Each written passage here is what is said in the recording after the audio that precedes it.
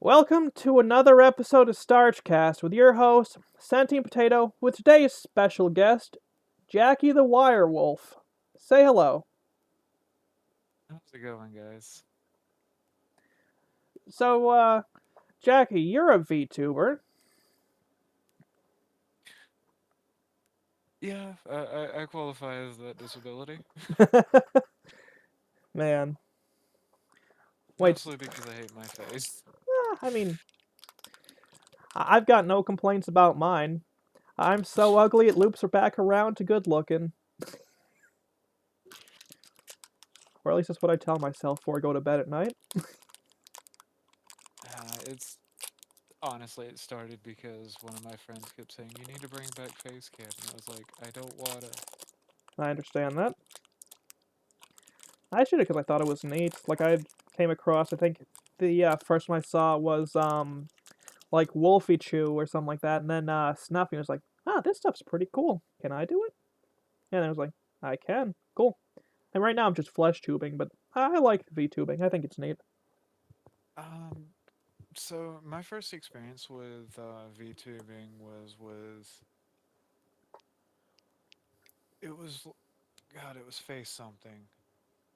I cannot remember what the name of the program is to save my life, but Face rig? yeah, Face Rig. A YouTuber, well, used to be a YouTuber friend of mine. We have political differences, so we don't talk as much as we used to. Would use the wolf avatar from Face Rig because had issues with how he looked. That happens. No, I mean, I'll be honest with you. Still a good guy. Talks about his kids constantly. Likes performing magic. I have no problems with people like that, you know? Mm-hmm. Nothing wrong with being a It's good parent, and I guess practicing your best Houdini.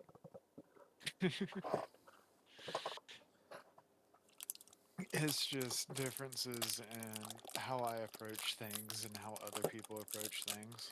I fully get that. It's why, like, I've left a couple of friend groups I'd been in on Twitter. Like, I still am in a couple of them, but like for the most part, I don't even like go into some of them because a lot of people like for claiming to be tolerant, happy, like even on the right wing, which I find myself like having a lot of friends in. Like there's a lot of fucking hate. Oh, big time. Um, I mean, I'm going to be honest with you. The group of people that I talk to the most are all Warhammer nerds, and as soon as either side says anything bad about me, I see all the comments like, "Leave this one alone. We like this one."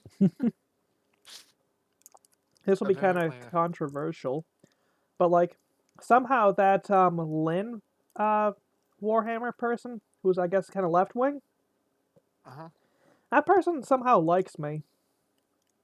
huh.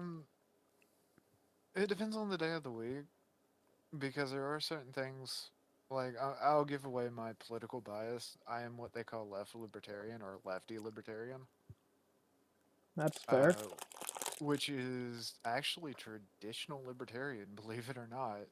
I'm not surprised. Most things have It, become like just very twisted and deformed over time from what they used to be. which is I don't care what you do to your body, don't mess with kids. Exactly. I don't trust corporations or the gov. You know, If you trust corporations or the government, you're dumber than I am. Shit. I'm not gonna sit out there and be like Disney's the best thing ever. I hate. I have my reasons for disliking Disney.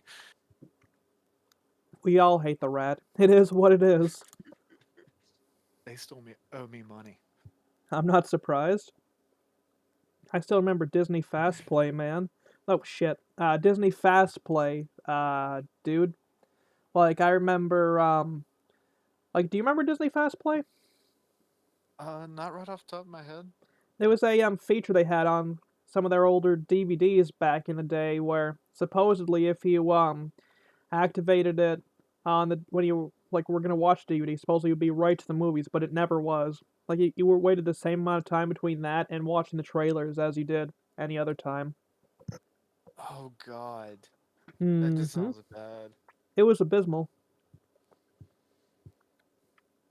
Even the stop twice, play once, like main menu skip trick didn't work on fast play DVDs, which made it even more painful. Ooh. I actually only brought up Disney because my mother used to collect the Disney Classics VHSs when I was a kid. I understand. I had my ma used to be huge into Snow White and the Seven Dwarfs and used to collect a lot of dopey related paraphernalia. Uh, well, no, she was texting me earlier today and she's like, "Did you know these things are worth more than I bought them for now?" Nothing wrong with that. There's plenty of Disney adult types. What are you meowing about? Sorry, a lot of Disney adult types who will go out of their way and just go gaga for that shit. Oh, absolutely. Like, although that being said, that would be my generation. I mean, fair enough. Like, I don't know, just like as an adult, it kind of seems weird to me. It's like the same reason you won't see me playing shit like Roblox or Minecraft unless I happen to have a kid who I'm, playing to keep an eye on. Like, I don't know, it just seems weird to me now. Maybe it's just there's so Uh, much like shit, like with, adults being caught up in sex scandals around child-friendly shit. But I don't even touch that stuff anymore. oh, I understand. I only play Minecraft if it's a private server. Mm-hmm. I Minecraft. don't do public, and It, I tell people constantly any of my outward facing things I am terrible at answering. I get that. The last time I like actually played Minecraft was back when I was dating my now ex. Like I mostly played it for him. I didn't really like when I was playing it this last time. I mean, I mostly played it for him. Like the last time, in my opinion, like Minecraft was good, and I've gone on record saying this was like back during 1.8. Once that update happened, you could see it all just kind of turn to shit and all the characters kind of disappear. That's why like when I go to play now, which is rare, I'll do mod packs and on like 1.7.10 or before. No, I feel that. Like I said, Minecraft ends up being like something I do with just a collection of friends. Yeah. I don't even have friends Uh, to play Minecraft with. Like I'm hoping to get a friend group one day, but I don't know, man. Especially with how many Minecraft YouTubers turn out to be creeps. It's hard to want to play it when you just see all that shit like pop up. yeah, I've been trying to keep up with that one dude that What was it was like? friends with Dream, George or whatever. It was like George Not Found or something like that.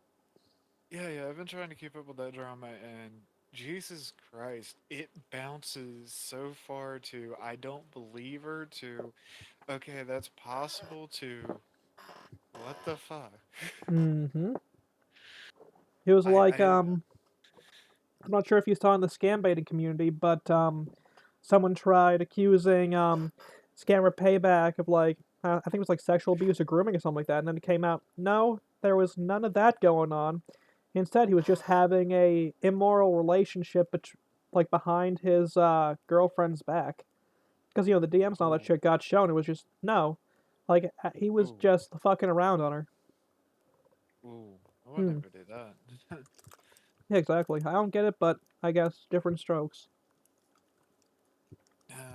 But All I'm saying is you ain't gonna catch me in a cuck chair, even with massage features and a seat warmer. I mean, I've had my fun, but it's never been anything like that. Mm-hmm. That's something I never understood. Like, as my YouTube channel grew over the years, which it got stagnant because of things I have said against the trans community. I actually plan to have a like sex worker on a future podcast episode talking about this because like even just in the sex worker community, this is something I'm sure you've noticed too. But like there's a lot of fucking grooming that happens, and that's Oh, pro. abs- so one of the YouTube videos I used to have up that's been taken down by YouTube was titled "Protect the Femboys." Oh man, like this actually reminds me of a tweet I saw not well, I would say not too long ago, but it just keeps coming back up. Estrogen is to white nerds what crack was to the black community. Um, Like I keep seeing that tweet and it's like kind of like it's controversial. You could say it's fucked up, but like it's wreaking major havoc. Like there's a lot of dudes who like, nerdy femme types who are just being groomed and say like, "Hey, try this. It's not bad. You won't be hurt." It's like, the fuck? actually, I had a friend of mine. He went into it real deep, and which he's not trans. He went into trying to figure out why this was happening because he works with a lot of computer developers and stuff. And he says what will happen is most of your really good like computer engineers, network engineers, and coders are highly autistic, That does not surprise me. and You they don't will get brain have fuck without that. you will have one person with the mind virus show up, and they will try to mask and emulate, which is something I do. I have autism. So do I. Uh, that whole mask and shield thing where you try to just blend in. I've kind of given up on that. I'm just like, look, here's who I am. You don't like it. Sucks to be you. See, I was always the kid with the Game Boy in my hand I mean, that so never was had the I. mask and shield. Except like instead of Game Boy, like I had either had a DS, my phone with books, or like the school assigned device on either Netflix or some kind of reading thing. Maybe even YouTube if I was feeling real freaky and wanted to watch Vine Sauce or something. Oh God, Vine sauce. No, I was always the kid you would see like with headphones in or something like that. In fact, it was really funny because I think it was 2015. I went to PAX, and one of my friends met me at PAX. First time they'd ever seen me in person, and the first thing they said to everybody on the chat service we used back then was, "Jackie never takes out the headphones." I can see that.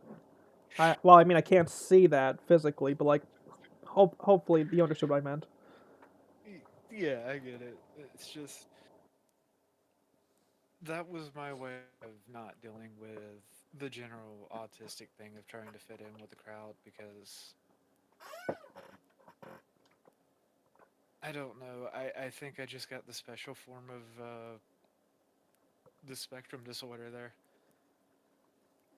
I get it.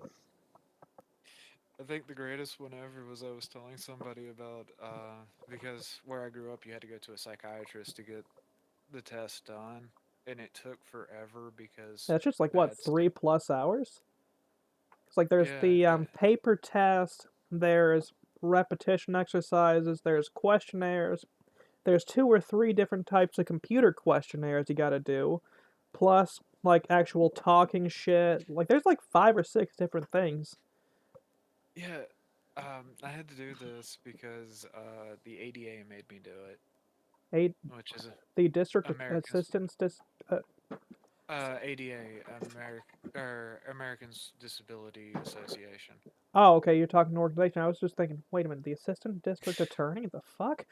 Sorry. Yeah, they made me do it because I was reapplying to go to college for the second time, and I was sitting there, lady, nicest lady I think I've ever met, looks at me and goes, "You have gone on an autistic tangent for an hour and a half and haven't even put your name down on a piece of paper. I am pretty sure you're autistic."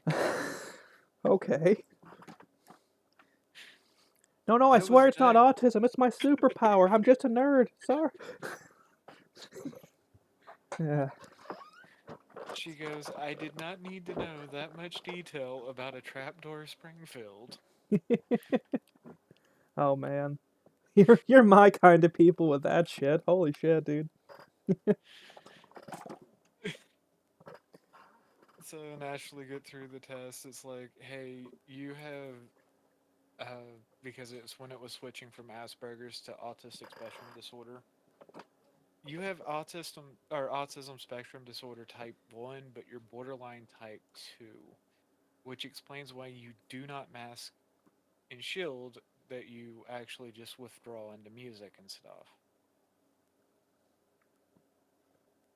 I'm listening. Sorry, I just nodded my head. You can't see that, but I was just nodding my head. But yeah, no, it's just one of those things. Like, uh, to get off this tangent, my friend was talking about it. He's like, because of the mask and shielding and seeing how positive everybody treats this person because they have to be treated positively, that a lot of autistic people will fall into the trap of being groomed, and then it ends up being really bad for them. Mm-hmm. My case is a little different. I have to do it, or, you know, Oh me and the yeah, hospital become good friends again. and we don't need that. Oh no, I can't pay my medical bills as is. Sorry to hear. And I have health insurance. So do I. State assigned, because I'm autistic enough. Like I said, I collect a monthly paycheck for it. Nothing wrong with that. I don't judge on things like that. I don't either. If I could actually live a fucking normal life and like actually work a 9 to 5, as opposed to the whole fucking like collecting a monthly paycheck kind of just being forced to sit at home most of the time. Like I'd do that shit in a fucking heartbeat. Oh no, I have to work or I go crazy. I understand, so I try to keep occupied at home, either watching something, playing something if there's no time, or if I get the free time, or most of the time keep an eye on Grandpa, keep an eye on the animals, making sure they're all fed. Same with mine. Plus, like making sure that laundry's done and all that sort of shit. No, I mean, I respect that like a lot.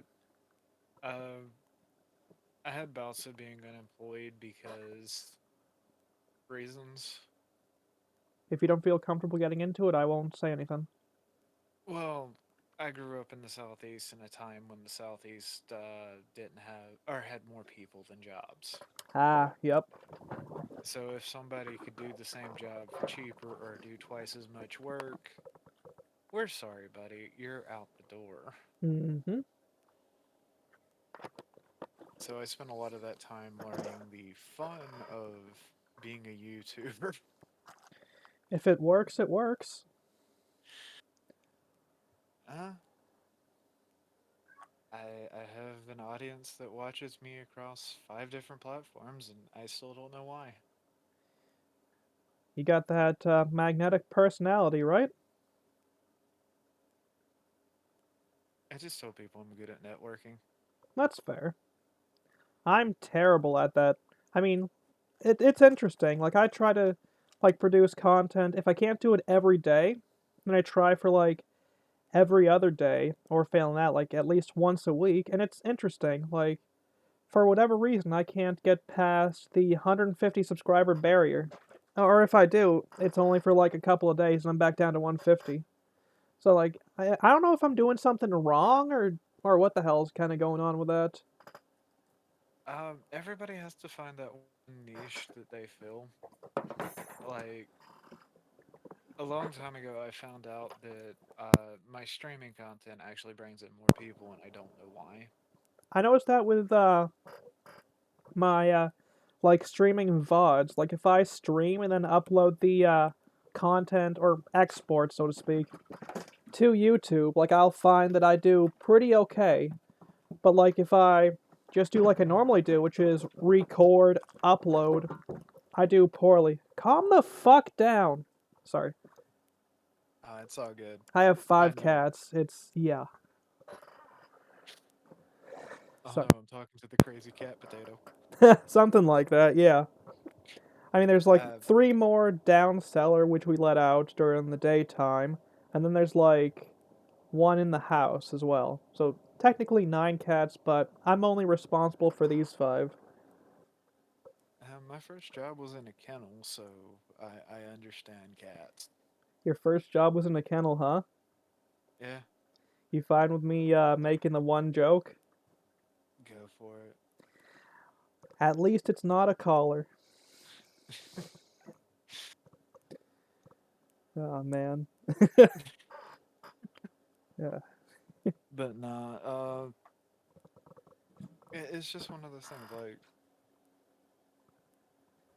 I don't know. I think people are way too serious about things. Oh yeah, way too fucking serious. Like even especially Twitter. Like there's a reason that shit is called the PvP server of the internet. You know what the sad part about that is? Like, I noticed live streaming to Twitter and Rumble for some reason gets me better analytics on YouTube. That actually doesn't surprise me too much. Like, YouTube is pretty shitty about that kind of thing. Like, if you do content exclusively for YouTube, you're gonna get fuck all. But if you could do content for other platforms, then bring that to YouTube, and go like, hey, I'm on these other platforms, come check me out. That does pretty well. Well, it was something my producer started noticing because there were times that I could only stream to YouTube and my views would be way down, right? Mm-hmm. But as soon as I start streaming to like Rumble or X, I'm having to remember the entire stack of what I'm Yeah. on. Rumble would be the YouTube alternative, like Odyssey, but not blocked, or blocked in at least one place. Rumble's blocked in two countries right now. I think one's Brazil. What's the other one? France. Of course, it's the French. Yeah. I mean, like we all meme on the French, like me especially, where I'm have a shitload of French nationality. But like, what the fuck is up with the French? Like, you know what I mean? Yeah, I don't understand the French. Like, I have French friends, believe it or not. I I've made the joke several times when playing like Hearts of Iron and stuff. The first thing we're going to do is wipe out the French to save the world. Hell yeah! First the French, then the Krauts, then. Oh no, just me. Never mind. But when it comes down to it, like I don't understand like any of it at all. Like, I guess because I grew up fairly much and you have the freedom to say whatever comes to your mind. Probably one of the greatest things of growing up in mountains where there were less than 50 people to a town. Growing up in what? Sorry, you cut out. I got the less than 50 Uh, people to town, but before that cut out. growing up in mountains. Ah, yeah. I grew up on the coast, and I've been on the road a good chunk of my life. So like, I've seen all sorts of cool shit here in Maine, but honestly, I could kind of take or leave this state. Like, this is one of the worst states for taxes and whatnot. Even uh, like everything is just kind of shitty here now. Oh God. This is One one of of the my most friends, expensive ones to live in, dude. Sorry, go on. one of my, some of my friends are from like Chicago, right? Mm-hmm. And they'll complain. They were complaining about taxes and how it must be nice to live in a state where everything's cheap. But I it's sent them a huh? screen. I sent them a screenshot of Alabama's taxes back when I still lived in Alabama. How bad were they? They were sitting there going, "They're worse than California. How the fuck?" That actually really doesn't surprise me. Well, it's because the state's still in the process of dismantling years of being a very centralized state. I wouldn't mind going to Texas or something like that, honestly.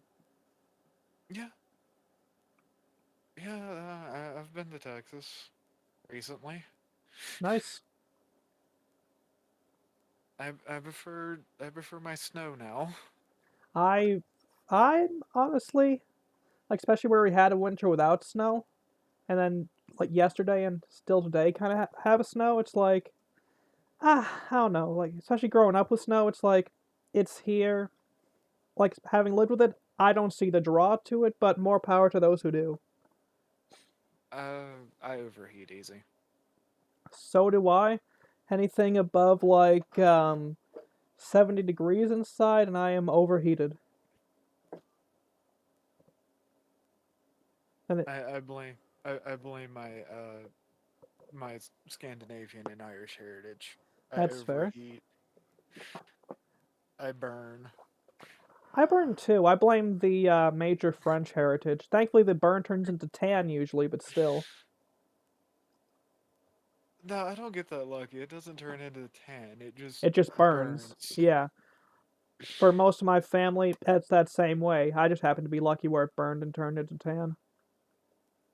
I mean, I've had third-degree sunburns. Those are not fun. I had a pretty major sunburn 2 years ago.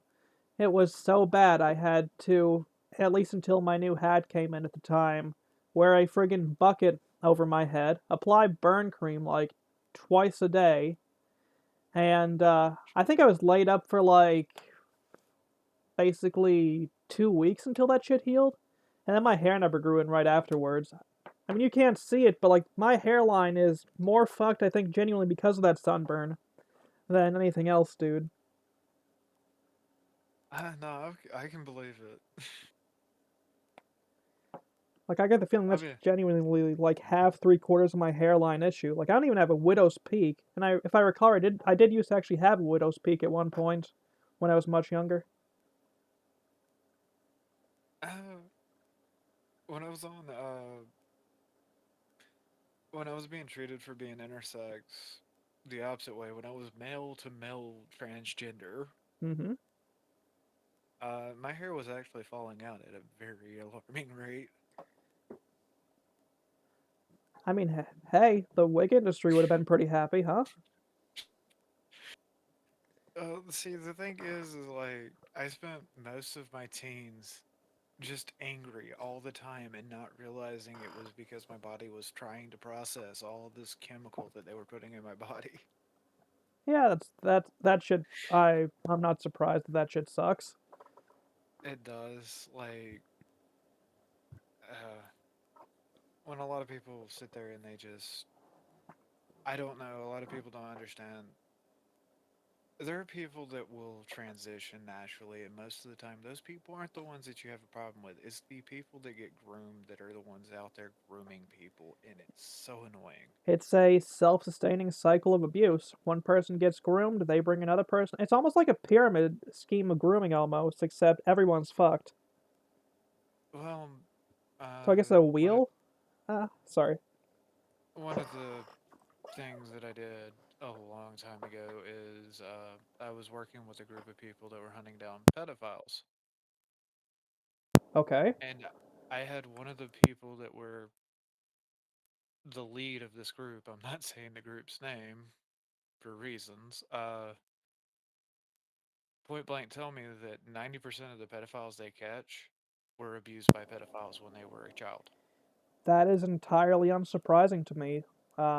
It's the same thing with people who are like abused physically or mentally or verbally who turn around and do that same shit to their kids. It's a self-sustaining cycle of abuse. Yeah. It's almost like certain things that people need to be careful about. I'm not going to tell an adult, no, you don't need to take these drugs, but if a kid was involved, I'd be like, no, the kid don't need these drugs. Exactly, like that hashtag that died out. Leave the kids alone. Because yeah, Yeah, that's one of the hashtags that got me in a lot of trouble. yeah, it got me in a little bit of trouble too. But at the end of the day, it's like I gotta live with myself, so I gotta stand at least some form of moral ground. Uh, I got accused of being a far right, what it was it, a far right fascist sympathizer because of the things I said about Keffels. I'm not surprised. I still remember a couple years back, one of the folks I used to run with got called a white supremacist. This dude was black. So he was like, fuck it, I'm going full American History X. And he fucking ran with that shit, dude. I mean, I'm sorry. Oh no, that shit's fucking hilarious, dude. Like, he even took a pic. He had his profile pic be the guy from American History X who was played by Edward Norton, like as his profile pic for a while. He even had his pinned like Edward Norton doing a curb stomp. You know, Fuck yeah. Yeah, exactly. That shit was awesome, man. Like, we need more people just not giving a fuck.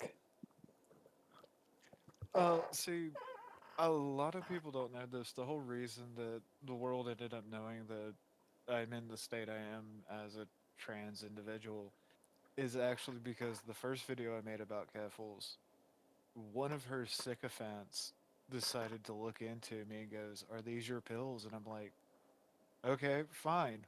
I will tell the world myself. I don't give a fuck anymore." Hmm. And I think that's a lot of the problem with online drama is people tried to hide the skeletons in their closets, but It always comes out. oh yeah. The only thing I ever tell people is the point that you attack somebody I care about, you will not have a good day. Exactly. Like, fuck with me all you want. The minute you fuck with one of my homies, it's all over for you. You can't unring that bell. Yeah, I had somebody show up at a house they thought I lived at, and somebody answered the door with a shotgun. That was hilarious. That would be the find out part of the equation. Hi, do you know Jackie Wolf? I'm her cousin. Get Yep. the fuck off the property. Yeah, that's better than some people would. Like, I know people even around here. You do that kind of shit. Like it, especially if it's someone you don't know. They're either gonna A, call the cops, or B, they're just gonna shoot first, ask questions later.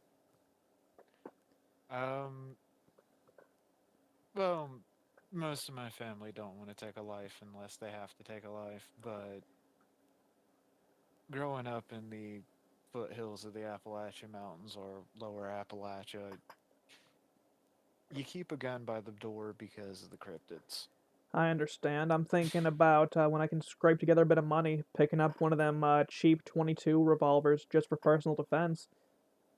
Don't blame you. I actually have one. I'm the only reason I haven't gotten one yet is just kind of money. Like, I'm hoping I can get one pretty soon because like there's a lot of fucking drugs and whatnot around here. There's also one set of creeps who's about just over, give or take, a mile up the road.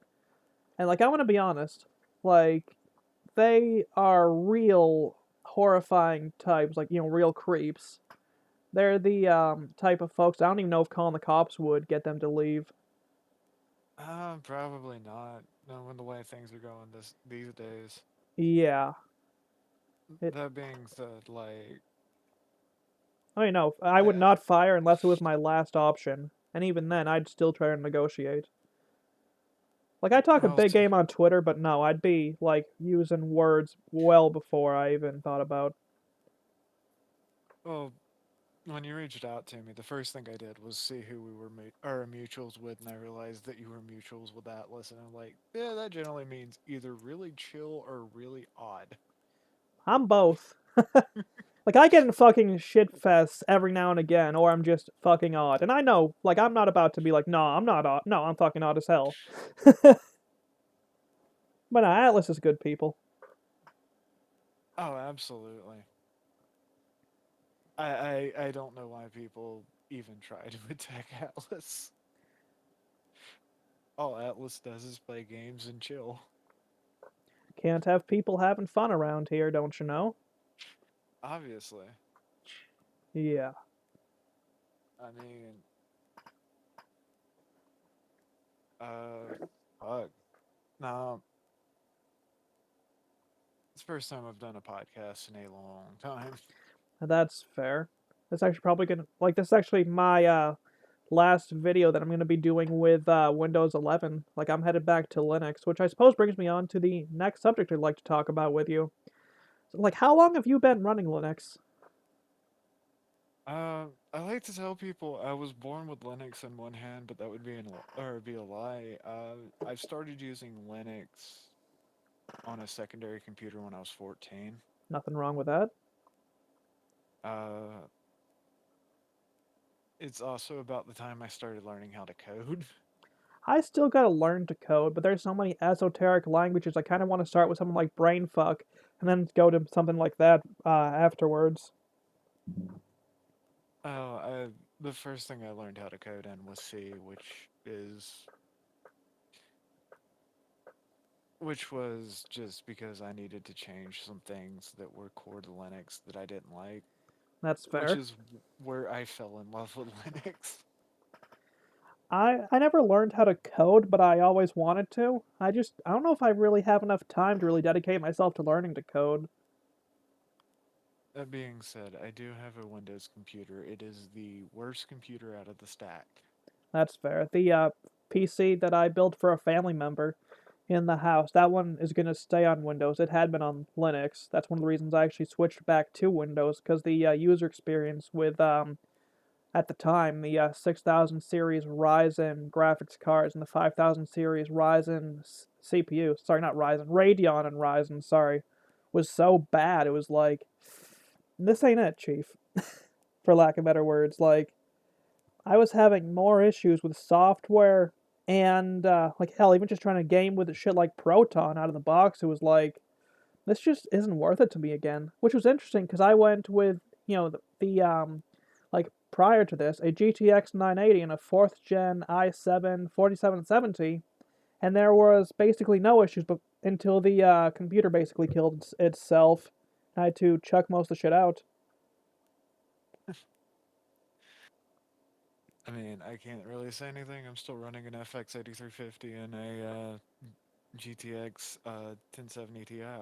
Nothing wrong with that. Had I not been lucky enough to scrape together a cheap Haswell PC, I'd have probably been running Sandy Bridge or Ivy Bridge myself. Oh, Ooh, that was an interesting noise. Elaborate. I haven't been in the Linux sphere for a long time. You start learning about how much Intel and Nvidia hates Linux. Oh yeah, for sure, but the user experience is so much fucking better out of the box than it is with AMD. Like sure, there's the Mesa drivers, Oh, but in my experience, it's way better using Intel and AMD. Or not AMD, oh, Intel and Nvidia, I mean. yeah. I'll give you that. Like that is one thing I will say about Intel and Nvidia. Their software works. AMD, maybe Yeah, maybe being the key word sometimes. there. Like that's See, why I'm tempted to go for Ubuntu for this computer, cause with that it does have official drivers for my graphics card that I have that I can actually install for Ubuntu. yeah. Um, I'm not going to discourage you on any of that because I tell people constantly what distros you use is your flavor. I've kind of bounced around. I've done Arch based, I've done Linux Mint, I've done Ubuntu based, I've done Debian, I've done Garuda and some of the flavors related to that. I've I haven't messed around too much with KDE based stuff for the most part, except for like one distro. Well, actually, technically two. And I don't really like XFCE too much. Um, I'm only using FXCE on one computer because the current or the compile's too new for Fluxbox. That's fair. I'm a huge fan of minimalism. I understand that. Like I like an experience similar to like like something that just kind of works right out of the box. Like I can go in, install what I want, and just kind of go from there. Yeah, yeah, that was me early on, and then one day somebody handed me a link to LFS and said I wasn't a real Linux person until I learned how to compile from scratch. I mean, fair enough, but like I don't have the time to like compile my shit from scratch. Like I love I the was a idea teenager. of it. Ah, yeah, that's fair. So you had a I lot was of time on your hands. One hand for I was a Angela White, one hand for coding. Sorry, that was there was one I got that. There was one point in time where I would have one hand on one keyboard, the other hand on another keyboard, and it was getting to the point that I actually decided I needed a real life. I get that. So I reinstalled Windows, forgot I had a computer, and started playing PlayStation. That's fair. Like I have an Xbox myself. Like I'm probably gonna start streaming from that one of these days again. And like I've got the computer. I mean I have two computers. One's the family PC, which I wound up being the only one who uses, and then there's this PC, which I'm gonna install uh, Linux to. Like it's interesting. Like I mostly use my PC for emulation, or like if I wanna like check out some of the newest 7 Days mods. Oh shit, that Ah, reminds me. I gotta uninstall a whole bunch of those. I feel that. Like, there are certain games I find myself coming back to when I just need comfort, or I understand that. I'm waiting for the other tower to finish rendering something. I don't know if I ever really did too much like that, honestly. So when I do a video, most people don't realize this. Most of my videos are edited together. Nothing wrong with that. I usually just upload the raw footage because I don't have the proper mental tool set, I guess would be the term, to like just go and like make my own like edits and whatnot. Like I had an editor for one video. She disappeared because other people happen to have a real life. I'm as shocked as you are. Uh, but Wait, like there's a life? I know, right? Holy fuck.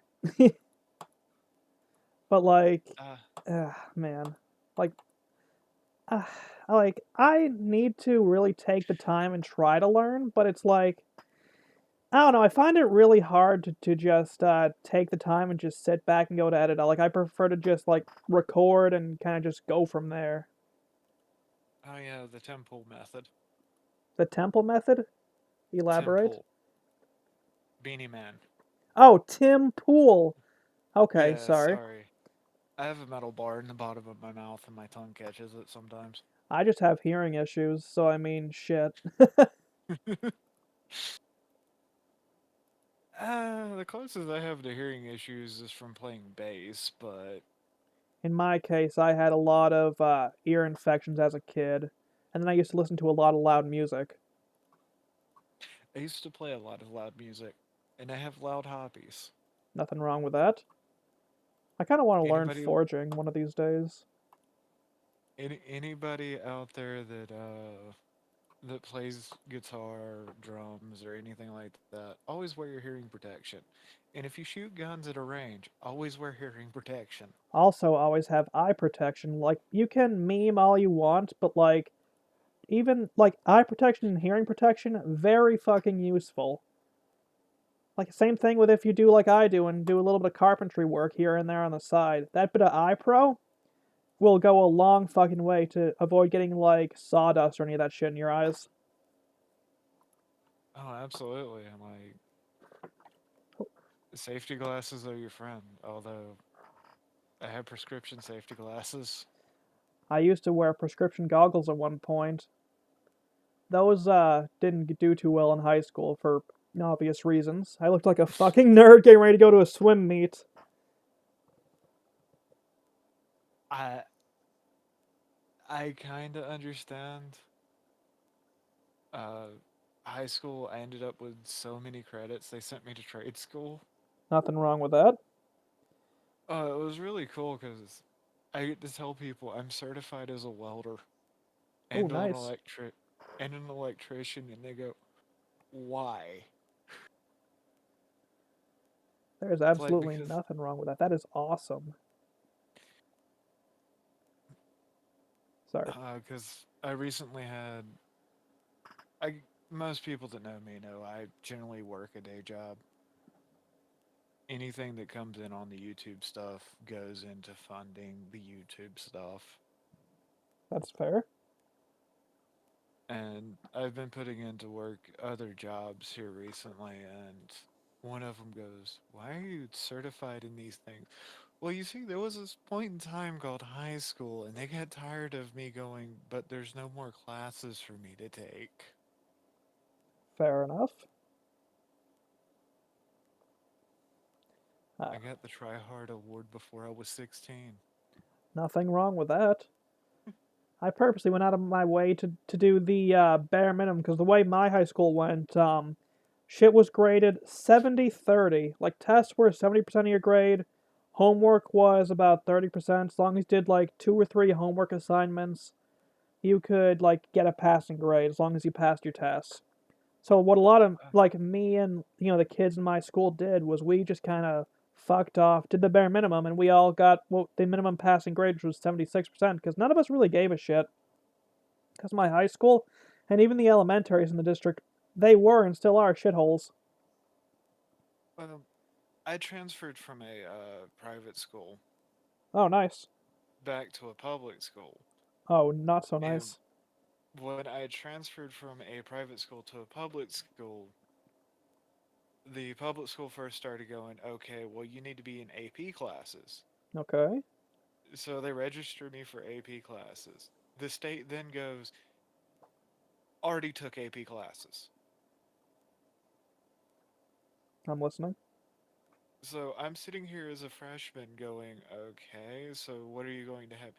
My freshman year of high school, I had PE for four classes. Poor kid.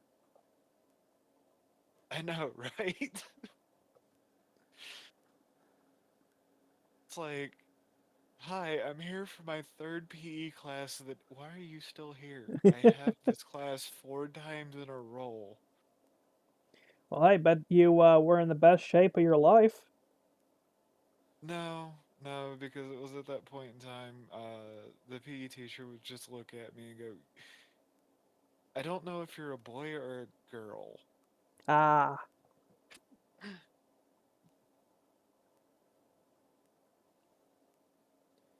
that sucks. I think. So I'm not sure. most of the time it was just like, you see that side court with the basketball? Yeah, just throw a basketball at the basketball goal. Okay, That's your PE. That's what you're going to do for half a day. that sucks. So you didn't really get Yeah, the proper PE experience then, if I'm understanding correctly. Then. no, because I wasn't manly enough to be a man or to be on the boys' side of the gym, and I wasn't girly enough to be on the girls' side of the gym. See, that sucks. Like the way my public school was, like there was the male and female stuff. But, like for the most part, we all did the exact same exercise and we all did the exact same sports.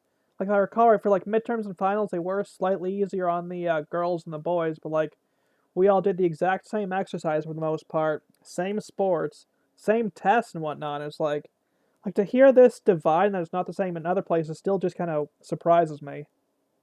They changed that because my senior year of high school, I was the gym teacher's aide, Okay, but leading up to that, like everything was divided 50-50. okay, Uh, Classes were taught different, things like that. My senior year of high school, I had to be the gym teacher's aide for one period because they did not have a math class ooh, that I could be in. I've already completed AP math at this point, and it's like we have to have something for him to do before we send him off to trade school. makes sense, I guess, in a twisted sort of way. So I got to walk around going, "You have done 50 push-ups, good job. You have done 50 sit-ups, good job." See, that's interesting. Like for the most part, our aides, like they either led the exercise, or in some cases, like for some of the kids who struggled, like they stayed and helped them do the exercises. Or if you came in like after a big meal and were forced to run suicides, they just talked shit. I think the best one is they forced me to work out with because we had another PE class that was just for athletes. It was athletic PE, and Okay, that took place in the weight room. And they sent me into the weight room one time, and I was on the leg press machine because they did not know how to operate it. And I was like, "You need to put more weight on this. You need to put more weight on." the students that were putting the weight on it go, we're out of 45s. Damn. Stand on the machine.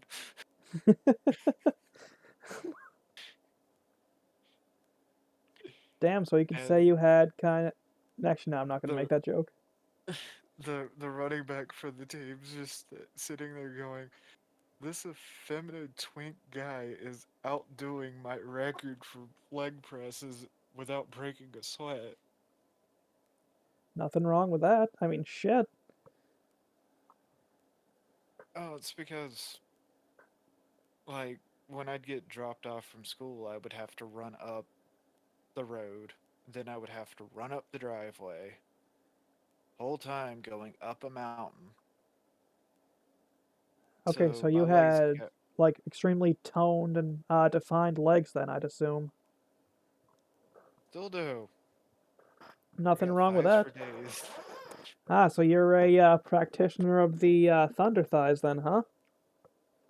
Absolutely. Well, you know Thick what they thighs say, save save lives. lives. Exactly. Also, they help keep the thigh highs up. Nothing wrong with that. Those things are fucking nice. Like I got a couple of pairs of thigh highs myself, and those things are nice and fucking warm when your heater's doing nothing. Starting to explain why I like. Yeah, like I got Oh, thigh highs back, plus some feminine clothing back when I was kind of groomed into the whole trans thing. For I got myself out of that shit. It was like I got those. I know I got a couple of skirts somewhere. A really low cut shirt, which I like wearing because that thing is really nice on warm days. Because, just that fucking breeze, plus the way the arms are, they just hang under. Like, that shit is really fucking nice for warm days. 'Cause that is a very uh, pleasant breeze. I have a couple of fishing shirts just for when it's warm outside because they're really nice when it's hot. That's like the really low cut shirt with the hanging arms. Like, say what you will, but something like that when there's like just a nice breeze on a warm day, fuck yeah. Yeah. No, my current bedroom has two closets, one of which has guns and skirts in it. The other one has work clothes in it. I live in a camper. Half three quarters of the storage right now is dominated by canned goods. Then there's my stream setup.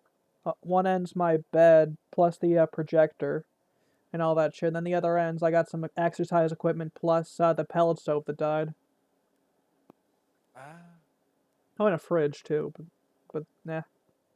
oh God, he's getting ready for the eclipse apocalypse. Yeah, maybe.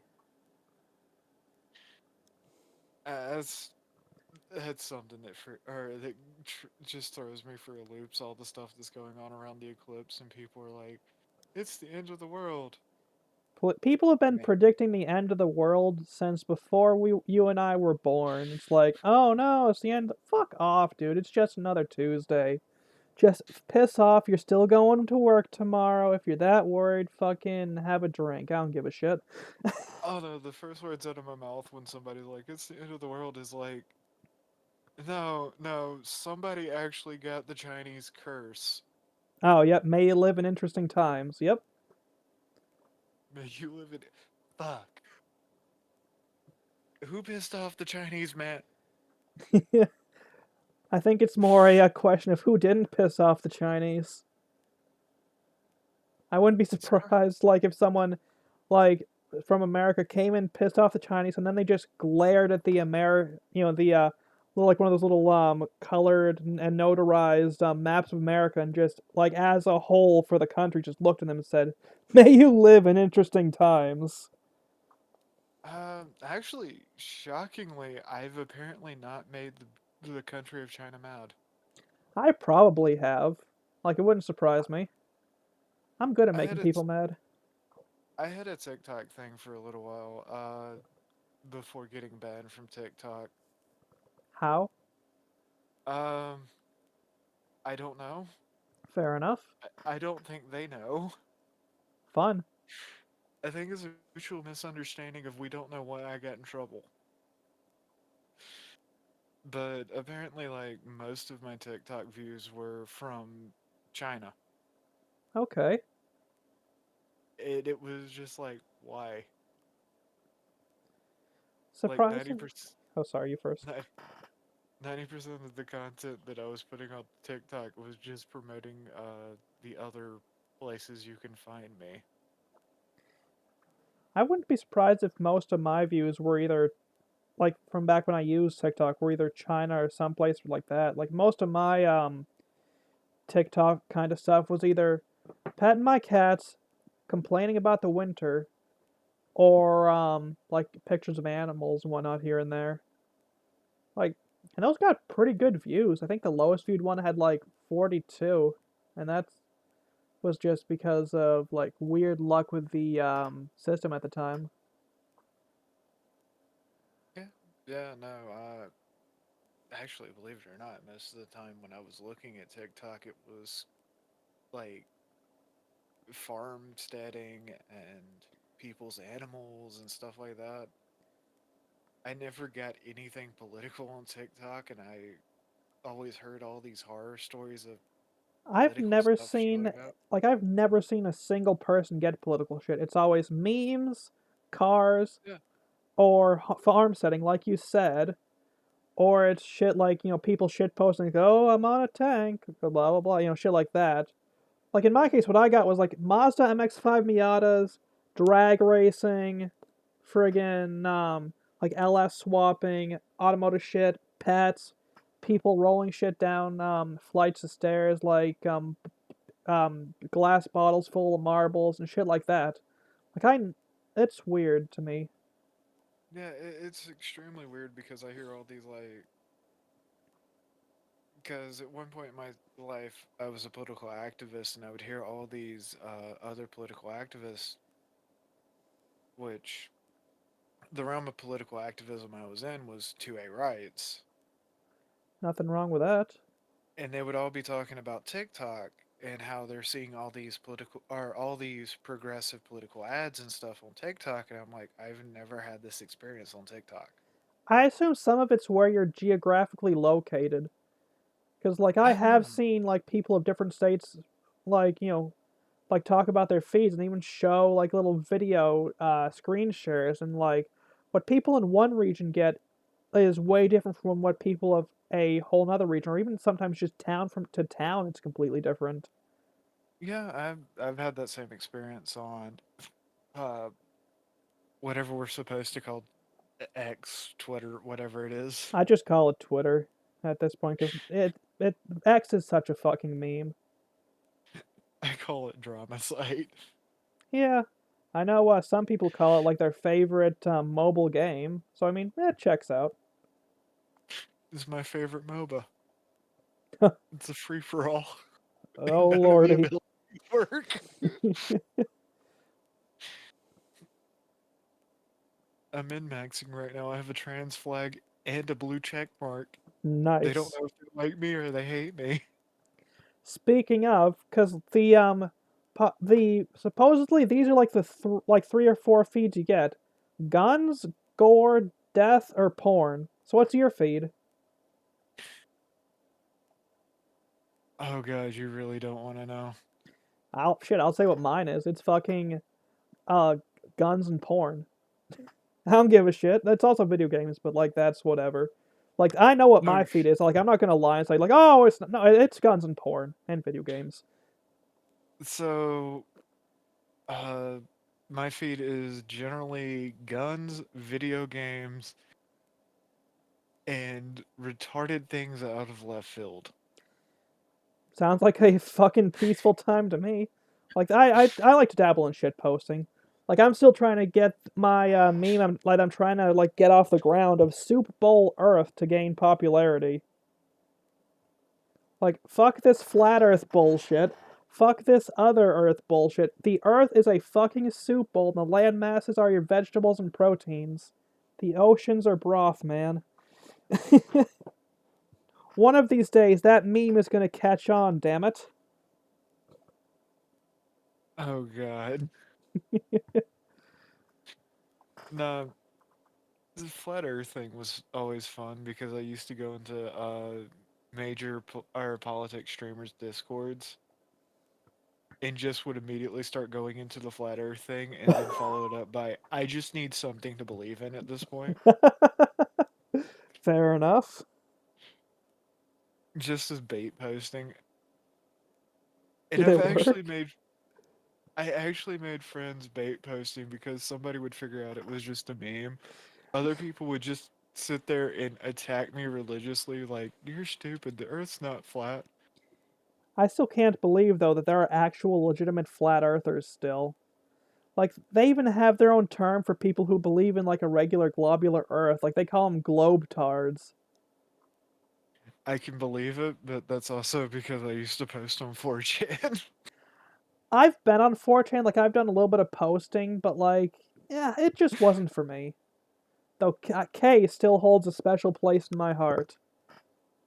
Oh no, see, I was a beatard back when that meant things. Ah, yep. Nothing wrong with that. I was a beatard back in the days when B would just randomly attack Reddit for no apparent reason and blame Hole. What?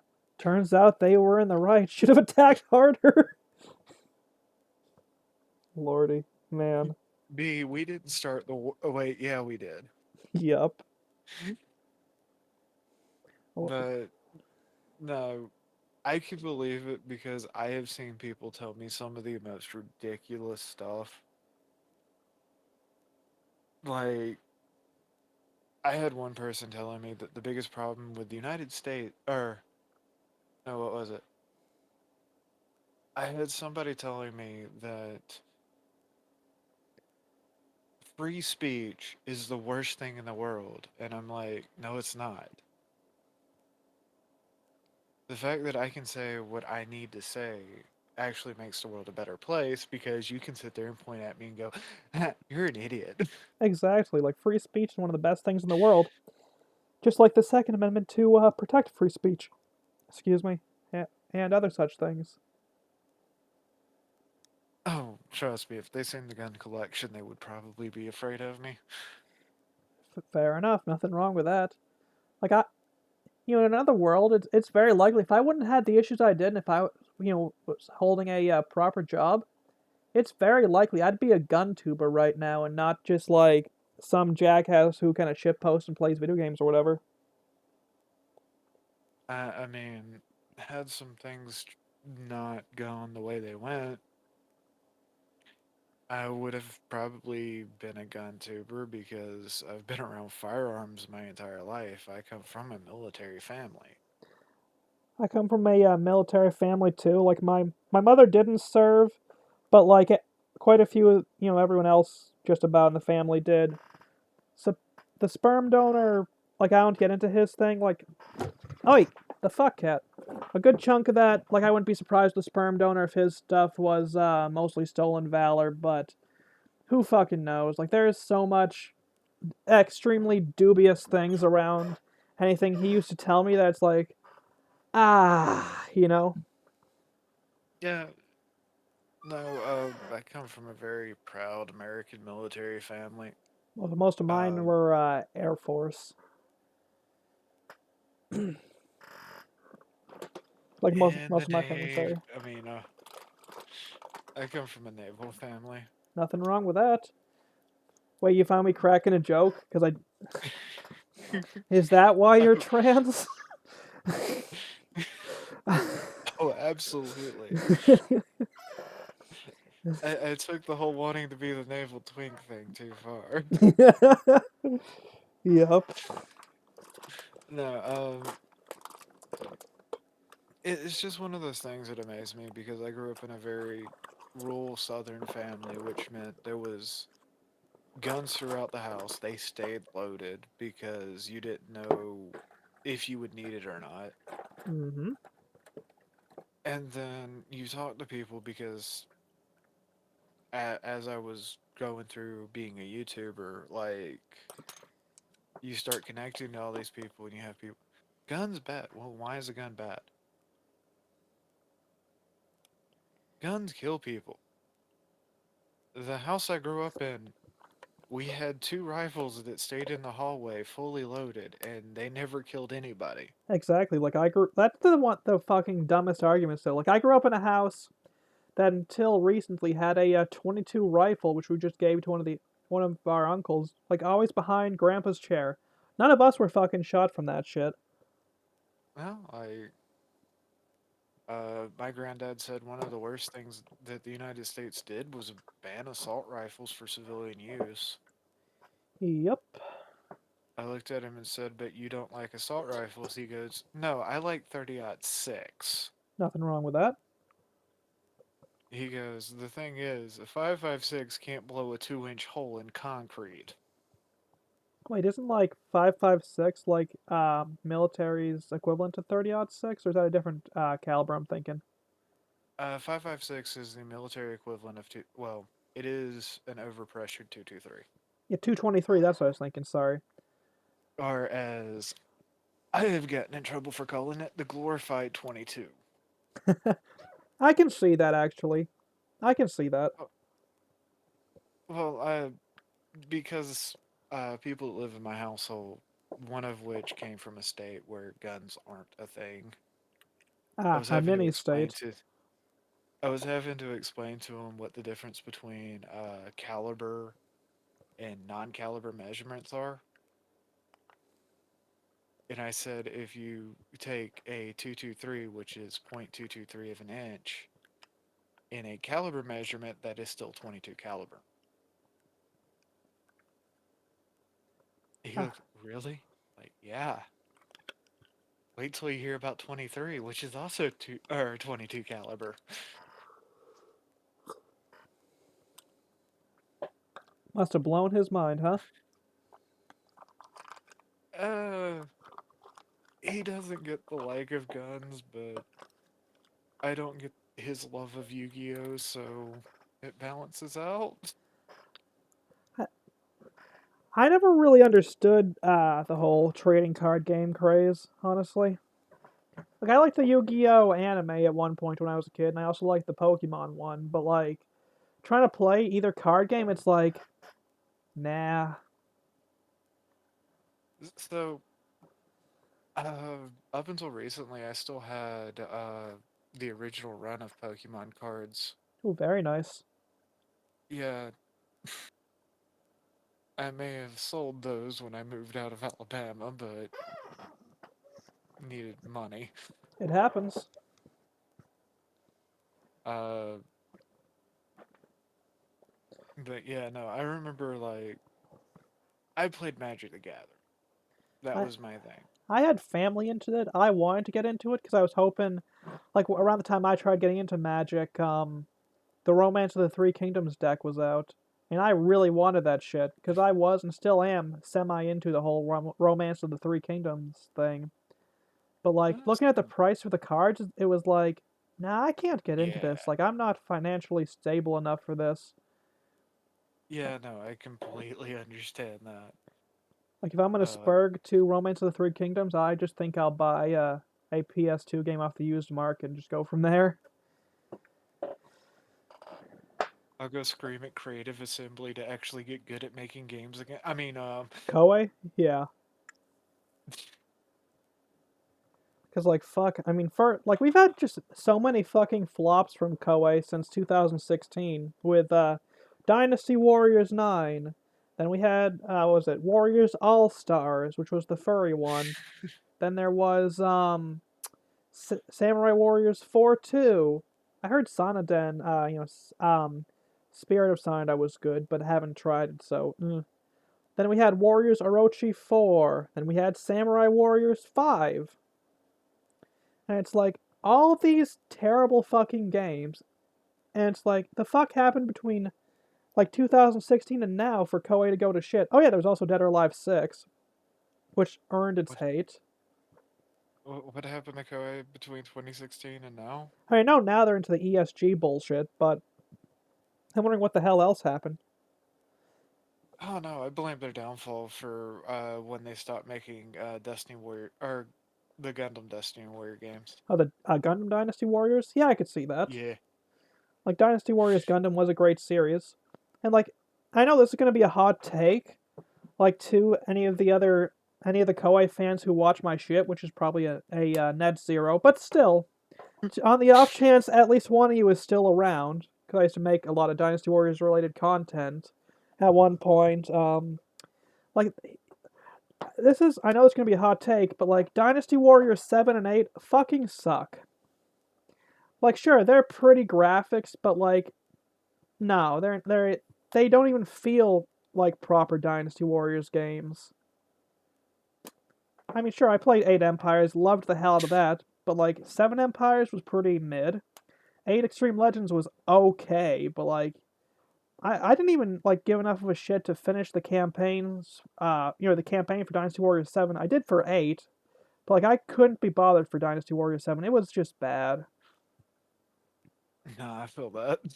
Like it's a shame too. Like the weapon swap system could have been great. It wasn't, but it could have been.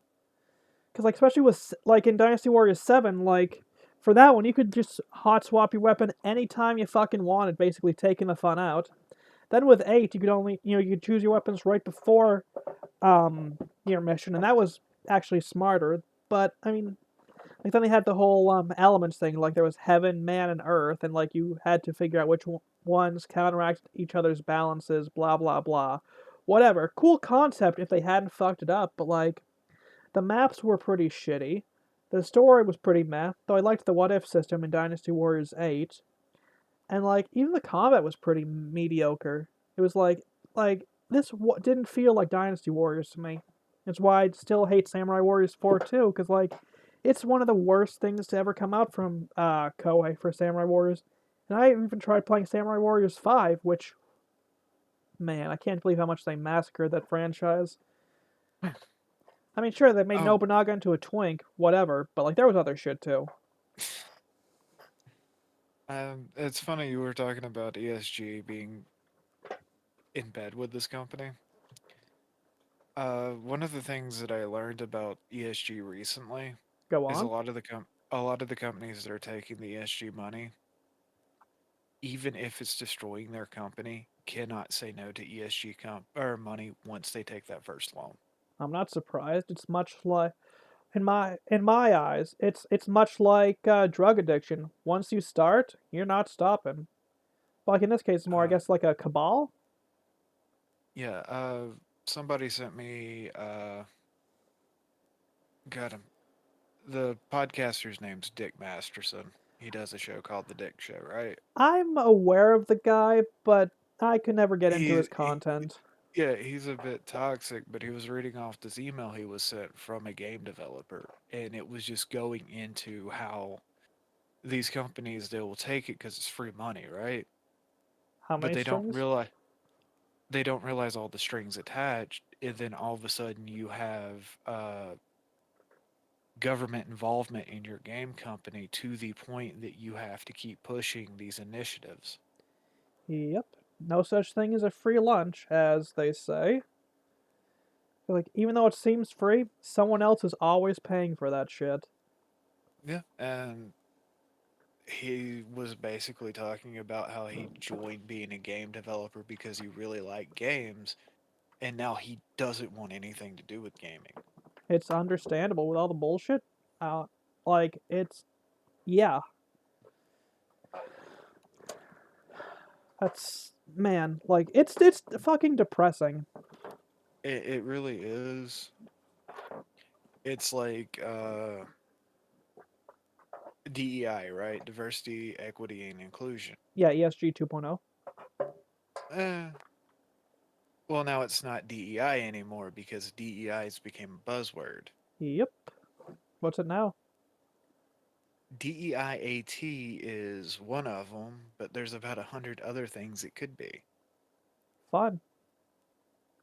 And it's just like, this is why I don't take loans. Exactly. This is why I'm constantly like, hold on, I need a lawyer. Mm-hmm. And that's like anything nowadays. Like even if you don't have loans, like there's like you really got to look over everything with fine print, and you need a legal advisor to really look through like any documents you get now. Because yeah, Like like I'm almost tempted to sometimes, like when I get handed paperwork from my doctor. Thankfully, it's all online now, so you can just look through that shit. But like there's so much legalese and everything now, and it's all dubious legalese. It's like the fuck. Yeah, I mean, like, it's gotten to the point that I think that's the next person that I'm going to have to find a way to have constant contact with as a lawyer because, like, I read through these documentations and stuff like that for services that I have to use, and I don't understand what they're talking about. If you were in Maine, I have a trans friend who's taken the bar exam, and is trying to find like some place to work as a paralegal or any of that. I could probably get you into contact with her. I'm not in Maine, unfortunately. Fair enough. If you have I I like moved to a state with absolutely no ESG requirements. more power to you. Like I said, if I could get out of this shithole, I would. Well, the moment that my home state of Alabama started talking about how we have to hit these ESG scores, I was, yeah, I'm moving. Understandable. I I'm not dealing with this. This is not okay. Hmm. I mean, I'd rather be an outcast of society than be accepted at gunpoint. Exactly. Live free or die a slave, and I will always choose freedom over slavery. What's even worse, that's like when you start reading through something and it says, according to the Constitution of California in the US, why do I care what the Constitution of California says? Exactly. Who gives a shit about the Californians? They mean fucking nothing. Like to me, a person in Maine. It's one of the reasons why, like when they were, and I think they still are, trying to kill our seafood industry, both in terms of like our lobster industry, which is one of our biggest industries, plus like some of the other shit. It's like, dude, fuck off back to San. You're not even from this coast. Get your fucking candy ass back home. Cause like they've been Uh, trying to kill our like lobster industry for fucking years now, dude. And it sucks. why? That's the only reason I know where Maine is on a map is cod and lobster. It's supposedly because some kind of like wildlife preservation bullshit, if I'm recalling right. But like, it's just flat out they're trying to screw us. Like Yeah, like, and it's a shame because like now you're seeing because of how much they've done to screw over the lobster fishermen and whatnot. Like you're always constantly seeing just traps for sale, bait. Well, not bait so much now, but like traps. You're seeing buoys and all that shit for sale because like with how much we've been screwed by the Californians, like there's no reason to lobster fish anymore. I'd be surprised if um, anyone even like does scallops or any of that this year. Like we got fucked majorly. so one of the things, we had Californians that moved into Alabama when I was a kid, right? Uh huh. And they started instituting these harsh regulations on deer and hog hunting. Fucking Californians are a ah. When I turned about 18, there was this massive problem where deer were so overpopulated that they were killing themselves. I'm not surprised. Deer are pretty overpopulated here too. Like it's nuts. I mean, there's like if they let us take the a good chunk of the does too, we'd be a lot better off. Like there's such a major friggin' overpopulation problem. Ain't even funny. Thankfully, with the Great Pyrenees dog, the barking kind of scares them off. But like, fuck, man. Like I remember a couple years back before we had the dog, like we'd get deer right in our front yard, right, like Yeah, even at the door and whatnot. Like it's yeah, there's a yeah. major overpopulation problem with deer. Like protect the Well, wildlife. Blah, fuck off. it got so bad with the protect the wildlife stuff that hogs, like I'm sure you've seen the pictures out of Arkansas and Texas, Oh yeah, I've seen the hogs, and I'm not that just talking them hogs. the the half tons and the feral pigs just got so bad in Alabama that the state started paying people to kill them. Mm-hmm. And I'm not gonna lie, there were sometimes I was between jobs and I took this upon myself because it was sitting in a tree all day. If it works, it Like, works. Like, gotta get food on the table somehow. well, no, you'd be between jobs, you'd hunt a hog. I think it was $1,000 for every half ton of hog meat, which isn't hard to come by. The real fun, I believe, would be lugging them to wherever you go to bring the hogs, right? No, not really. All right, you I'd guys are park probably my a lot easier to get trailers and whatnot. Never mind. I'd park my little truck like maybe 5 feet away from the tree. Oh, nice. We'd set up something that would attract the hogs, and I would just sit in the tree with a 308 all day, and I'd end up with 5 or 6 hogs that day, and that was my paycheck. Nothing wrong with that. I would then go spend it on stupid things I mean, shit. because Like that's just I'm one of those smart. things. Like if you come across money, like if you like, especially like in our kind of mental situation, like once you've gotten like all the like bills and shit paid, like the rest of that shit is mad money. Or sometimes even if you don't have the bills paid. I am totally not ghosting my responsibilities to pay a hospital. Totally. Shit That happens. that one hospital worker that's watching this, you will get your money eventually. Oh, yeah, that reminds After, me. Don't forget, I will need your social links to put into the description of the video.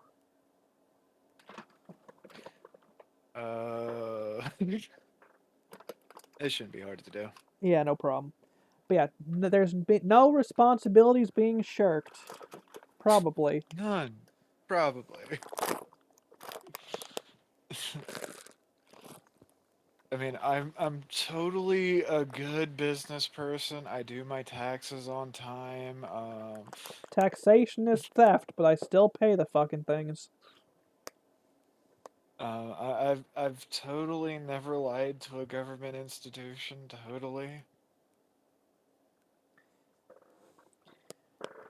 I definitely I do not mean, have plans to collect blue helmets when the time comes.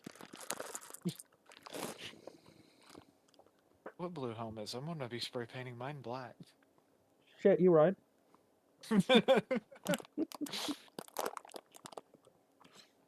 Because I've actually had somebody threaten to do that. It's like, oh, okay, cool. The UN's coming? Great. They're gonna meet what I like to call the black helmets. All I'm saying is, if they want to fertilize the back 40 that much, totally fine with me. I got room for more compost. But yeah, when it comes down to it, like I try not to worry about things until I absolutely have to. Exactly. No use just working yourself up over worrying over every damn thing under the sun. Yeah, yeah, I know the battery acid. I mean, energy drinks that I drink will probably kill me one day, but I need the energy. Exactly. No, nothing wrong with that. I mean, shit. Like I can't say anything myself because like if I come across an energy drink that I like or that I want to try, and I have the cash, I pick that shit up. Hmm? Like it's energy drinks. It's one of those things. I gotta say though, like the pineapple orange mango, I think it is Kickstart, like made with the coconut water. That's the good shit. Um, maybe. What's your poison of choice? I'm gonna be honest with you. I'm fairly vanilla when it comes to energy drinks. Red Bull or Monster, Monster? Monster Import. Man, yet again, here are the femboys with Monster. I gotta Pipeline, ask, this one ain't pipeline going up punch. the ass, is it? No. Thank fuck for that, because I've seen enough femboys actually shove the fucking can directly up. And I wish I was fucking joking. No, no. I don't know. I Thank have a fuck drawer. for that. I have a drawer of things for that. Yeah, fair enough, fair enough. And because I know this is a known fact, when the ATF inspects my business, I make sure they look in that drawer. Well, I mean, fuck the ATF anyways, that's just one of them This things. is kind of the joke. Please tell me you at least have one dog collar in there for the memes.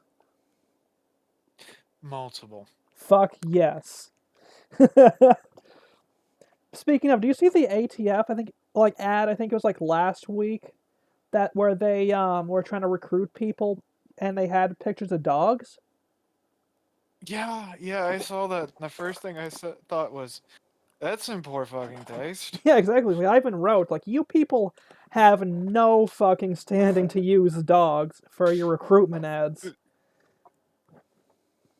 Uh, I don't remember how long ago it was, but did you ever see the one where it was ATF Range Day? Oh god, no, I had not. They posted it up on Twitter, and it just immediately got memed on. What a Understandable. lot of people what a lot of people don't know is all of those ATF agents were in 5 feet of those targets. Really?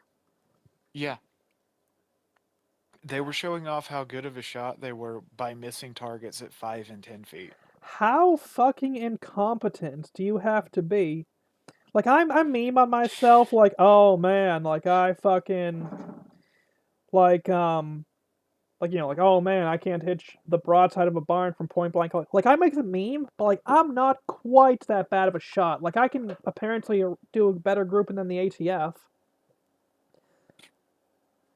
Oh, I was making fun of the ATF dude that was taking apart a pistol in front of Congress. I mean, it's the ATF. Like for how much they supposedly are like in it, like with firearms and whatnot. Like it's such a fucking joke, man. Yeah, no, I mean, I completely took apart an AK, cleaned it with a toothbrush, put it back together, and he was still struggling to take apart the first piece. Again, not surprising. The ATF is the biggest fucking meme, and the fact this federal agency still stands really shows our failing as a people. Um, I I remember it was when a lot of the alternative political spaces started taking me in after realizing that I am just constantly in fight with the weird right and the weird left people. Mm-hmm. One of them started talking about Ruby Ridge, and I go, the funniest thing about Ruby Ridge is they made a law after Ruby Ridge to justify Ruby Ridge. Mm-hmm. And he goes, what do you mean? Well, if you bought a shotgun and you saw it off the barrel before Ruby Ridge, that wasn't illegal. Yep. And they go, wait, I thought it was, no, it was illegal to sell a sawed off shotgun. It was not illegal to own a sawed off shotgun. It's interesting some of the overlap between Ruby Ridge and Waco, especially when you consider a certain sniper whose name I'm not mentioning. Do you know what the funniest thing about Waco is? They still pay for the cash to, or you still pay like ass loads of cash to keep an eye on that sniper's location. The fact that the ATF celebrates Waco and the town of Waco celebrate Waco. Doesn't surprise me. I'm guessing the The town of celebrations are entirely different though. the town of Waco celebrates Waco as the day that they made a government agency look bad. Ah, The ATF celebrates Waco as a national win. as meanwhile the rest of us call it what it is and even call the ATF child killers because they're Oh, child killers, dog killers, and killers of women and everything else. They're scum. yeah. It's one of the interviews that were scrubbed from that. The one of the ladies said, "Look, had they just walked up to the door, knocked on the door, and went, David Koresh, you're under arrest. If you will come with us, please," he would have just went with them. Yep. You know, it's interesting. What? Like I have some federal agents connections. Like I used to talk with a CIA agent, and like the general fucking sentiment about the ATF, even in official government spaces, is that they're just a bunch of fucking posers. Hmm? Oh God, I got in trouble back before Elon Musk on Twitter because I kept memeing on the ATF for being the fattest government agency. See, I've never gotten in trouble on Twitter under like the prior administrations, despite being exactly the same then as I was now, if more right hand oriented. If you catch my hand motions. But like I never got in trouble because I shared that shit. I did a lot of retweeting. Like the only times I actually started getting in trouble on Twitter were once Elon Musk owned it. Interestingly enough. Oh, no, no, about a week after Elon Musk bought Twitter, my account got unshadow banned. Nice. Uh, but before that, I was completely shadow banned. I understand that. That's unfortunately common. Like they say it doesn't happen now, but it still fucking happens now. It's pretty blatant. I do know some of the coders that are at Twitter, Poor and they say bastards. a lot of it is trying to unravel an onion I mean, yeah, I've heard the that code is was basically like one giant clusterfuck.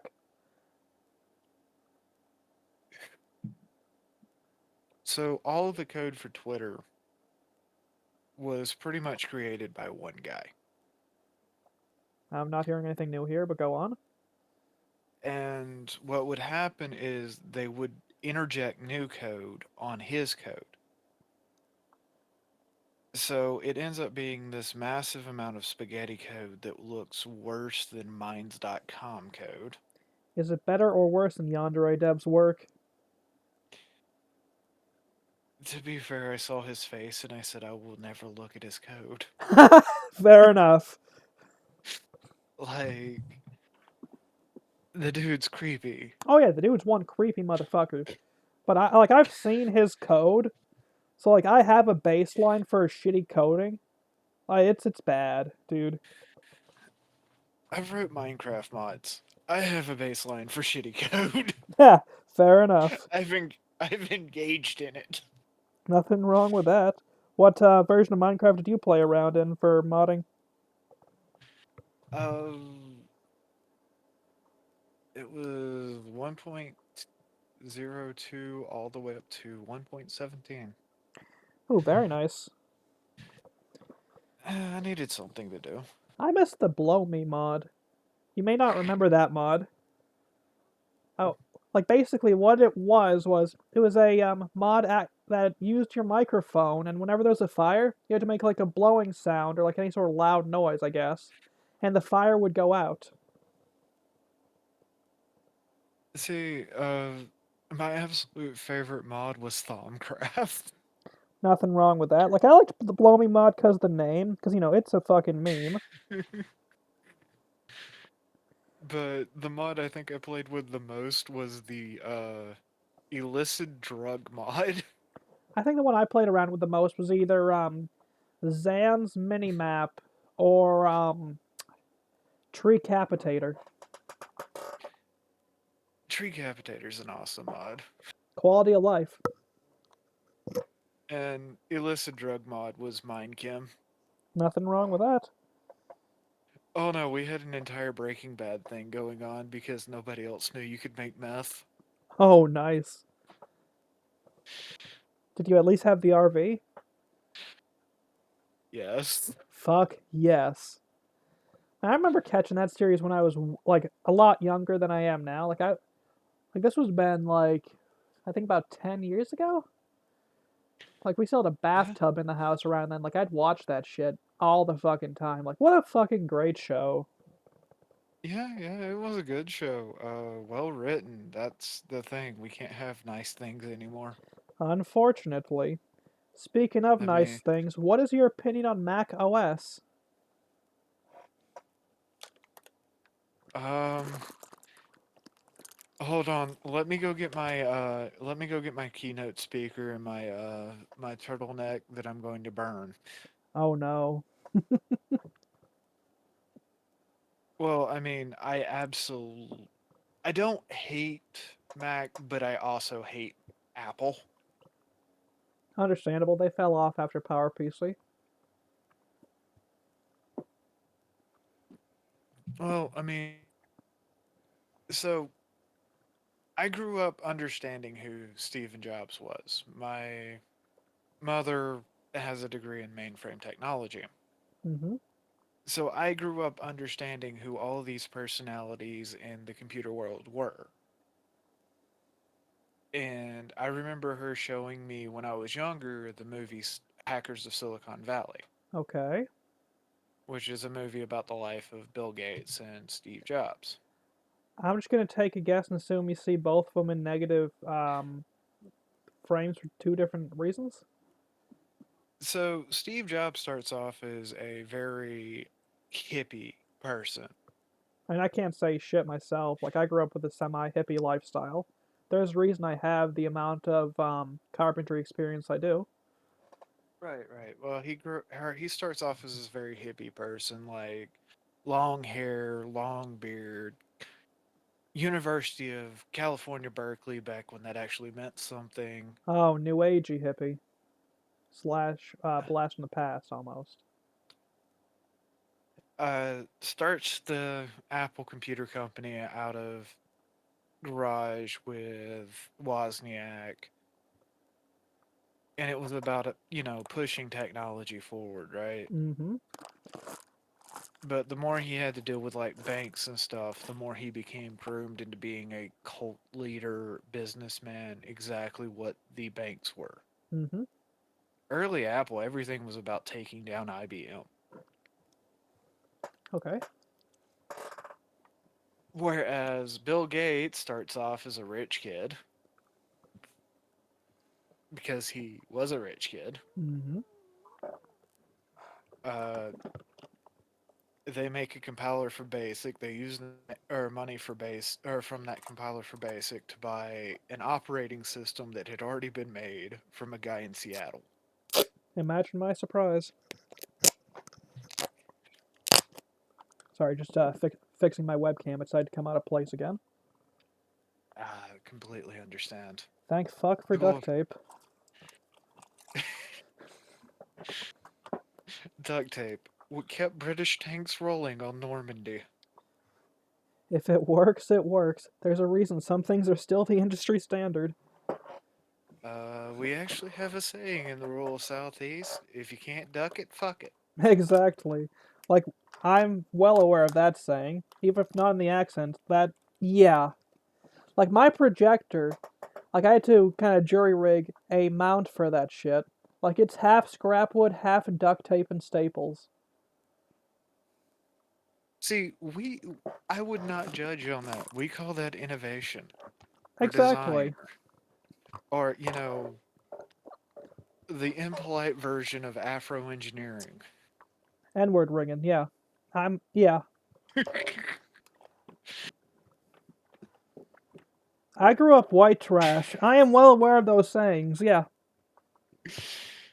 See, those aren't white trash sayings in rural southeast. Those are just common turns of phrase. That's fair. We're not we're not racist. We just have words for everything, and it's generally whatever's the easiest one to come out of a mouth. Exactly. It's why Brazil nuts got called N-word toes.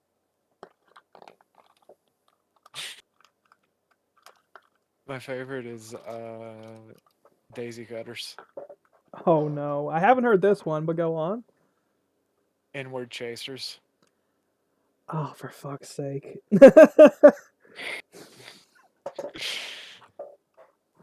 It's just the way it is in the southeast. Oh Like, yeah, exactly. Like even in a good chunk of places in the north, it's like, yeah, that's just how it is.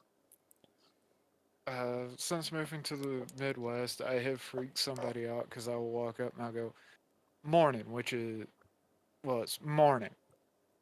Hmm. There's no G. It's short. It's simple. Yeah, morning. And one of them looked at me and just goes, good morning, or good morning. Just all confused why I said it so short like that. It's like, oh, I'm giving away where I'm from. I mean, Damn. you hear that It's, shit like in the north, like in my region. Like it's morning, it's shorthand shit like that for the most part. Unless uh, you go like into the more city slash gentrified almost type areas. Like it's Oh, the reason you end up with the Appalachian slang is because we have a job to do. We want to get the job done. We don't want to do anything more than getting the job done. And then we want to go to fuck home. exactly. Why? Because it's normally 100 degrees outside, 90% or at least 90% humidity, and generally we don't like the person we're working with that much. That's about right. Also, food's at home. Exactly. Like fuck this packed lunch shit. Food's at home. Food's at home. I worked in a city for a little while. The worst thing in the world is DoorDash. Oh yeah, DoorDash fucking sucks. Like I've had to do it a couple of times when I was stuck at a hotel in town and was too sauced to walk down to a restaurant, or even before that, like just didn't want to go to a restaurant because it was like 9 at night. That's one thing, but like DoorDash still fucking sucks, dude. Oh no, no, no, no. It wasn't. It wasn't that it sucked. It's just too damn convenient. See, my thing is it's just way more expensive. Like you're paying more for what you could get Yeah, better at the restaurant. yeah. No, they had this thing with the place I was working at the time, where all the employees get free DoorDash because the place I worked at got rid of their cafe. Oh no. It ended up not being cheaper in the long run, but they also fired a lot of people out of HR that year, so Ah. So the worst thing in the world was when they did that because all of a sudden you have constant DoorDash people coming in and out of the plant, Okay. which made going into the one entrance because this plant thought that we were making something people wanted to steal a nightmare. That sounds like a nightmare. Caused an 18-wheeler to wreck in front of the plant. How? Because the DoorDash driver cut them off while they were turning into the plant. And when I say wreck, I don't mean it hit a car, but it caused the transmission to explode One the 18 or the car? on the 18, Damn. which shut down 4 lanes of traffic and completely blocked the entrance to the plant. Okay, that's insane. I walk up to the security guard and go, everybody on second shift's gonna be late. Yeah, that's nuts. He looks at me and goes, how do you figure? I point outside and go, you see that 18-wheeler truck right there? Oh, You see the really angry man that's outside beside his truck screaming, cussing, and hollering?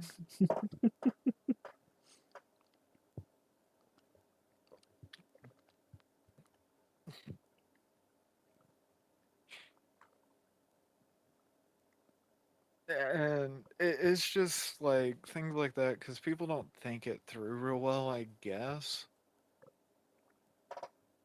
it is I, what it is. I, I mean, that is something I've noticed a lot of times with plants that start pushing the weird values and stuff, of the free money. Mm, They stop thinking things through. Hey, we only have one entrance and we have 400 employees. that that's yeah. I don't even have words for that shit, dude. Yeah, it's just weird shit like that. And it was the early days. I did not know what any of these terms were at this or point in time, right? Yeah. And like, it was just constant. And then I got demoted, promoted, redemoted, and then told that they couldn't fire me. Do I want to know why? So I got demoted because they got rid of the department I was in. which was robotics support, got moved to robotics technician. So basically, because you were the smartest dude, you kind of got moved around most places when it came to relation to that. Well, no, I have an engineering degree. I just didn't want to be an engineer. Ah, So I got demoted, promoted, then demoted again. And then they were like, yeah, you could do whatever the hell you want to do. We're not going to fire you. So it got to the point where I just did not care about the job anymore. fair enough. Like, if you're going to play politics on the floor, I'm not going to care. Exactly. At that point, it's just uh, straight up stupid shit. Yeah.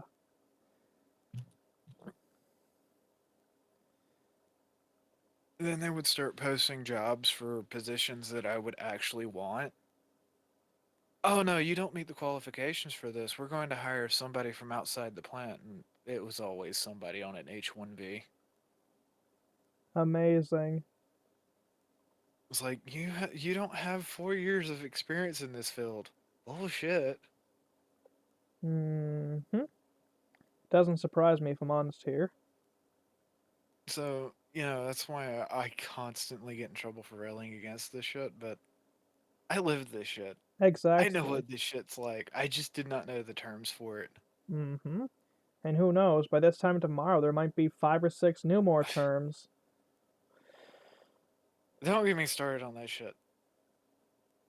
That is probably one of the most annoying things with modern society. Like, I kid you not, I can pick up my phone, look at Twitter, and ugh.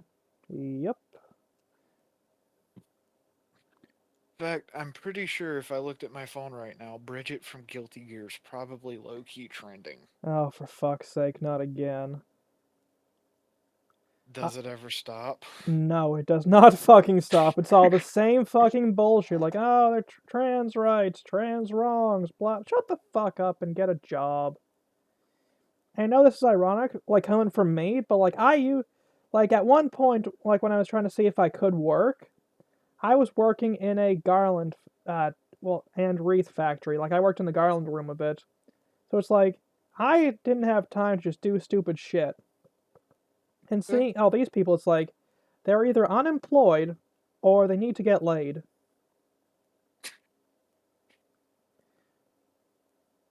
trans rights, trans wrongs, trans lefts, trans rights. What the fuck? Yeah, exactly.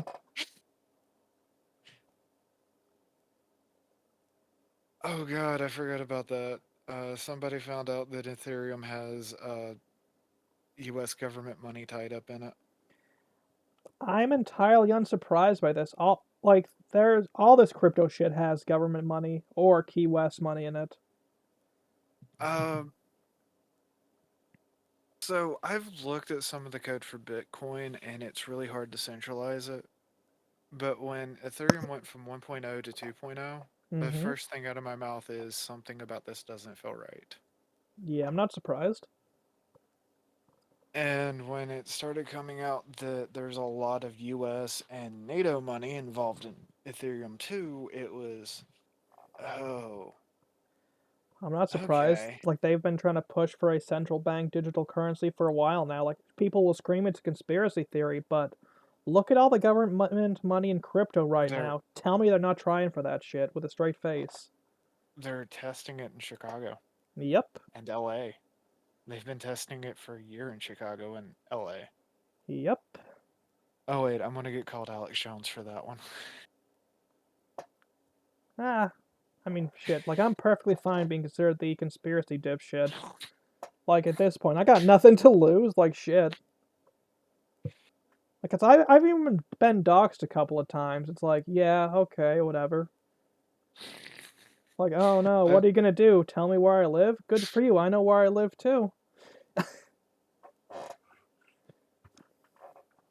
oh no, my favorite is when they try to dox me and they dox the wrong location. See, that's the good thing about where I live.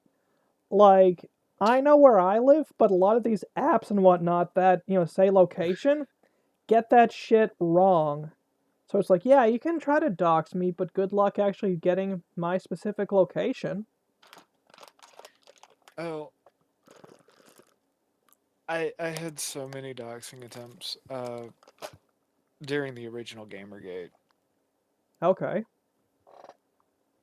and only one of those ever actually made it to the house I lived in. Oh yeah. Now, all the swatting attempts, the SWAT teams can figure out where the fuck you're talking about. Mm-hmm.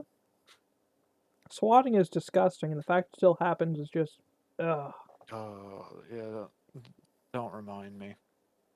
I have some choice words to say to some officers. Mm-hmm. See, I'm not an ACAB tard, because like to paint everyone with the same brush is how you get the different phobias and isms. Yeah, yeah, no, well, But I the don't like ATF cops. are going to hell. I don't like cops, but I don't like city cops. Yeah, city I've cops, never fuck had a them. I've never had a good experience with sheriff's deputies. Hey, somebody just called and said this is going on. Like the worst part is like you'd think like there's probably some city cops that are good somewhere, but like my experience is the best cops you're gonna find are your local town types, like your sheriffs, the deputies. Those types, in my experience, are perfectly fine. But like city cops, no. State troopers are usually fine though. Like I once had a may have been actually a city cop. Like this has been a while ago. I showed up for like a job fair thing. I asked the dude, "Hey, can I get cuffed?" Like this was like eighth grade, and the dude was like, "Sure." And yeah, I got cuffed. He uncuffed me afterwards, but my wrist was bleeding. That was kind of whatever. I don't remember if that guy was like a city cop or not. Good guy though. Wonder what he does now. No clue, but we had a change in county sheriffs. I think it was the fifth swatting attempt. Oh yeah. The county sheriff literally called my cell phone, goes, "Hey Jackie, somebody says you're doing this thing." I go, "Dude, I am sitting on my porch. You want to come over and drink a beer?" Okay. He comes over, sits down on the porch, he goes, "Why do you have so many people that hate you?" Yeah, that shit sucks. Oh, absolutely. Like, I don't know. I started the YouTube stuff because I just needed something to do as a hobby. I never thought, like, I would have hate people or people hating me for who I am. It's a genuine shame. Like, could you imagine a world where people didn't have time to sit there on the internet and spread bullshit? That would be a lovely thing, but that'll realistically never happen. No, no, because that means there would be people that actually, had a life Yeah, can't have that. or, a hobby or, See, this is why when I see the bullshit like in the Warhammer side, and I've seen this from both the quote unquote hate hammer side and then the quote unquote woke hammer side. Like this is like you'll see them just fucking go at each other for how they paint minis and all that shit. And it's like, dude, it's just fucking minis. Get a life. Like at least they're doing something rather than just like sitting behind the screen, like bitching all fucking day. yeah, yeah. I mean, but sometimes you see the exact same minis just over and over and over again, and it's just like, why? I mean, fair enough, but at least people are doing something, you know? Yeah, yeah, no, like, If I ever get actually, minis, I'm probably doing, like I said, either orcs, necrons, or blood ravens. my friend Took would probably be ecstatic for more orcs people. Orcs are the He, best. he likes chanting orcs, orcs, orcs, orcs, orcs. Wog, my brother. Unfortunately, I like my space vampires. Don't judge me. Nothing wrong with that. I mean, like, I can't say shit about vampires because, like, I was forced to sit through the entire Twilight series when I was a kid. And I'm talking the Uh, movies, and then I was forced to listen to at least some of the audiobooks. Like, I I've had my collect fill of vampires.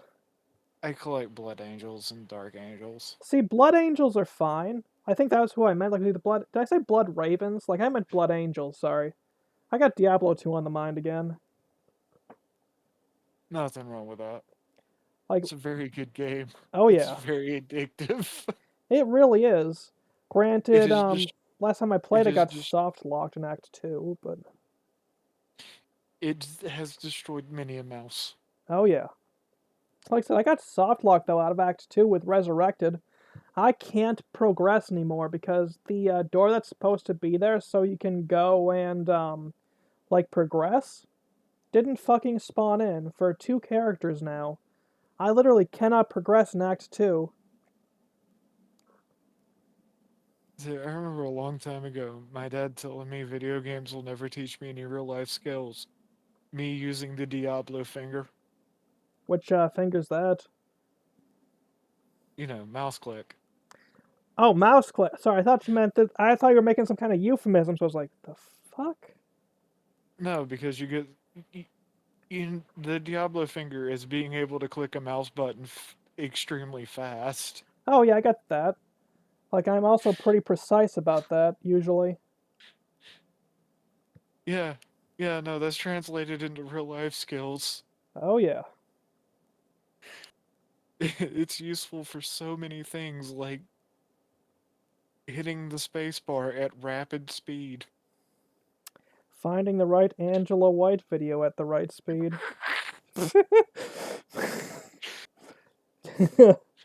Sorry, I'm in a fucking mood tonight. I'm sorry. Nah, it's all good. Uh, MOBAs will never translate to real life. Okay. The 5 years later, or my dad sends me a picture of something and then care question mark. nice.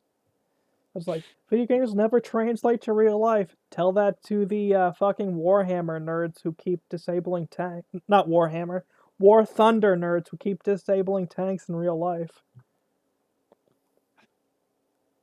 And you were talking about the pettiness of the Warhammer community.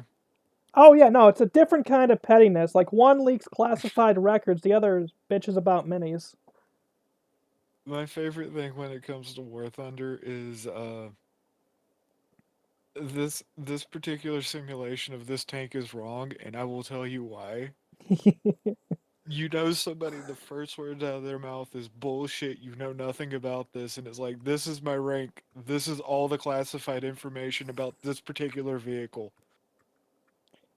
Instead of source, trust me, bro, it's source, government documents. And then I'm like, source, War Thunder forms. Lordy. Like it really says something that at this point the War Thunder forums almost count as their own intelligence agency.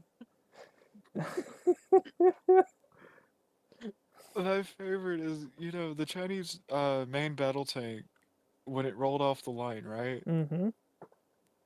5 hours before it rolls off the line, the entirety of the specs of the main battle tank was released on the Warhammer form or the War Thunder forums. I'm not surprised, but bruh. I show this to my friend and he goes, "But people in China can't play War. Do you think it's going to stop somebody with autism? Exactly. There's a reason people say weaponized autism. Do you honestly think that there's a Chinese man that's not going to play his favorite tank game?" Exactly. Great Wall, Schmate Wall. I got a VPN. What's even worse than that is I grew up around BattleTech. Nothing wrong with that. Yeah, but I can tell you the BattleTech community is a lot worse than the Warhammer community. You talking Hammer, or did you actually mean Warhammer? I mean. Yeah, in that case, yeah. Okay. Go on. So recently, Catalyst Games has started going into that weird direction of things that it shouldn't be. Shocker there, but go on. But that contingent's always been in, or has been in BattleTech for longer than it has been in Warhammer. Not surprised. And they absolutely hate people like me because the whole reason I got into tabletop RPGs and stuff like that was because of Mech Warriors. I I can would see go that. to there would be no Magic games or something like that, so I'd go check out what other people were playing. And the BattleTech guys, which were generally, older grognards, would be like, "Hey, come play with us. Come check out this game." Okay. And this is me wearing a choker collar, a feminine shirt, girls' pants. Hey, all I'm saying is if girls want to have fun, I can be fun. Sorry, that's a fucking bad pickup line. Ugh, Lordy, that's. I think that's my worst one yet. I'm fucking sorry for getting you with that one. Oh no! I'm still a big fan of my future ex-wife. Go on. Who's that? No, it's like it's one of those ridiculous pickup lines. Okay. One of my best friends used to hit me with, "You're like butter on a bald monkey." What? He had an entire book of the worst pickup lines ever used successfully. Okay. And one of them was, "You're like butter on a bald monkey." Like, how the fuck do we even respond to that? Like, if I heard some dude or dudette come out to me like, "You're like butter on a bald monkey," I'd be like, "What the fuck are you talking about?" Like, I wouldn't be like, "Oh yeah, fucking, I'll rub you down, boyo." Like, I'd be so confused and bewildered. It ain't even funny. I think the first thing in my head would be like, "Okay, I'm going to go that way." Yeah, exactly. But yeah, no, it's just one of those things. I think there's an art to picking up people with bad pickup lines. Well, is that right? Well, then, are you from Tennessee? 'Cause you're the only 10 I see. Nah, I try to avoid that state. Are you from Alabama? 'Cause I sure would like to slam you.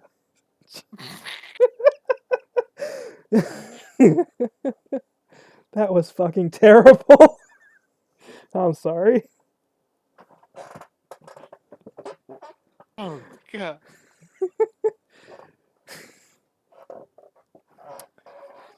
What can I say? I like to rism with my tism.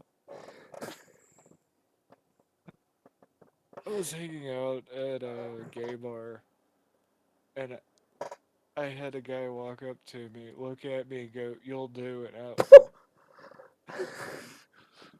I was just like, "What?" But I gotta give the dude points for having the fucking balls to say that, but you don't fucking come up to someone and say, "You'll do." "You'll do." Like that, What? I wouldn't even say that shit like if I was at a farm and picking out like something to slaughter or any of that, man. You fucking kidding me? Like you don't just fucking go up to him and say, "You'll do." What the fuck, man? But again, points for the balls on that dude, man. That's some major cojones. Oh no, because I used to smoke. So I walked outside after this, lit a cigarette, and I was talking to my friend who I was there trying to get him to pick up somebody. Mm-hmm. I was being responsible wingman because I was dating somebody at the time.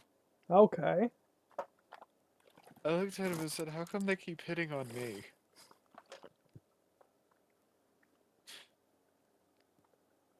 I thought people were afraid of gingers." You say gingers or genders? Gingers. Ah. No, I assure you, it's Yes. the exact opposite. There's a major ginger fetish. I don't know why. Probably because we're dying. Maybe. Every day, a ginger gets his soul. Except me, my hair just gets redder. Ah, you know.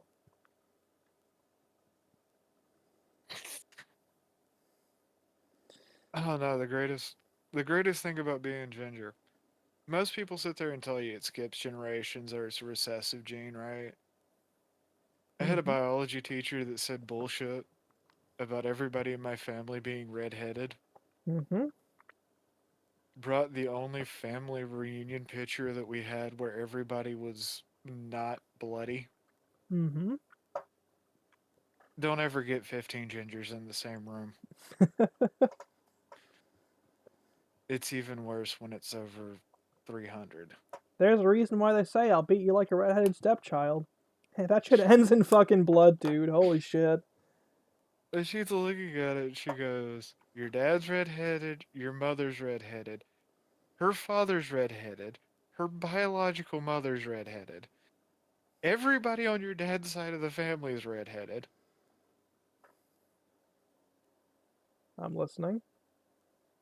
And she goes, if they marry somebody that's not redheaded, all of their children are redheaded. What the hell's wrong with your family? um, amazing. I looked at her and said, yeah, there's the other form of the redhead gene. See, everybody knows about the recessive one. They don't know about the dominant one. Well, what's the problem with the dominant one? We tend to be crazy. Nothing wrong with that. You know what they say about the crazier they are. Oh, absolutely. Speaking of, I may not be red, but I bet I could give good head. Okay, that's my worst one. I should just shut the fuck up. I'm sorry. Like I said, I don't know what the fuck I'm on today, genuinely. Like, I'm glad you're putting up with my bullshit, but fucking sorry. No, it's actually funny as hell. Well, fuck, I'll take it. Even if I'm being laughed at, it's progress, damn it. Lordy. Hey, hey, hey. Takes all kinds. Besides, that's the point of it, right? You try to find somebody that puts up with your bullshit well enough to either be your friend or to be more than friends. Would you like to be my special friend, darling? I'm I, sorry. I will have to take a no on that, but that's because I'm purely trying to remain with my ace cred. Fair enough. It's my raw sexual appeal. It turns everyone away. Damn. No, I had somebody ask me about that. It's like, how are you this an ace? Well, after the 18th boyfriend, you start questioning things. Yeah, that would do it. Like, why the fuck do they keep cheating on me? It's because they fucking suck. Full stop. Tell me about it. Tell me about it. Don't ever date fucking nerds. I'm aware that, but also like if you here's some advice. If you see someone who's got that stereotypical gay voice, stay the fuck away. That shit'll only end in drama. Or they'll be See, friendly, but I find it mostly ends in drama. I was worried about that because my voice does tend to err on the effeminate side of the gay spectrum. So you got some of that, but you don't have that like overly affectatious. Oh hi, I'd like some fucking bussy with some extra egg. Oh my god, you don't have that. That's different. I was talking that kind of like overly affectatious, like obviously like faked for attention gay voice. Oh, hold on. Give me a second. I can actually do it. Fucking let's go. Like, oh my god, William. Did you have to fuck her in the ass? See, like you almost have it, but not quite. Cause like you don't seem to reach that high pitched. Cause like there's the whole like tone there, but like a lot like the ones that do it with the high pitched voice, like the oh my gosh, like and that kind of like that, like that's the kind. Oh, you're talking Deep Valley Girl. Nah, I'm talking Yeah, fucking queer. yeah, you're talking. See, I grew up, it was Deep Valley Girl, and the reason it was Deep Valley Girl is because everybody's been deep in that valley. Oh lordy. I knew a couple of city buses. Yeah. Oh, we always called them the bicycle. Yeah, everyone's been on it. Same Everybody's difference. been on. What's even worse is when you start meeting all of their girlfriends. Mm-hmm. Or when you hear that they had to take yet another fucking STD test. It's like, good fucking lord. Or when you hear from one of your friends that they tap that, and it's like, oh yeah, I now have chlamydia. Which, Oh, like, I actually, like, almost got in a fight because, like, one of my friends hit one of the local bicycles and, like, caught ooh. chlamydia. So I just, being an asshole at the time, and I still think this shit is funny, I called him Claptrap. Yeah, this would have been, like, around the time even that, like, I think Borderlands pre-sequel would have been out for, like, a year or two by then. I don't know, it's like 2016 or 17. Like, I called the dude Claptrap. Like, dude was fucking pissed off. Everyone else was laughing. But, like, you could tell, like, he was about raring for a fight. Yeah, I miss those days. Like, those were so much more carefree. No, no, I wasn't doing anything, but I did have to take monthly STD tests, but that was for a completely different reason. Yeah, it's fair. Like, I wasn't doing anything then, but, like, I actually took an STD test like, a month or two ago, completely clean. But still. Like, for those of you guys listening to it this far in, take your fucking STD tests. Even if you're not having, better safe than sorry. You'd be surprised. Oh, no, one of the friends I lived with for a little while, that was or the stipulation of where we were renting out is everybody there had to take an STD test. Okay. So I took it. The lady looks at the paper, looks at me, and goes, "You're clean." I go, "Yeah, I don't do shit. I just lay on the couch and sleep. Okay. I pay my rent for the couch. It's my couch." Nothing wrong with that.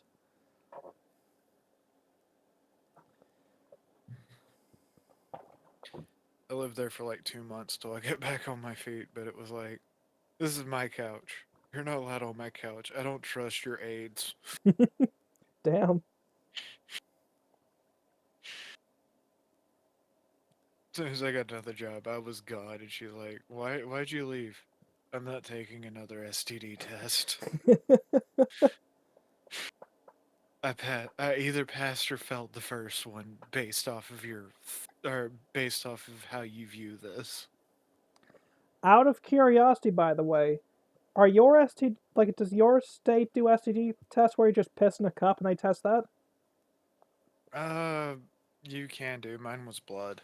Ah, the ones that they have at, like, where I live at least, you just piss in a cup and they test it that way. Which I'm clean because I'm very picky about anything I do. Understandable. Like, I'm clean just because of good luck, and I try to keep as good hygiene as I can, but still. Oh, well, right now I smell like a Magic the Gathering convention, but I got home from work and put on headphones because I was doing other things. I smell like dollar store activated charcoal soap. I will smell like a mixture of Irish Spring and lavender I would before I go to love bed. to do Irish Spring, but I'm fucking allergic, which is a shame because I love the smell of it. Yeah, I'm allergic to eucalyptus. It is the worst thing in the world because I will smell our Febreze for 5 minutes and be like, "This is great." And then all of a sudden just, "Ah!" Or like, right? Or is that just like me when it comes to shit like that? No, no, I will walk off that aisle of Walmart and it's like my face is 5 times bigger, it's swollen, and I can't breathe. I understand that. That's why I try to avoid the good smelly shit and the aisle of laundry detergents and whatnot. Because I go in there, my allergies start just a picking right up. Now, now, my favorite aisle of any store is the candle aisle.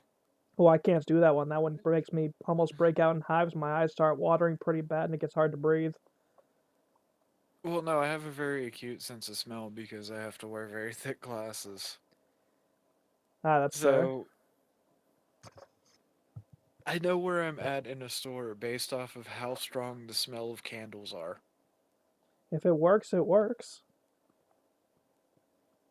That is often how I find the front of a store. Okay, Yeah, that's why I've never gotten lost in a Walmart. nothing wrong with that. That being said, I completely agree with a certain pink haired rabbit about Walmart. Pink haired rat. I'm confused. Pippa. I'm gonna be honest. Like I never I, really got I, into I Pippa. it's her, the one meme that you will see constantly, and I'm not going to say it because it's no longer protected speech on the internet, but it Ah, has something to do with a Walmart and a weapon. okay. Yeah, she got really upset at a game and started screaming about wanting to pull a trigger rapidly and commit a crime in Minecraft. Yep. See, I don't have that issue with Walmart. Like I go in, I'm very mission oriented. Like I go in, I pick up the shit I need to go, and I go try to check out and leave. But where I'm not the only one who goes into Walmart because I don't drive, I'm stuck waiting for the other person. So it's like, just fuck. Can we fucking go? We've got what we wanted. We've got what's on the list. Can we just fucking leave? Ah, you know what I mean? Please, please, can we just go? Yeah, This place is exactly. horrible. It's giving me a headache. I don't want to be here no more. There's too many people. And even if not that, the worst part is when like the person just gets fucking talking because it's someone she knows from around town who's just stuck there, just like, hey, yeah, I've not seen you in fucking years. It's like, no! Why? Why must you do this to me? Lordy. Um, God, I'll never forget this. I had messed up my back. It was a while back ago, and I couldn't drive. So one of my younger siblings had to take me everywhere, Okay. which they like driving, so it wasn't a big deal, and they were getting a little bit of money to drive me places. Okay. Uh, ran into somebody I know because we went up to a grocery store to get some food. Okay. Ran into somebody I know. 5 seconds of conversation, back out in the car, going home. And she's like, normally a conversation with anybody takes 15 minutes. Yeah, I know. We'll catch up later on the internet. Ah. I She wish I goes, was that lucky, dude. But sorry, go on. she's like, what? I go, yeah, we'll be playing video games later tonight. Fair enough. While I'm waiting for the muscle relaxer and mixture of lower tabs to knock me out, or you know, cause me to have that existential crisis where I start drooling looking at a black screen. Ooh, fun. I I pulled the longitudinal muscle in my back. Ooh, damn. I just remember the emergency room going, "How the hell did you do this, and why did you do it on Christmas?" Oh, damn, on Christmas, too. Well, it was the day before Christmas, but it was just these questions of how. I know what happened. You clearly got up to some depraved acts under the moonlight, just like the rest of you people. And how dare you ruin this society with the rest of your blue hairs and all that bullshit? I don't fucking know. But Uh, it's funnily, funnily enough, my hair was pink at the time. okay. No, I had worked 32 days straight doing 16 hours day shifts Damn. with on a rotating schedule. So I would do 16 first shift, and then 16 second shift, then 16 first shift. That, And my back just gave out to the point I could not move. that sounds like hell. Oh no, hell was when I came back to work and they're like, you have to take a drug test. You know I'm going to fail this drug test, right? I'm guessing because of the medicine you were on at the time. Oh yeah, yeah, no. So I take the drug test. I fell for opium because I'm on opium or opiates. Ah, okay. They put me back on the schedule on light work, but to do light work, I have to take opiates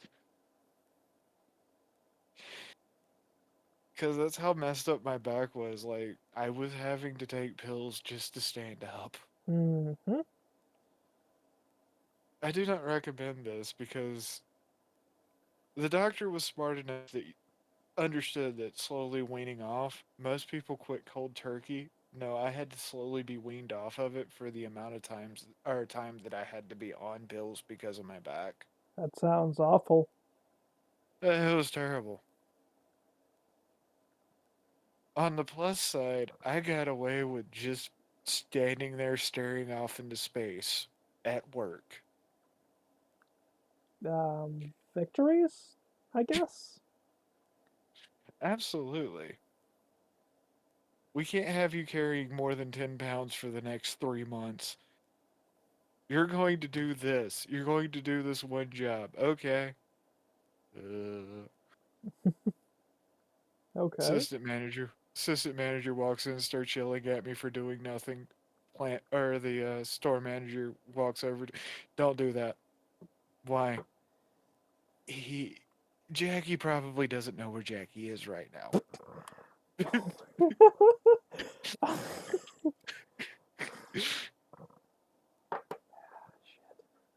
How do you figure? Wait, is he on weed or something? No, his back or the back's really fucked up right now.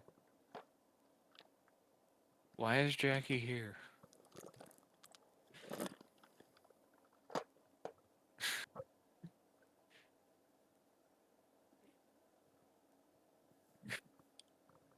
So I just walk into work and pretend to be extremely high off of fucking opiates and nobody would say shit to me. Amazing.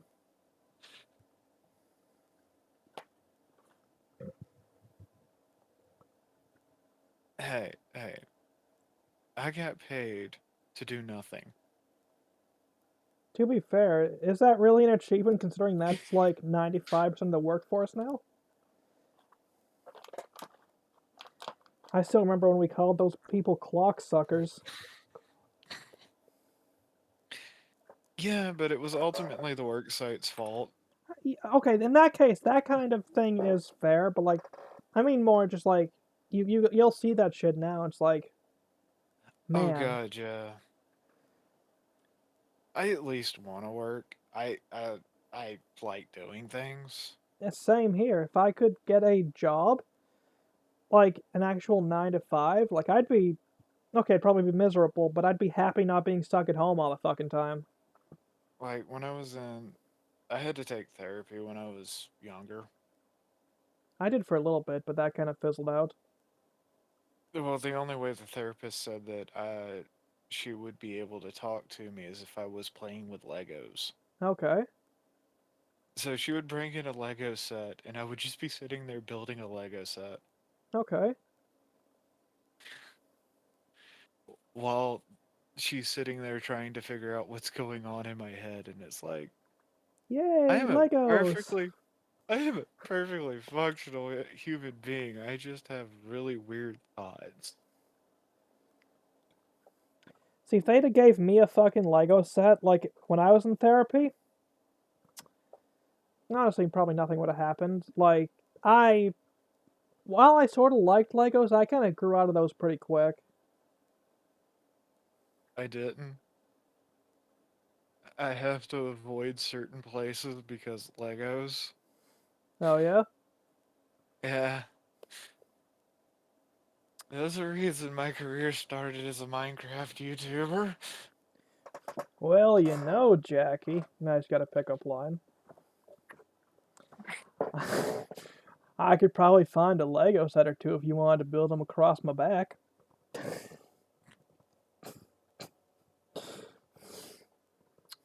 You could call me the Leaning Tower of. Fuck. Okay, I don't know where I was gonna go with that. Uh, Oh no. nah, This hey. became the worst pickup line podcast. Yeah, something like that. The Leaning Tower of Cheese. I don't fucking know, dude. Lordy. Uh, I try not to know. yeah, that's It's the fair. mysteries that make everything better. Oh yeah. Well, you know what Like, they say. I'm pretty mysterious sometimes. I'm sure with that can make. What the fuck am I doing right now? I'm sorry. I don't even know where I was going with that one. I don't even know where I'm going half the time. Yeah, Yeah, the I, other half the time I'm lost. that's fair. I don't even know like why I'm trying to hit on you. Like genuinely, I'm fucking sorry if I'm making you uncomfortable. Oh no, it's perfectly fine. I'm actually, believe it or not, I'm used to it. Yeah, I mean fair enough. Like I don't know why the fuck I'm like just that seems to be my mood tonight. Like that's not fair to you. Sorry. Oh no. Uh, so I'm gonna, since this is more of a conversational thing. The reason I closed my original Discord server is because there was a fight over who was my boyfriend. Oh no. And it was like, none of you, because I don't really date. Please stop. I'm just deleting the server. Fuck you guys. Yeah, exactly. Like at that point, yeah.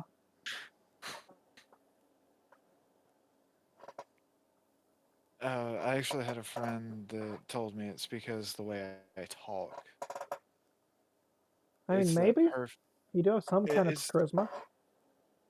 well, it's not that I'm charismatic. It's the inflections and emotions that I'm able to express via my voice is the same thing that most people look for in a female for some reason. I mean, maybe you just kind of sound, and I'm not saying this to be offensive, but you kind of just sound like Nicolas Cage. Oh God. Like it's the way you talk, your inflections, like the way you say words and whatnot. You just kind of sound like a feminine Nicolas Cage. I'm Nicolas Cage if Nicolas Cage had B cups and a dick. Apparently. Why? I'm Wait, doesn't Nicolas Cage have a dick?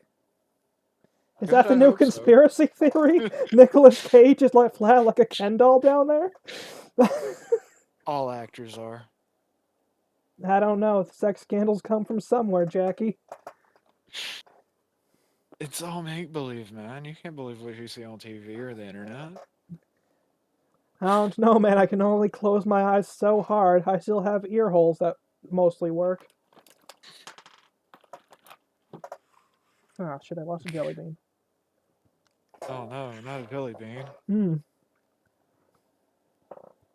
No, that's something else. Like, that is something else that annoys me when I see it trending on like social media is the shit about disabled people.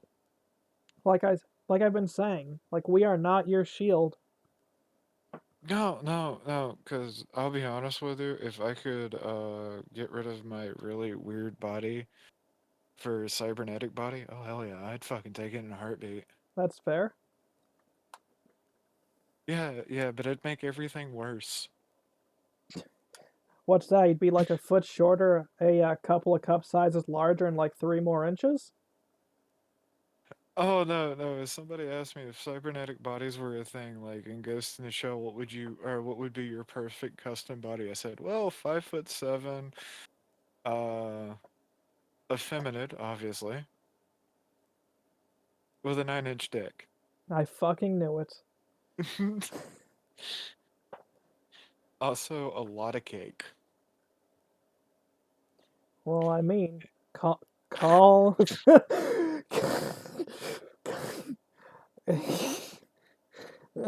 Okay, I'm Eh, not gonna even fucking continue that train of thought. All right, go on. What else did you want to talk about?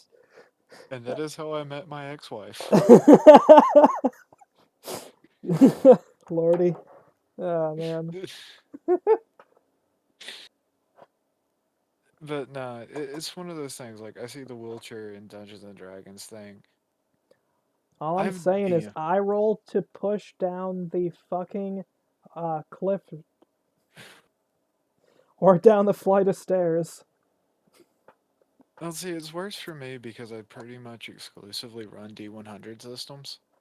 That's like what AD&D eh, second edition. Dark, Dark Heresy. Ah, yeah. So yeah, I fully accept people in wheelchairs in my games. You won't make it past 5 minutes. Is it because You'll I be cast heal greater ailment or whatever? no, no, no. Psyker summons a greater demon of corn Oh fuck. because most D100 systems is player versus player, player versus environment, player versus NPC, player versus DM. Okay. So you have all these conflicts going on. A disabled character doesn't really work because you're going to get caught in somebody's crossfire. I mean, even if not for that, like especially like in a Warhammer kind of thing, do you really think your wheels are gonna beat a Nurglite, a Slaneshi heretic, or any kind of Cornate? Come on, man. Oh, I had somebody try to pull that shit in Fallout. Oh, I forgot there were a couple of Fallout tabletops. There's the one the Epic Nate 315 did a video on, and then there's the one that one of my other friends plays, which has minis. Yeah, we were running a fan-made Fallout, and it was pre-Bethesda Fallout lore. Oh, Interplay, nice. Yeah, it was the more dark, gritty cassette futurism Fallout. Yeah, the proper Fallout, the one I still hold respect for. And one of the player characters got his leg shot off. Oh no. So the other player just looks at him and goes, "Shame, it ends his life."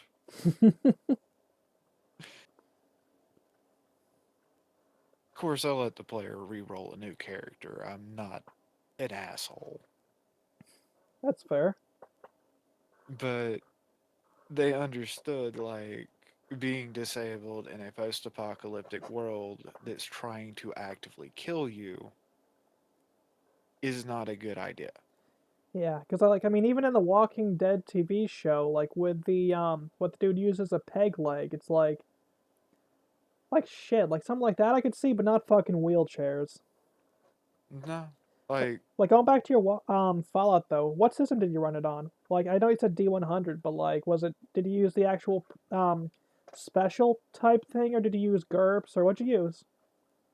it was GURPS merged with D100, which is its own system, and it was Okay, completely written by a fan group, nothing wrong with that.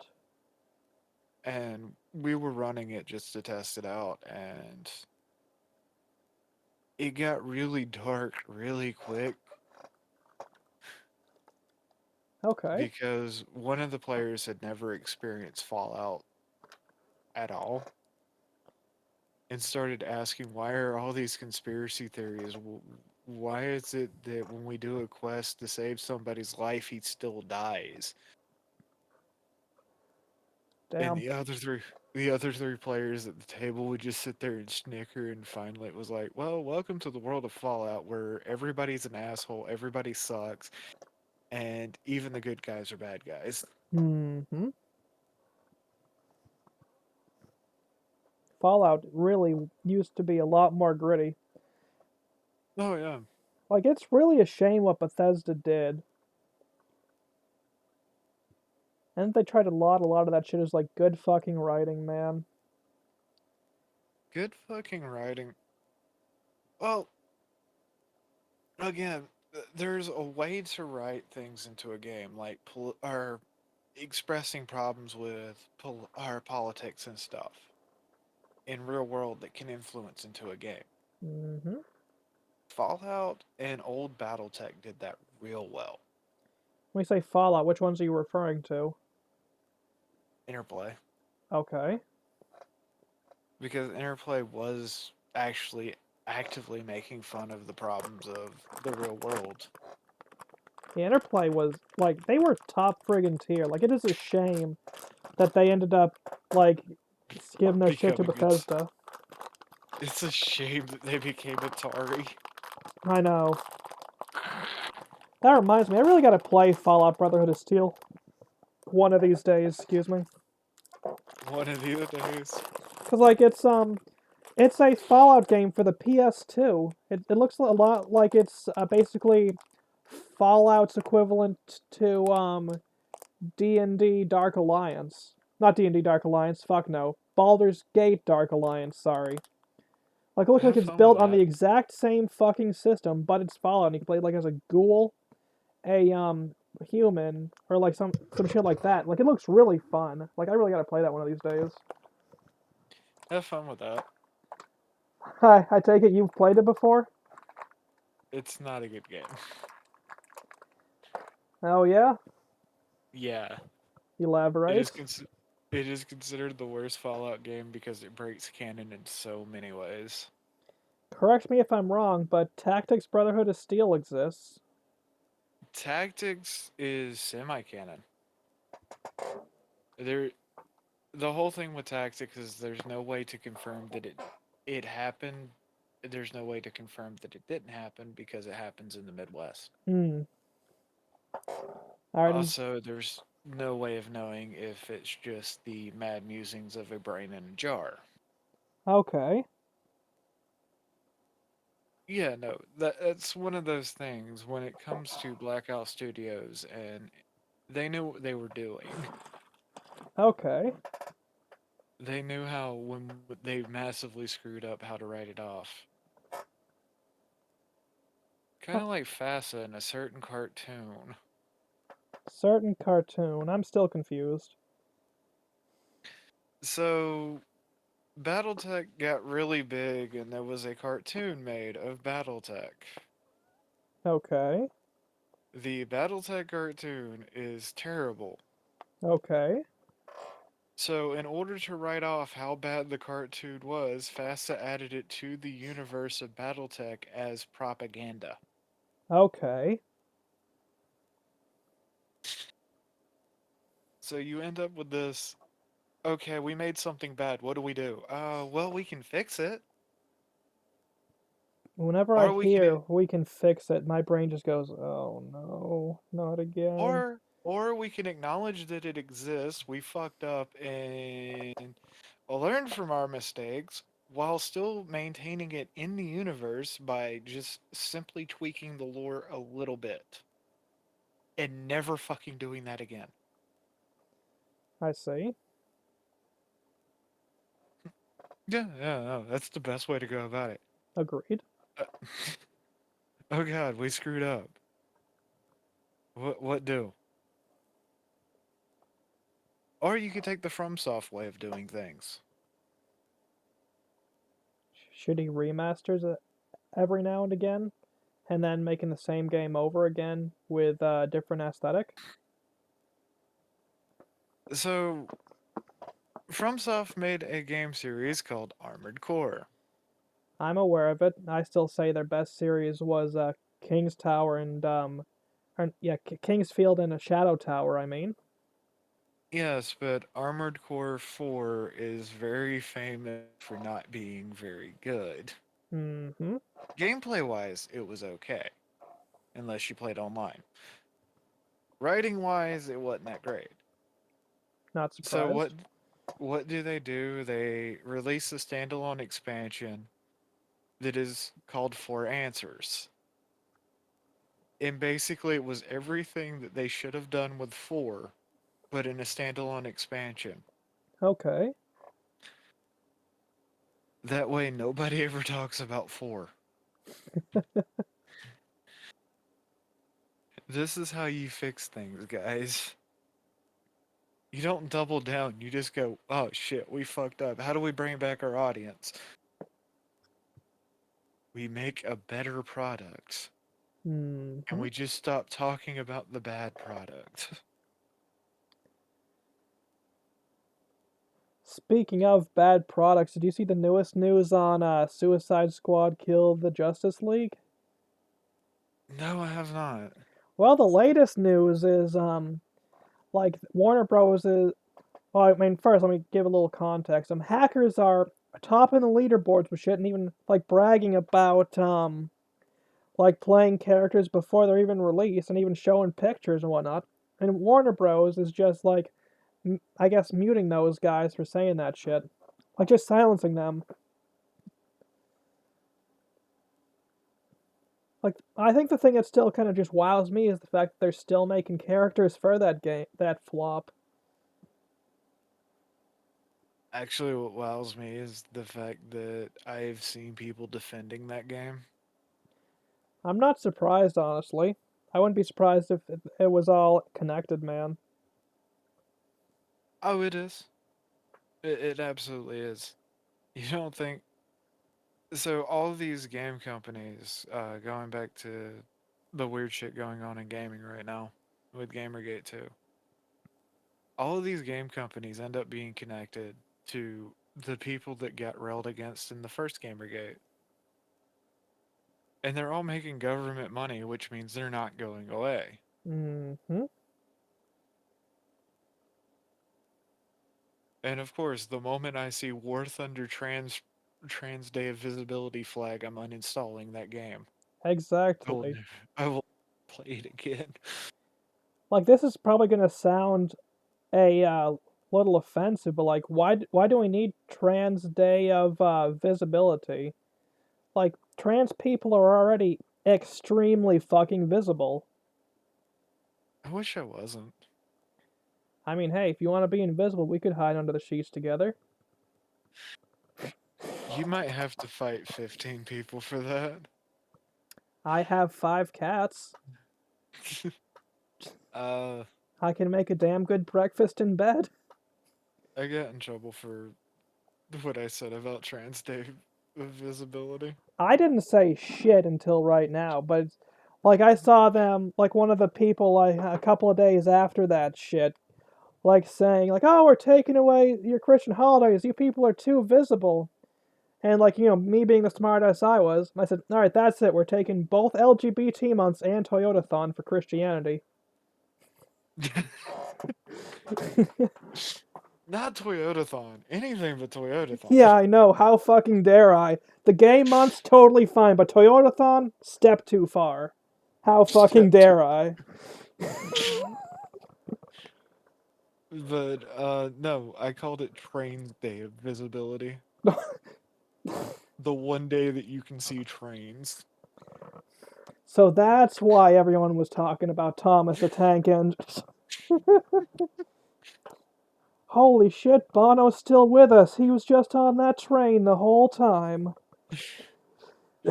No, my producer has said that for some reason I always hit the trends way before there's a trend. I look at him, how you figure? He goes, you tweet about something and a week later it's trending because some other asshole tweeted the exact same thing. That's entirely Uh, unsurprising to me. Lordy. Also, you I have a go, producer? yeah, I I actually have just a, realized that. Sorry. yeah, I actually have a producer. I don't know what he does. I don't exactly know what a producer does. Sits there and looks pretty? I don't fucking know either. I if I have I run through like anything I do is anything I do media wise is actually ran through him. Okay. Wait, so like did you run this through him? Yeah, Oh, cool. Okay. yeah. Like planning out stuff. Like I have two podcasts that I'm working on that will be getting or going in the near future. That's fair. This one's gonna be going on hiatus in the new future, in the near future once I get like 2 or 3 more episodes done. I feel that. Yeah, like But nothing against it. It's just like I kind of want to move towards like more short form content or just gaming content. I completely understand that. That's like the 90% of my content these days is gaming, but I also, when I'm streaming a game, it's nothing but shit talking in Discord. Nothing wrong with that. Like shit talking is half three quarters of the fun. Right. I mean, it's just whatever comes up in Discord is what the conversation in most of my streams are. Yeah, But we have exactly. to, but like, pretty much he sets up, if I'm streaming a specific game with somebody that's an expert in that game, he sets up what days we're streaming, what our goals are, stuff like that. Okay, I mean, I actually have a whole studio behind me. It's weird. I fair own a enough. studio. I own a studio and I don't pay myself. That's fair. I'm just some jackass in a increasingly more crowded camper. I mean, it works. Like, how's the studio thing do? Uh, so the side of the studio that I actually control is the internet media side, Okay. and that's actually the side that has the least amount of involvement. Ah, The other side is currently working on more traditional games, books, and stuff like that. okay. We actually have more writers than we have any other content for some reason. It pays? Probably. I mean, have you seen the YouTube ad revenue recently? It keeps going down. I'm entirely unsurprised by this. YouTube is real shitty about how it treats its creators. Ad revenue's only going to get worse. Meanwhile, the scammers and shit like that, they're only going to get Oh, more. absolutely. That was actually where the joke about anytime somebody brings up money on my stream, I start saying, "Yeah, please donate to my Patreon if you want to see more of this content." I'm almost tempted to start putting my PayPal under videos again. Because, like, honestly, a couple of bucks here and there, if someone actually did, for whatever reason, want to send a couple bucks here and there to my thing, that'd be a fucking godsend. Because, like, I could theoretically get myself a couple of games here and there I want to check out, slightly better audio equipment, or hell, even better than that, just like a fucking ring light. Uh, I have a ring light. I don't. I have a very janky setup with the most dubious three light setup on the most sketchy stand. As long as I don't breathe on it, it's not going to fall down on me, but the light comes from the side as opposed to straight on.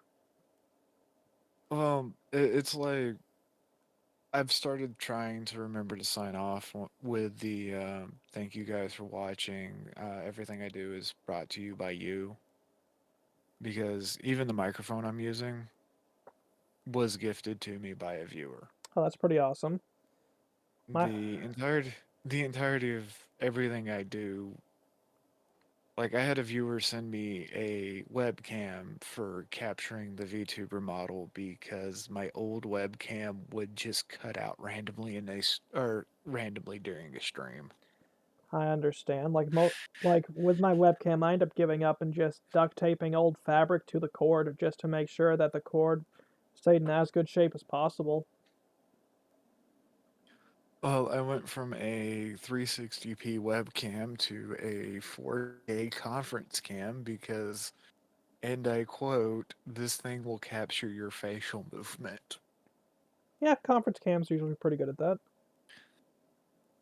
I went from cheap secondhand mic to an actual podcasting mic, cloud something or another, an actual audio DAC because people just kept sending me things to the point that it was like, please stop sending me things. That's fair. Thank you. My audio setup right now, I like is just a $30 headset that I have hooked up Yeah, to a Logitech G432 dongle, and that gets the job done. yeah. I Uh, I had been my using a webcam, but that picked up too much background audio. uh, my first recording setup was a Saber M901, Nothing wrong with that. a laptop that could barely play Minecraft, Been there, done that. Good times. and just grinding. I really gotta get hardcore back into grinding.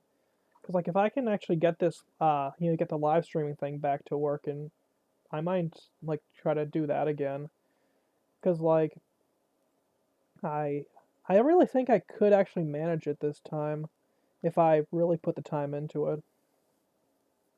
Oh, the other part of this is I never did any of this to make money That's fair. at all. Like the only reason Like, I'm trying to make money myself is just because like I've collected a disability check, but I'd like to actually be able to actually provide for my family. You know, yeah, yeah, I completely understand that. But one of the earliest people to talk to me when I started off as a creator was back. I was on the Feed the Beast TeamSpeak. oh shit, that's awesome. Yeah, and one of the people to reach out to me said, I work a day job. I don't do any of this for money. And you see the type of numbers I'm pulling in. I'm just doing this to have fun. That's fair. Like I try to have fun, but like I don't know, it just I find it hard to find shit really to smile about much anymore. Sometimes you have to fake it till you make it, or you do what I do and you just scream at something long enough so people find it entertaining. See, I've tried going that route, but I just lost a lot of self respect doing that, so I just really don't. Like if I'm talking shit during a video game, like if I scream then, that's one thing, but like I don't know. I find it very hard to do the whole like get in front of a webcam, scream at this, that, and the other thing. You know? Well, Oh. I don't do the Markiplier thing. When I mean Oh no, I don't mean the screaming, Markiplier thing. I just mean like the you fucking cocksuck, that like that kind of thing. yeah, yeah, yeah. No, I don't do that. Like even my recorded content, I don't scream and stuff like that. I'm generally more of a video essayist when it comes to recorded content. But I couldn't really do the video essay thing. Like I have some probably on one of my drives from when I attempted to, but I just couldn't really go through with it. it takes me about a week to record a video essay. That's fair. It takes about 2 weeks to get it edited. By that time, whatever that essay was on is completely out of the cultural zeitgeist, and it's just easier just to scream at my mic. That's fair. Out of curiosity, since we're on the topic of video essays, what was your favorite one to record? Um, Believe it or not, my favorite one to record was the one where I discussed where Brandon Herrera was wrong on the AR-18, Okay, because the AR-18, he incorrectly cited that it was made by Stoner and it was not designed by Stoner. I see.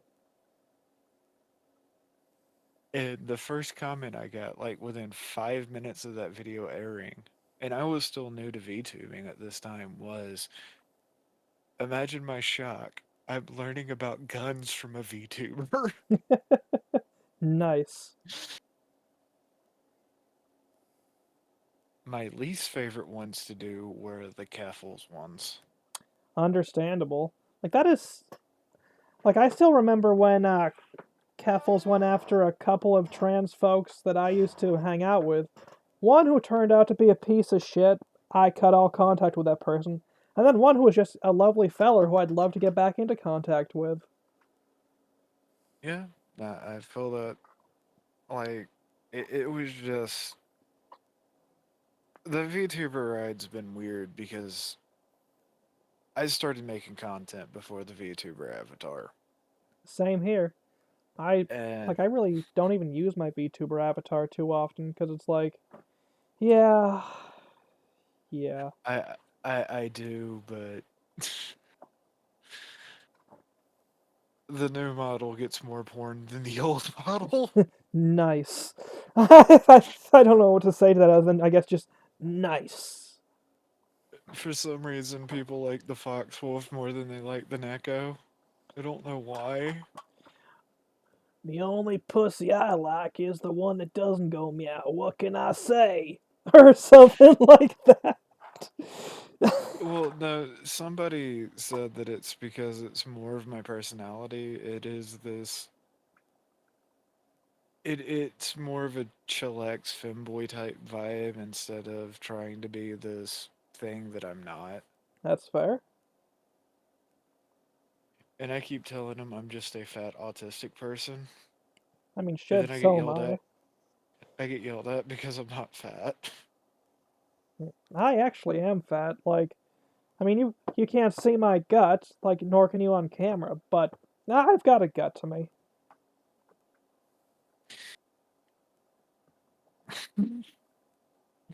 I just seen your DM about the earthquake. Oh, yeah, I've just been fucking sending you a couple of memes here and there off and on as I'm finding them. Yeah, actually, that is something that completely threw me for a loop I this know, I was morning. surprised. Like, I was just drinking my morning coffee, and then I heard about the fucking, like, 4.8, and it was like, holy shit, the fuck's going on? That makes three earthquakes within a really short time span. Thinking, watch It's it be more by the like, time this is out, there's gonna be a fucking fourth or a fifth. well, there was an aftershock right before I got home today. Oh, really? Wow. Yeah, and one of the things about that is a lot of people don't know this. Most of New York's built on bedrock, and I've seen pictures of cracks in people's foundations and stuff because New York was not designed for earthquakes because they don't happen on the East Coast that much. All I'm saying is, like, isn't there a pretty good fucking fault line on the East Coast? There is, but it's not active. I mean, still, like, we get earthquakes, like, semi often enough. You'd think we'd have at least some kind of infrastructure in place. It's because the two tectonic plates are about the same mass, same weight, same density, so they don't really push on each other as hard anymore. I mean, fair enough, but I've lived through a couple earthquakes here that were at least noticeable enough that I heard noises come from them. I lived through the one earthquake in 100 years in Alabama. What magnitude? 0.1. Oh, damn, you were in for a real fucking table shaker, huh? I slept through it like a baby. I'm not sure the magnitude of it, but like the biggest earthquake I'm aware of here was enough that it caused a like you know the sound the metal makes when it kind of pops, like when it's getting back into place, like how Yeah, that sort of sheet metal does. yeah. Like there was that fucking noise. So I'm guessing like maybe a 2.1 or whatever. Like not a huge earthquake, but at least enough that was like, huh, we just had an earthquake. All right, cool. I'm gonna go back to bed now. Um, like the day before that happened, I was getting home and I heard the sound that sounded like a rusty fence. Okay. And it's funny because you can find these videos all over the internet from various places that same year that it happened. Mm-hmm. And that was still the best night's sleep I ever got. Okay. Are you trying to I sell us remember something? I remember waking up, reading the news because I had to go somewhere and I was reading the news on my phone and it was like, did anybody else feel that earthquake last night? No. It was an earthquake? I That had some happened? chili the other day. Does that count? Does that count? Yeah, lordy. But yeah, now I get you. But no, it's just one of those things. Like, first thing I said, like, we get all of or I contacted all of the friends that live in New York. Hey, you guys okay? Were they Because, okay? yeah, 4.5 to 4.8 on the scale is fairly big for the East Coast. Yeah, true enough. Sorry, If it was sinuses. California, if it was California, it'd been like, dude, I heard you had the magic bed. You got those magic fingers for free.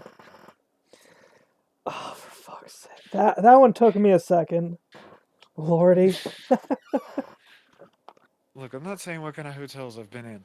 Okay, Hey, I'm not I saying shit. have. I've been across some real seedy places myself. The one time I actually got laid at a hotel. Well, even that was just like second base, but shit. I mean, or is second base or is that third base? Yeah. Yeah, either way though. Like there wasn't magic fingers, but there was a fucking jacuzzi because it was a suite. That was a fucking cool ass hotel. I have been in really nice hotels, and then I have been in really bad hotels. That's fair. I've most of the time I'm usually or it's like back when we used to go to hotels. Like this is a whole different person when I say we, not in a sexual way. Um, like when we used to go to hotels, it was either the seediest shit where you could see actual cockroaches and there was no fucking TV in the room and no Wi-Fi. You know the real seedy places. Like I've been to places like those, and I've been to like some of the more chic places, like the Black Bear Lodge or the Best Western. It probably says something about like my idea of chic slash ritzy that I say Best Western. Well, no, I've been in some fairly nice Best Westerns. Uh, I used to do some urban exploring when I was younger. Nothing wrong with that. So I've been into a few abandoned hotels. Uh, some of those actually were nice places in their heyday. But I have been in hotels where there was a sticky note on the TV that says, please do not steal the TV. Amazing. Yeah, the sad part was that was in Missouri. Not surprised. Who the fuck gonna steal a TV from Missouri? Yeah, you'd be surprised.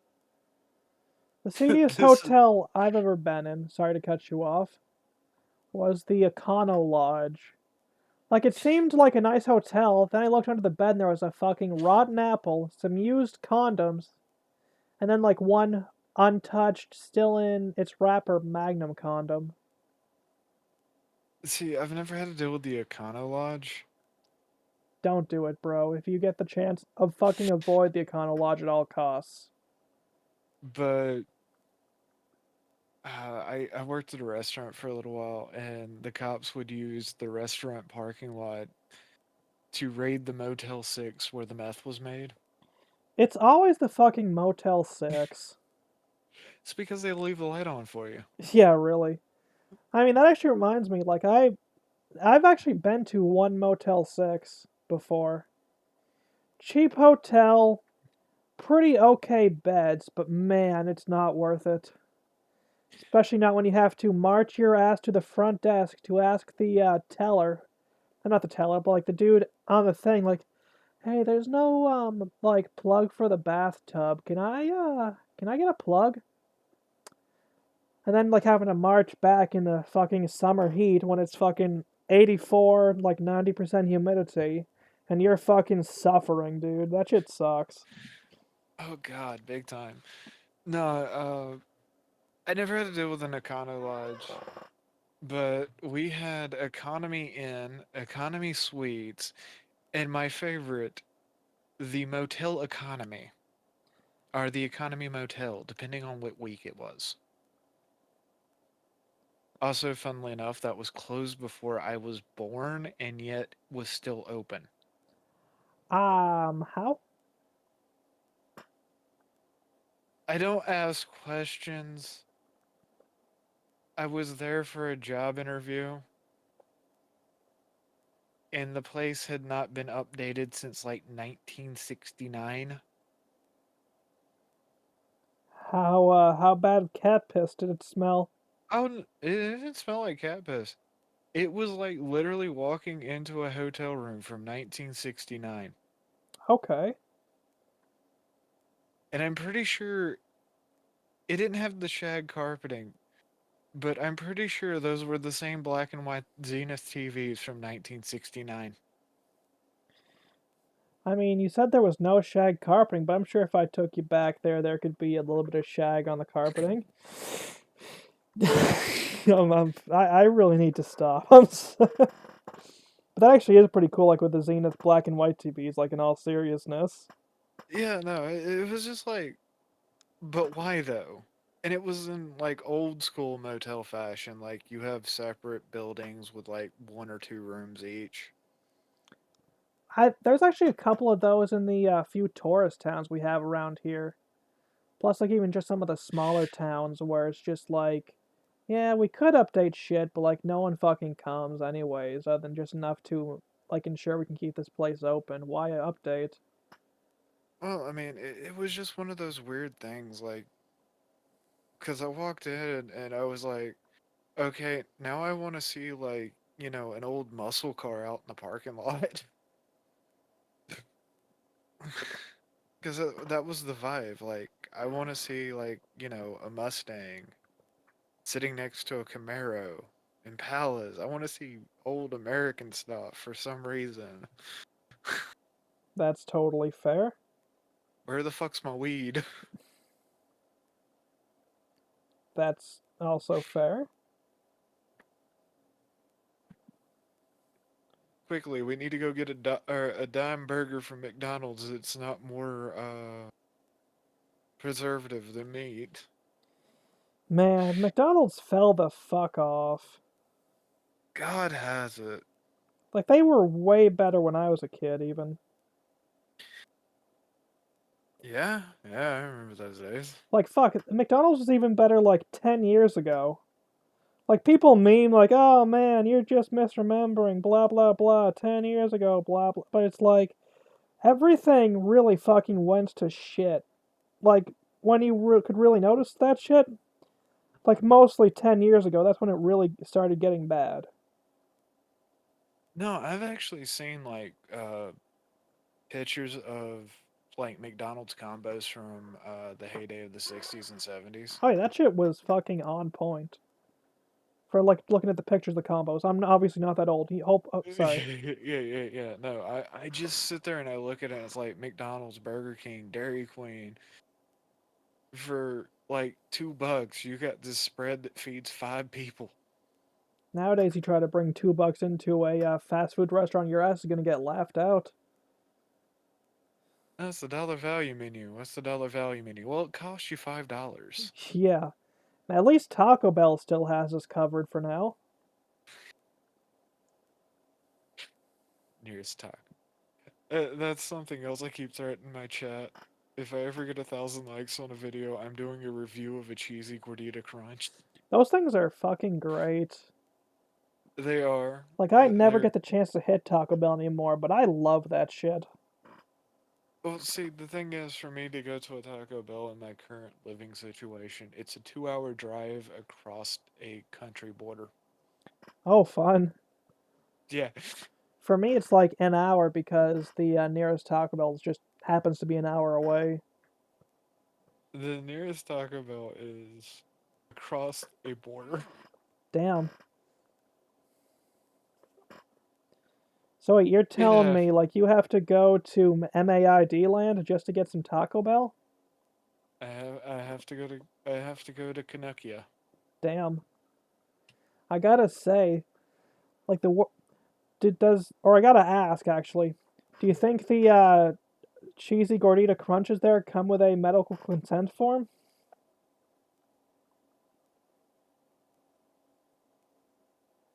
No, they come with an automatic maid subscription.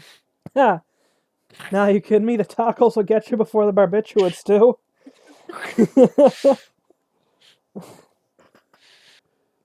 It's like I have to have a passport to go to Taco Bell. This is some bullshit. Yup. Don't worry. If you can't make it to the clinic, we'll find you. Lordy. uh, Driving the 2,000 miles I drive or drove to move, right?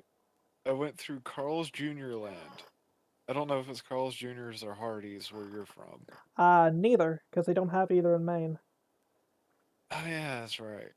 We get Lucky fuck you. all, honestly, for fast food, unless you go way out of your way, like at least 2 hours away. Right. So I went through Carl's Jr. land, right? Mm-hmm. To the point I made it so far north that it just resets the southern logic, and this is Hardee's.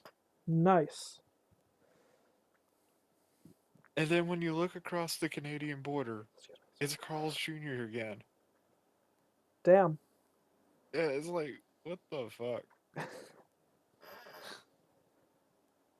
Fast food is one of those weird enigmas to mankind. Oh yeah. It went from convenience to inconvenience. It went from this is garbage I can get cheap to this is garbage I can get expensively. Yep. Of It's. course, that being Oh, sorry, you first. that being said, don't steal other people's trash, people. Exactly. It's my trash. I worked hard to produce it. I will shoot you. For legal reasons, this is a joke, and if said shooting does happen, I have no affiliations with Jackie Wolf, and the views being expressed are not mine. And For should they legal reasons, coincide, they are entirely coincidental. for legal reasons, I live in a very libertarian state. Touch my trash can at your own risk.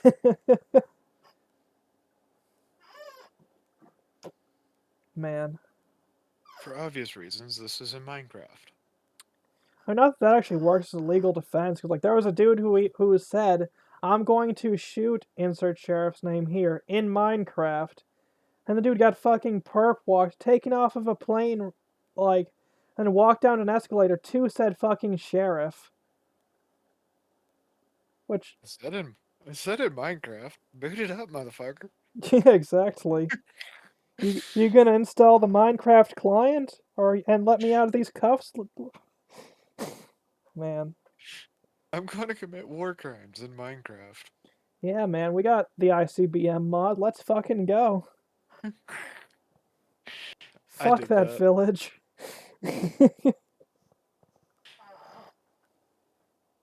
That was one of the worst Minecraft experiments ever. How is it one of the See, worst experiments? that's how I knew I was starting to get bored of Minecraft. I started just doing social experiments to the people that were on my servers. Oh yeah? Yeah, yeah. Elaborate. I would give them mod packs, and I'd be like, look, okay, this is the server.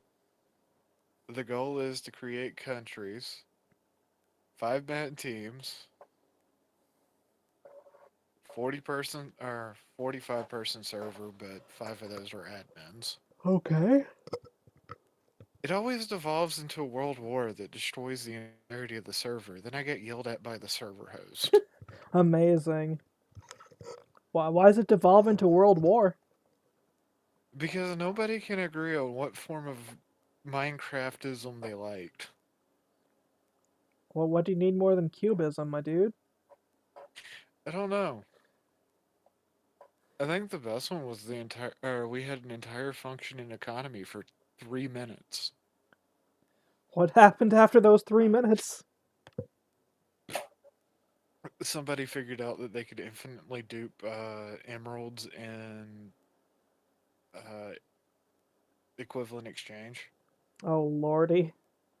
So they massively inflated the emerald market, which caused us to massively inflate prices, and we just named the server Zimbabwe.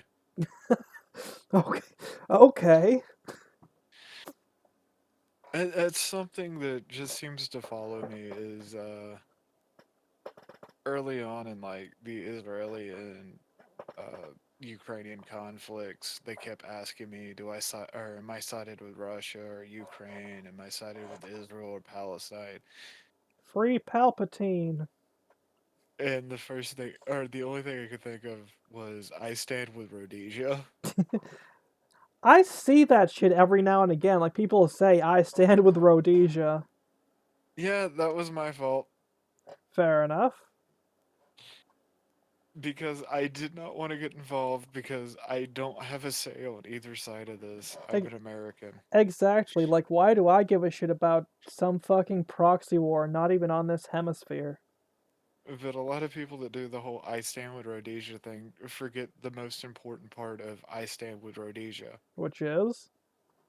You either have to post the Rhodesian flag or a Rhodesian FAL, Ah, depending on if you're standing with Rhodesia in war or if you're standing with Rhodesia as a unified government. okay. I had somebody from Zimbabwe say that was offensive, and I said, I don't really care because Rhodesia doesn't exist, so how can I stand with something that doesn't exist anymore? Based, but I'm guessing that pissed him off. It did. The entirety of the history of that conflict confuses and confounds me. Much like anything the Serbs do for me. Or or with me, I guess. Or to me? I don't give a shit. Like, Uh, words are hard sometimes. uh, my favorite's being in a Discord full of history majors and bringing up the Balkan conflicts. I still can't believe there's a fucking music video made with, like, the two fucking Serbs who didn't commit war crimes. You know the one, with the accordions and whatnot? Yeah, actually, you want to know something amazing? I'm listening. Have you ever seen the movie Kelly's Heroes? Nope. All the extras in that movie are the Yugoslavian military. I could not hear you. Could you repeat that? All of the extras in the movie Kelly's Heroes is the actual Yugoslavian military using actual Yugoslavian gear. Nice. Because before Yugoslavia started going tits and falling the fuck apart, they literally just had World War II surplus. Nice. Hey, it's an authentic movie. Yeah, exactly. What's I was even, also, like, left of Yugoslavia? Like, I know fuck all about geography. well, that would be your Balkan Peninsula over in Slavistan. Ah. You know, the place where war crimes happen, and we all just kind of go, why? Ah, yes, the place where they just not too long ago released a rather, cryptic statement like one of the Serbs did. Oh, are they after Kosovo or Albania this time? I'm not sure. Like I said, there's just a very cryptic statement, and it was like, what the fuck are the Serbs doing this time? Like, I think that was even how I put it. Like, let me actually look that shit up real quick. It may have been, of course, it's the fucking Serbs. Hold on. Because I'm actually going to scroll through my Twitter real quick. Hold on. Of course, it's the Serbs. Hold on. Let's see. Latest. How about just Serbs then?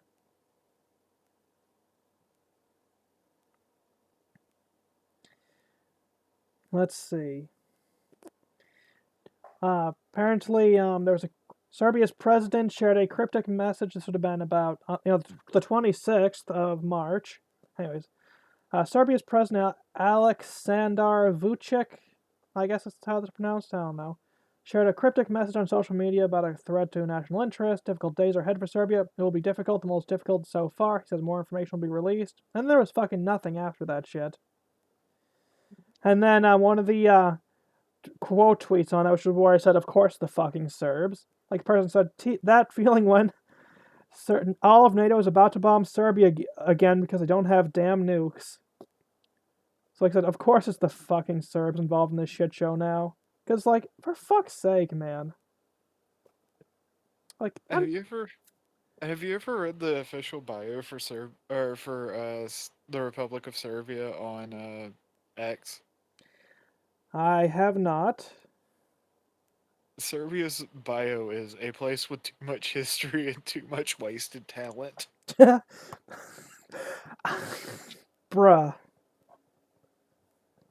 I mean, it's not wrong. Oh no, not at all, but still, just bruh. Serbia, we know we committed war crimes. It happened. Yeah, exactly. Like you've never thought about accidentally putting a little bit of white phosphorus in a children's hospital in Minecraft. Although my favorites, Serbia is the only country that's ever shot down an American stealth plane, right? Yeah? Yeah, but Serbia thought that the United States was still their ally, so they shelled our U.S. positions with flyers that said, "Sorry for shooting down your plane. We did not know it was supposed to be invisible." That's amazing. When I heard the story, the first thing out of my mouth is that is the most Serbian thing in the world. It really fucking is. Like, anytime I hear anything to do with the Balkans, I'm like, there is something wrong with these people. We need to put a fence around the entirety of the Balkan Peninsula and cameras everywhere. Yeah, exactly. Like fucking like the Balkans are fucking Eastern Florida at this point. It seems like. I'm pretty sure if we took NATO involvement out of the Balkans, put a fence around it, put cameras everywhere, and then monetize the video feed, we could pay off the US debt in less than a year. Oh, easily, dude. You know, get the Samsung AI thing to do the translation thing. Oh yeah. That would be something. It's like $30 a month, and you too can watch the Balkans. I'm not gonna lie, I'd pay for Oh yeah, fucking hell, me too. it. I would start a third podcast just called the "And This Happened in the Balkans This Week" Yeah. podcast. Balkans cast. Today, Bal- ICBMs. Tomorrow, nukes. Thankfully, we've got an iron dome around this motherfucker. Yeah, and in this week, Kosovo and Serbia rejoined forces. In There this, was a bloodbath. It happens. it's hashtag just Serb things.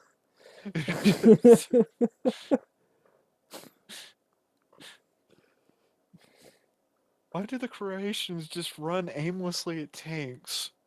They're Croatians. Get over it. Yeah, exactly. They don't want to be Croatians. They don't want to live.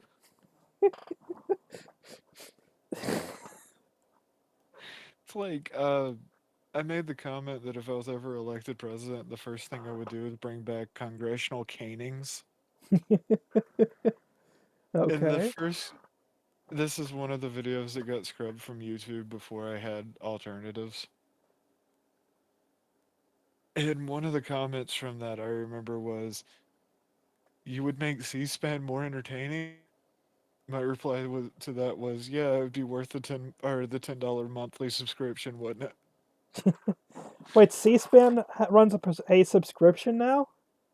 No, oh, I was doing that as a joke because it was when everybody was freaking out about the national debt taking over uh, $1 trillion. Ah, man, what So, more innocent times those were. yeah, was it up to now like 40 trillion? Pretty close, I think. Yeah. But yeah, I was like, I could pay off the debt real quick because people would pay for this shit. It's like the UFC, but with old people. Exactly. Probably just call that shit even like geriatric grudge matches. Like I talk shit about how the election's gonna be again. Like put those fuckers in the octagon.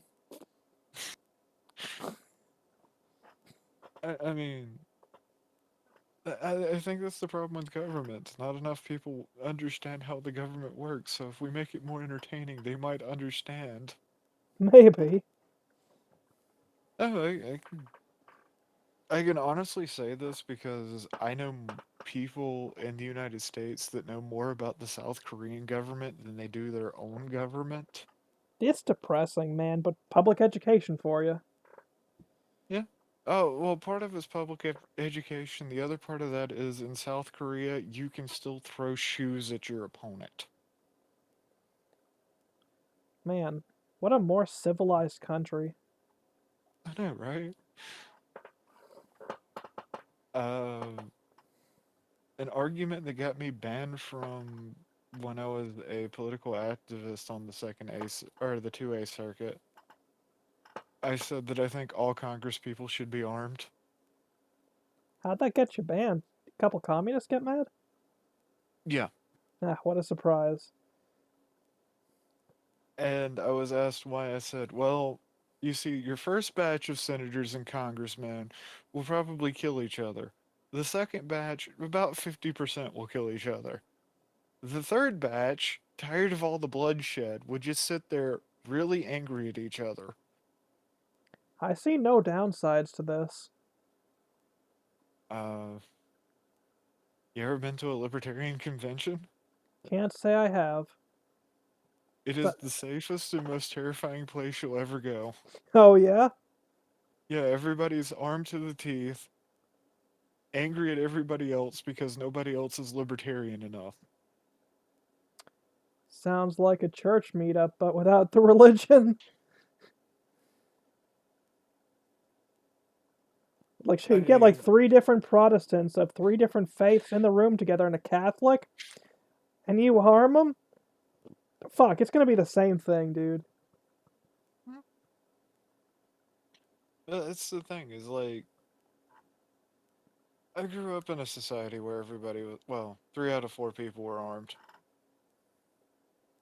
Okay. Yeah, yeah. Of course, if you look at the lockup rates in Alabama, 1/4 of Alabama's in jail. Damn. Yeah, so 3 out of 4 people being armed. I wonder why that fourth person isn't armed. I wonder. As he gets out of jail, here's your rifle, sir. We know you're a Class A felon and you're not supposed to have weapons, but,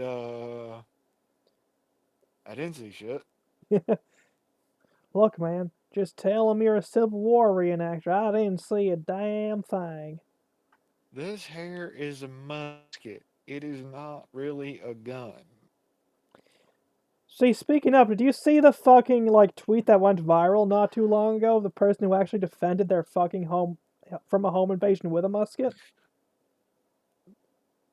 Yes. Fuck, just as the forefathers intended. I like how like a lot of the comments though were like, "And what of the neighbor's dog?" Shit What like. if the what if the neighbor's dog? But apparently, thankfully, no smoothbore pistols were involved. I remember the 4chan green tag. But yeah, no, that's one thing. I've had people approach me and go, the founding fathers intended for the Second Amendment to apply to muskets. So, you ever fired a fucking musket? I have no reason to fire black powder weapons. I prefer the probability of my arms remaining intact. Well, I'm speaking from a place of somebody that has fired a 52 caliber musket. When somebody comes up to me and go, the founding fathers intended for the Second Amendment to only apply to muskets. I'm like, have you ever fired a musket? What do they And say? it's normally no. I go, okay, so imagine that you have a cannon. You have a cannon shouldered. You pulled the trigger, and there's a 50-50 chance that that could go pipe bomb on you.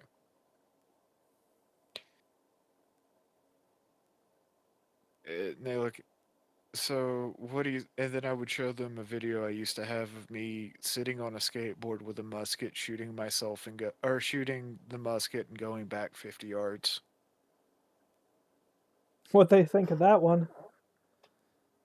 They go, but it less scary than AR-15. I assure you, cannons are not less scary than any of that shit, dude. You kidding me? I'd rather the power of John Browning than the power of 1776 in real life. Uh, then I would show them the video of Angry Cops where he took the I think it's an M16. It may have been an M4. Holds it up to his balls and starts pulling the trigger. I'm like, I would rather shoot that than that fucking musket. Just Same. saying. Exactly same. Did you see the Grand Thumb video where he actually fired a musket? Yeah, That shit was awesome. I love Papa Garant. Same, dude's great. Like I'd love to get the chance to like shoot the shit with him, Brendan Herrera, even the Fat Electrician, or even like a Donut Operator or any of them. They seem cool. I've actually met Donut Operator, and That's it was awesome. completely on accident. What happened? His his family used to run a paintball field in northern Alabama, Nice. and my cousin was huge into paintballs stuff. So I accidentally met Cody before he was famous. Did he have the mustache? No, he was younger. Ah, Yeah, I think he was about to start working towards going into the military or something. I don't remember 100%. I was a kid. fair enough. Like But yeah, I'd no. love to meet those guys in real life. Sorry, I didn't mean to cut you off. Oh god, no. The I'd be honest with you. If I had the chance to hang out with Brandon Herrera, I probably would. Same, like I don't drink alcohol anymore due to issues with alcoholism, but like I wouldn't mind cracking open, in my case, like a soda, while I drink beer or whatever, and just like, just shoot the shit for a while. I mean, I'm not the hugest fan of Eli Double Tap, but I would probably show up just to look at him menacingly.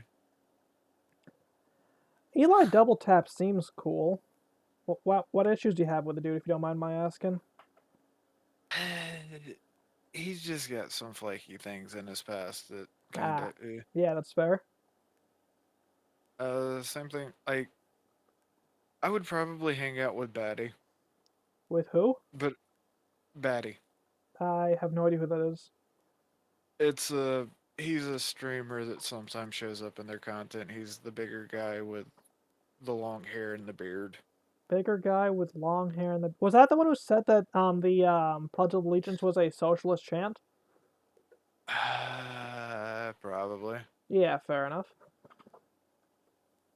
He's the one that was on the unsubscribed podcast. Yeah, that would have I been, don't I know if think, you. the one who, yeah. But yeah, I saw the episode with the Nerd Roddick and then the one that came out after that. Yeah, Yeah, no, I'd hang out with him, but the way I would hang out with him is we're gonna go buy magic cards. that's fair. That's what he's into. Like, donut operator, I can't skateboard anymore. Sorry, bro. My knees are shot. I could never skateboard. Not, like, I got arthritis in my knees. So, I mean, yeah, I used to could. I never could. Like, I don't have the balance. It's the same reason I could never ride a bicycle. I used to mountain bike and mountain board. That's fair. I just don't have the right center of balance to do that. Like, I've tried, but I don't know if it's a mental disconnect or what, but I could never ride a bike or skateboard. I mean, yeah, I understand that. I can swim pretty good, though. Yeah, yeah. I can swim pretty good, but I learned how to swim the fun way. Is that get tossed off the dock and sink or swim? Uh huh. Yeah, some things are universal. My dad and my grandfather were trained as naval seals. So it was we find the deepest body of water, we throw you in the deepest body of water. I was learning how to scuba dive by the time I was 10. Nothing wrong with that. And that was just how it was. Yep. You learned how to deal with water. I I used wouldn't to go mind snor- doing the whole scuba thing one day. I used to go snorkeling a lot. I never could. Like, I never had good luck with snorkels. Those things never worked right for me. Snorkel, there's a certain price point you have to go into before you get a good snorkel. Not surprised. But if you find like really good clear water, like the Florida Keys, and you go snorkeling, it is amazing. I believe it. I've pet the belly of a shark before. Oh, that's cool. What kind of shark? I can't remember if it was a nurse shark, a lemon shark, or a sand shark, but it was one of the ones that's not known for biting. Nice. I wouldn't mind And petting a hammerhead or a great white. they would bite. That's fine. But it may have been a reef shark. We were just off a reef in Florida, swimming amongst wrecks, and the shark came up to me and bumped into my leg and rolled over, so I just started petting its belly. So what you're telling me is the thing was basically a sea kitten. Yeah, there are some species of sharks that are like that, especially off of more heavily trafficked places in the Keys. Okay. There's a lot of them that are just like, hey, I get free belly scratches. Scratch my belly.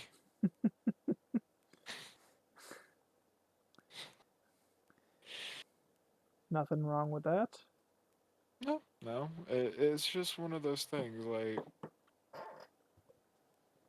obviously, I'm not going to go do that to a tiger shark, a great white, or a hammerhead. See, that is how you don't become a legend. That is how history forgets you. You gotta go out and pet all them dangerous animals. Like, I got a list. If I can, I wanna pet a fucking black-footed cat before I die. Granted, that might fucking kill me, but it'll be worth it. Oh no, I've done the whole shark cage thing. That's fair. Yeah, the great white like to come up, bite the shark cage, and thrash with it. Whatever makes them happy, I guess? No, it's because we were chumming the water on the other side of the boat to get them to do it. Ah. It was just to freak people out. Ah. Okay. So it would come up, it'd grab onto the cage and start thrashing back and forth, trying to kill the cage. Whatever, mate. Like, I don't know. Like, I don't know if I could actually do the shark cage thing. I did it once and I will never do it again. That's fair. It was cool and all, but those people that do it for like Shark Week, those are highly trained professionals, and I believe that they're highly trained more than I am ever going to be highly trained. Fair enough. Or as I like to tell everybody, I fucking pissed myself. Fetch me my brown pants. Yeah, that's fair. I didn't do that. I'm just saying, there's no shame if you had a code brown when a shark was fucking chawing on the cage. I'm pretty sure somebody did, but I didn't. But I will admit I did piss myself. Yeah, that's fair.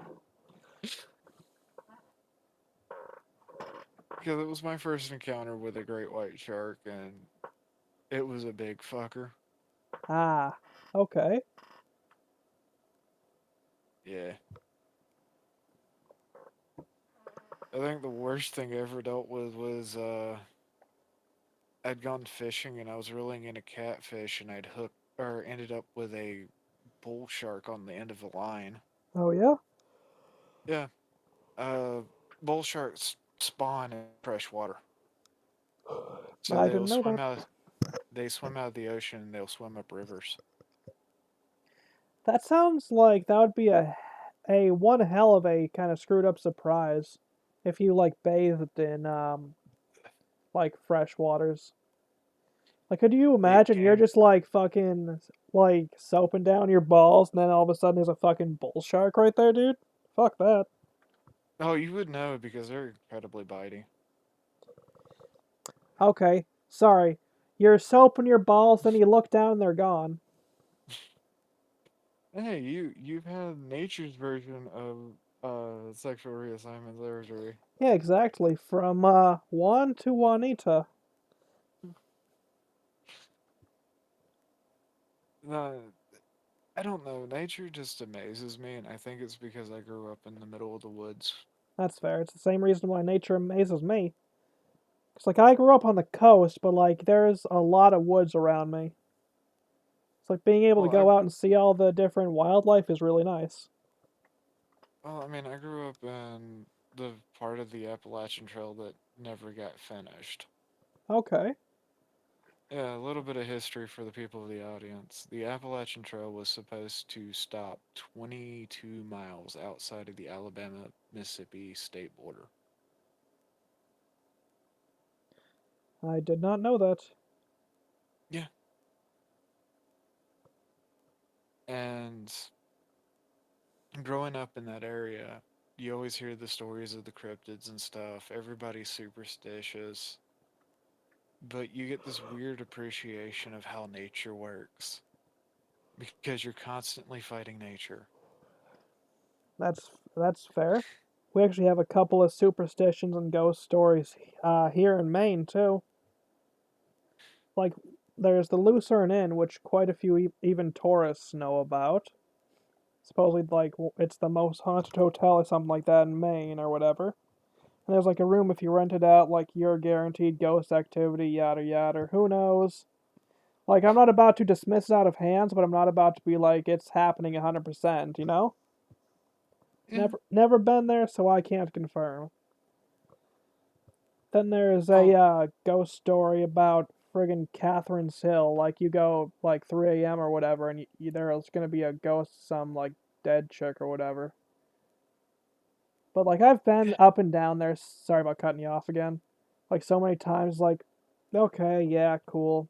Maybe that exists. I've never seen it. I mean, it's one of those things, right? Like, everybody's got their superstitions and stuff. But when you're growing up in rural nowhere, there's mountains and there's mountain folk. You always hear the stories of all the cryptids and stuff, like why you're not supposed to go outside after dark, why you lock all your windows and doors and keep your shades drawn. And me being me is like, that just means I want to look at the window or out the window at nighttime. I want to see what's going Exactly. on. Like I want to see what the hell's up. I don't want to hide away. You fucking kid. Yeah, no, I get you. I get you. And it always freaked out the more superstitious people because it was like, uh, cool. But what about Bigfoot? Man, Bigfoot is like that's the one superstition that I have a family member who I live with who is really fucking into. Like she's always like, "Come on, Bigfoot, Bigfoot." It's like, no, man. Like she used to be into the shows like Finding Bigfoot and whatnot, like back when those were around even. Like she's a huge Bigfoot truther. See, my dad wasn't a Bigfoot truther. He was just really into Bigfoot when I was growing up and aliens and stuff like that. Nothing wrong with Again, that.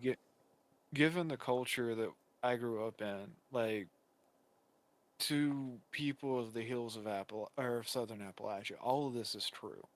All I'm saying is this big ass universe, I'd be arrogant to believe that there wasn't a possibility of aliens. I was driving home from work one night, and I was driving on a stretch of road that's known for people just randomly disappearing on, right? Yeah, One of my buddies was telling me because he was going to my house for the night. Uh, my cell phone starts ringing. I pick it okay. up. He goes, "Pull offside the road, look up." I look up, and there's this fucking bowling ball size light that shoots across the sky. And he goes, "What's that?" I go, "Well, we're not going to talk about it." Yeah, exactly. Like if He talking goes, about is how you get spooks showing up at your door. he goes, but what is it? I go, welcome to Appalachia. We don't know what it is. It doesn't know what we are, and it's best that we don't discuss such things in the open. Like I said, that's how you get spooks after your ass. Like if you talk about that shit.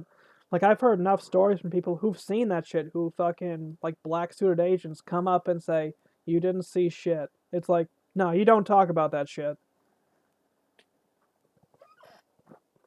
Next day, taking the same path or same road. Buddy's riding with me this time because he's staying a few days over at my house.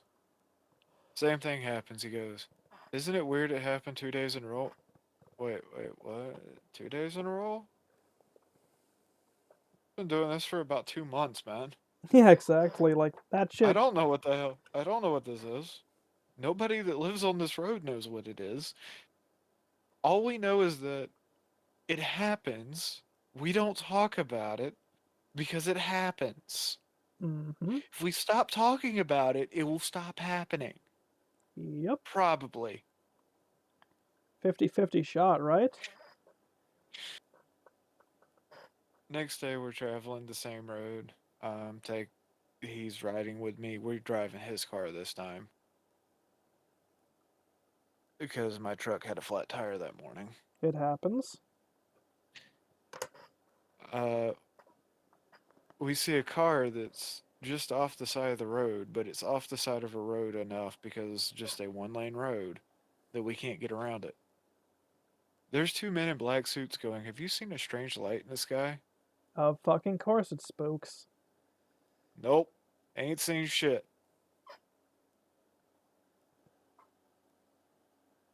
Looks at my friend, goes, "Why are you nervous?" "Because you're asking me if I've seen something in the sky that clearly doesn't exist." Or we get down the road and I go, "Now do you understand why we don't talk about shit?" Mm-hmm. He goes, "Who were those people?" Either federal agents or aliens. I'm not sure which. Yeah. Like I've had experiences myself with that kind of shit. Like I used to be able to look up in the night sky and see shit that I know for a fact wasn't airplanes or any of that shit. Like there at night, and it's like, yeah, I ain't talking about that shit. Thankfully, I've had no spooks show up, but like, realistically, it's only a matter of fucking time. Like, with some of the weird shit that goes on here. And it's publicly known information, but when I was like 7 years old, the house I lived in was completely encapsulated in this eerie green fog. Not surprising. The next day, the United States Department of the Navy investigations was out at my house going, "Did y'all see an eerie green fog?" And don't give the Appalachian answer.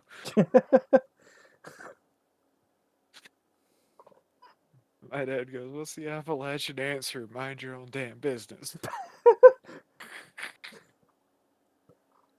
He goes, "No, we just need to know for reconnaissance because we only ever hear about this on the sea." And he goes, "Yeah, we seen an eerie green fog. Keep your fucking experiments to your damn self." Yeah, exactly.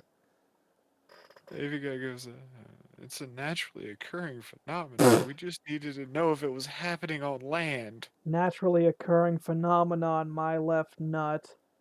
If the Navy is coming over to investigate in a landlocked area, ain't no fucking naturally occurring phenomenon. The argument continues like this, and he goes, "We get more information out of you than we got out of your neighbor." "Well, what did my neighbor say?" "Your neighbor said, 'Get the fuck off my lawn.'"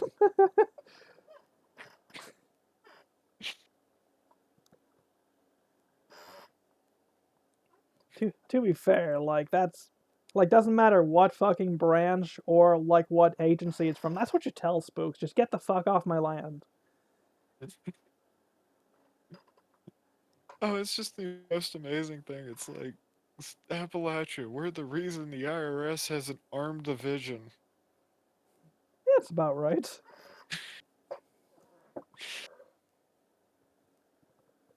I, I remember having to explain that to somebody that I knew that was heavy in the YouTube politics thing when they started hiring more armed IRS agents. He's like, they're arming the IRS now. Wait, now? The IRS has always been armed. He's sitting there, what do you mean? I go, the IRS has always been armed. They go out to Appalachia, they have to have a gun. Mm-hmm. And they normally have their hand on that gun because they're terrified. Very true.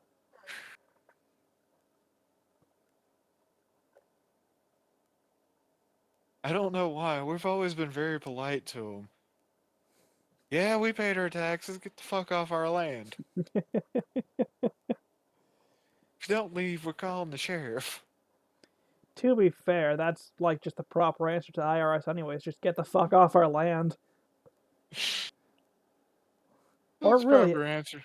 like any government agency, come to think of it.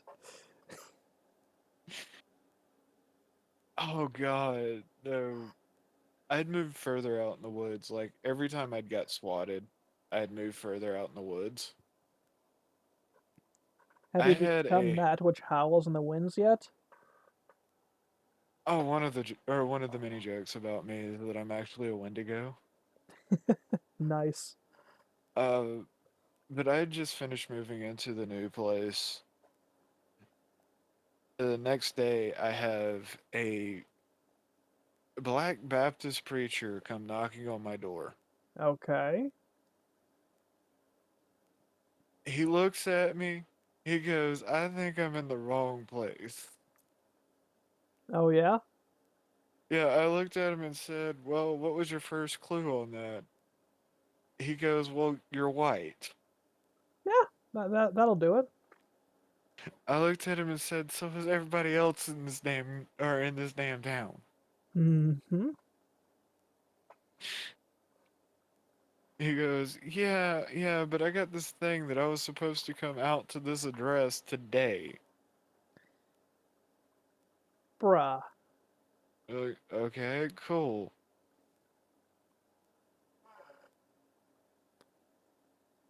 I've heard He, of being he's swatted, but I've never heard of being like long distance Bible thumped. he finally goes through the whole spiel of why he's out there, and I look at him, I go, dude, I don't know why you're out here. Thank you for sharing your faith in the Lord. I'm grateful for it. I don't want to sound like a dick.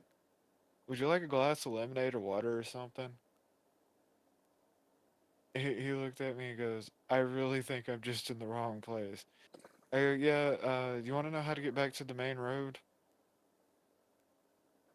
You go this way, that way, the next way, and over that way. Yes, thank you. And there's some weird fucking smells that pop up here every now and again. Sorry to kind of just ADHD off, but it smells like fucking tobacco smoke now in here. Get into it.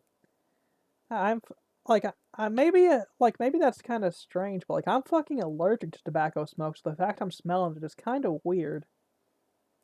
Yeah, yeah, it really is, but that could be any number of things. I mean, I live on an ancient Indian burial ground, and the ground was desecrated, or at least some of the graves were when they moved in here. Like they didn't desecrate the graves, but like they were found to be desecrated, and they tried to cover over and fix that shit. But like, fuck, man, probably half three quarters of the issues around here is related to that. But shit, Oh yeah, no, that's one thing. One thing growing up in the hill or the mountains and the hills.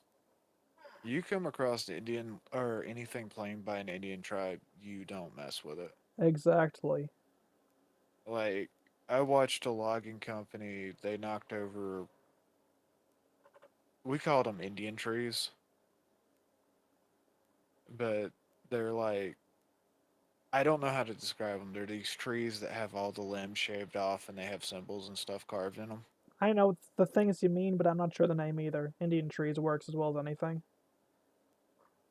So they knock one over, right? Mm-hmm. All of their equipment breaks. Shocker there. You done fucked up and messed with bad juju. Whatever happens is your own damn fault at that point. Uh, by the time they got the parts to get their equipment start working again, a tree had grown through the owner of the company's truck. How? The don't know. That's the other thing about Southern Appalachia. You're constantly fighting the forest. Yeah, It holy wants shit. its land back. Who needs Like poison if ivy when you have just the regular fucking forest? uh but all of his equipment keeps breaking. They keep buying parts. That it breaks as fast as they put the new parts on. So finally he pulls everything off this property, sells it. The people that move into the house that was on the property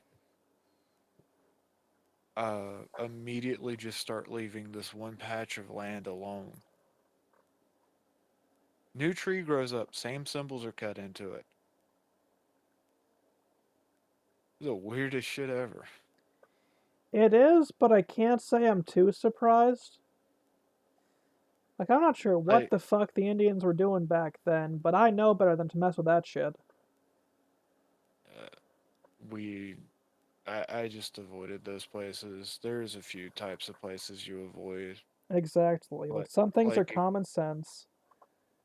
like occasionally walking through the woods, you come across satanic sites or witch sites, and you generally just steer clear of those because they'll have a circle around them indicating the area in which that site is.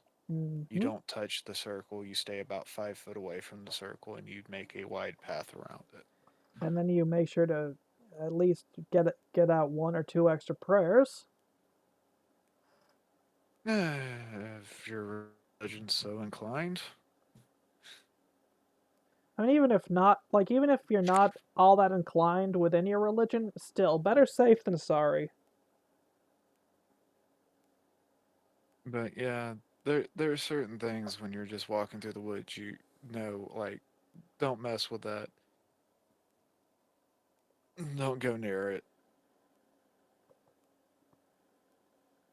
We used to walk up to witch trees because witch trees are interesting. Interesting how. Well, witch tree is not a bad place. It's just a place that you don't like desecrate. Okay. They're really just really old trees. Ah, You pay your respect to the tree and you just keep walking on. okay. Yeah, it's one of those things. Like it's a tree that you don't want to, or you don't mess with, but you pay your respect to the tree and you walk on. Interesting. I don't know if we have anything like that around here. And just old things from multiple cultures living in one area. We might have something like that around here. I honestly don't know. Like, I try to stay out of that kind of shit. Eh, Like, I I deal with used enough bad juju, I don't need to invoke any more by accident. one of my favorites was I was leading a hike and we were hiking through an area of forest and we came across stones. Okay, I was looking at it and I go, oh, that's a blood altar for sacrificing, or it's for doing blood magic. okay. I look at the group and I say, don't touch it. Who touched it? Nobody touched it, but the question I got, why shouldn't we touch it? Look at him said, there's probably been at least 5 people sacrificed on this stone. That makes it historic, and I wouldn't touch it.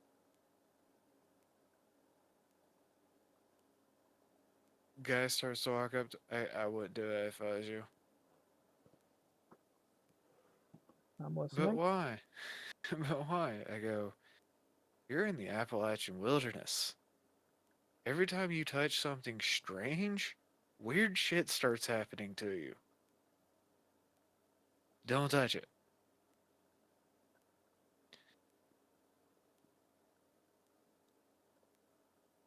That's just how it goes. Like, I don't know why it is, but I've been around a lot of weird stuff in my life. I get it, bro. There's a reason superstitions exist. And it's just like, don't touch it. Exactly. Someone tells you not If to touch it, you don't touch it. you don't touch it. I was leading a walk through the lower part of the Appalachian Trail, and I keep hearing somebody calling my name. Don't look behind you. He goes, why? I go, the moment you look behind you, we're going to be sending a search party to look for you. And given that 1 out of 100 people are ever found when we launch a search party in this area, and then he put two and two together and he goes, that's why Appalachians never use their first name. Ah, we always go by our middle name.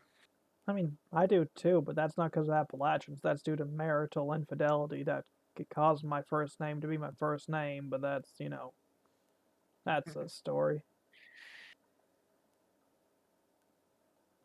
Well, it's one of those things like, I don't know, it's just commonplace for everybody to go by their middle name. Yeah, semi common here too, depending on where you are. I'm still Actually, fucking smelling tobacco smoke. That is so fucking weird. oh no, you got Chief Big and Hyde. Yeah, maybe. But it smells like I can't tell if that's like Pall Malls or like Camels. But some sort of like it's rather distinct cigarette smoke, like rather like some of the cheap shit you could get. uh, Definitely not me. Yeah, no, it's just that's gonna fuck with me for a bit, cause like, oh man, out of all the smells, and you're going for like the lowest tier cigarette smoke. I'm sorry. Oh, sorry. That's all good. What'd you say? Said absolutely. Like, geez, at least treat yourself if you're gonna smoke. Yeah, exactly. Like if you're gonna haunt my ass, at least do one step up. Do 1891s at least. Come on. No, no, no. Go for a cheap cigar.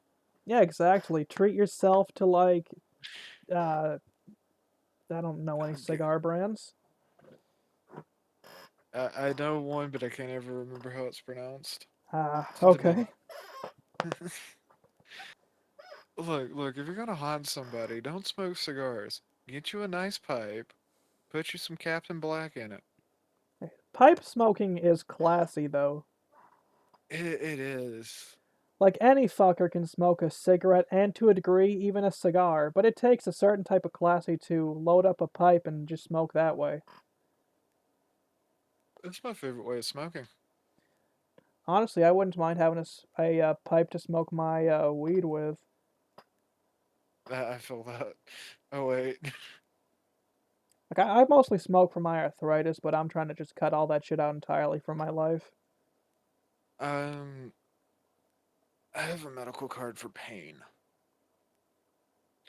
I have real good friends and a recreational shop about 4 miles off. I have a government ran weed dispensary and a Indian reservation not far from me. That's fair. Government ran shit's always the worst. Like if you can get recreational or reservation. Reservation's always the best. Oh yeah, or if you can grow your own shit, assuming that old Uncle Sam doesn't catch wind. Mm-hmm. But I've been cutting back on doing any of that stuff. That's understandable. Uh, I real like I got a problem with that shit where I have an addictive personality. No, it's not that I'm addicted. It's just I don't like or I already don't like having to take pills like I do. See, I never had issues with pills. Funny enough, it's like if I'm in pain, it's hard to get me to take if I'm in serious pain, it's hard to get me to take any sort of pills at all. And it was even that way when I was younger. I don't take pills for pain. I take pills because hormones. But That's fair. I take pills, or I used to take pills for pain. Mostly like ibuprofen or acetaminophen. Yeah, Because, like, I get fucking migraines every day. So it's like, let's see, suffer it's under, or suffer? it's understandable. All of my monitors are really dim because, See, I don't get yeah. blue light related migraines. My migraines just come from other shit. I'm guessing stress. But sumatriptan does nothing for me. So it's like, oh boy. And where I missed my appointment this month, I gotta wait till fucking May again to get an appointment. I have to get that sorted out. Yeah, hopefully, Uh, but who fucking it's knows? it's blue light related. It's brightness. I get some brightness related headaches, but it kind of depends. Like my light sensitivity is starting to go away now that I'm getting older. Mine's good. Mine's getting worse. It happens. Well, it also doesn't help that due to my age, like all of the jobs I've had up until recently were second shift. How old are you, if you don't mind me asking? I'm 23. That is classified information. Ah, Oh, so you're in your yeah. 50s and you are in a rocket truck, right? Just rocking that 18 wheeler lot lizard life? No, no, no, no, no, no. The joke is I was born 27 BC. Ah, shit, you're right. You're older than the hills. I was born the same year the Roman Republic was founded. I know a thing or two about governments.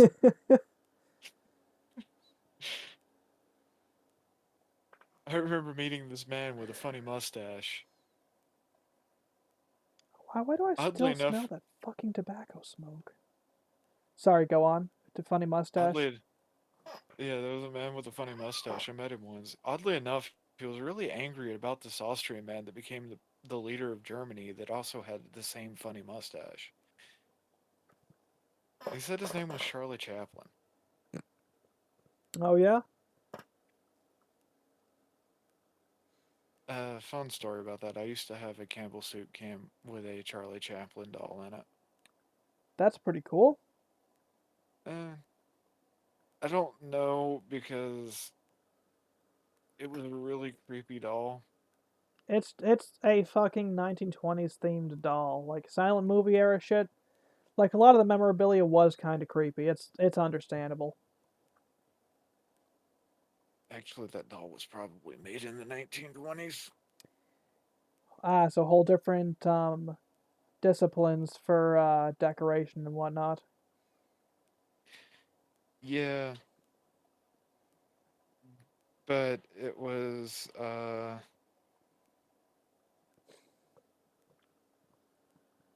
because I grew up watching a lot of really old movies and a lot of really modern movies. Nothing wrong with that until like 2012, I'd like to say. I was still rocking a VHS player and a DVD player. It was like one of them VHS DVD combos. Used to watch a lot of old movies and some semi new ones. I missed the Lost Boys. That shit was great.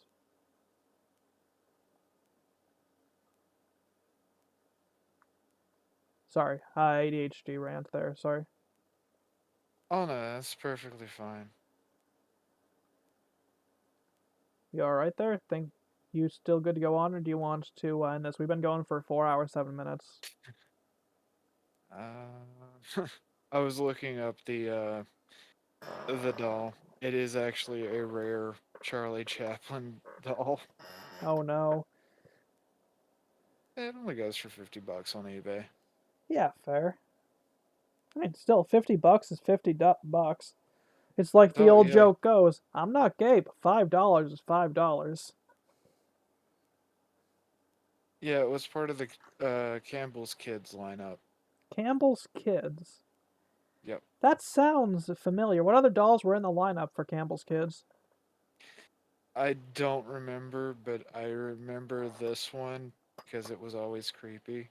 It was made in 1995. Well, the one I'm looking at was made in 1995. The one I have was made in 1960. Ah, okay. Yeah, Campbell's Kids was a way to sell Campbell's soup to kids. See, meanwhile, all they really got to do now is just mark some of their cans as spicy, and that'll get kids happy, especially with how popular Hot Ones is. Campbell's Kids was their advertisement from 1904. Okay, My soup can doll goes for like $120 on eBay. damn, that's that's a pretty nice chunk of change there. Oh, I'm keeping the creepy fucking doll. Fair enough, fair enough. You stuck it with this long, might as well stick it out the rest of the time, huh?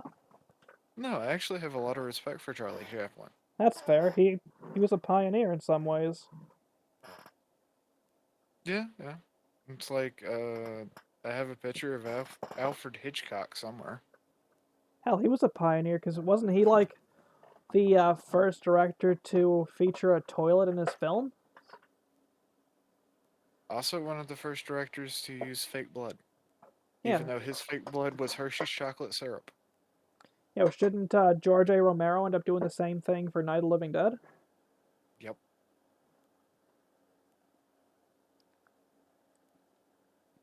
I have a lot of respect for older directors because they had to do a lot of work. Like, you go back to when Alfred Hitchcock was making movies, right? Mm-hmm. The guy behind the camera is sitting there having to physically, you know, on a crank to keep the camera moving.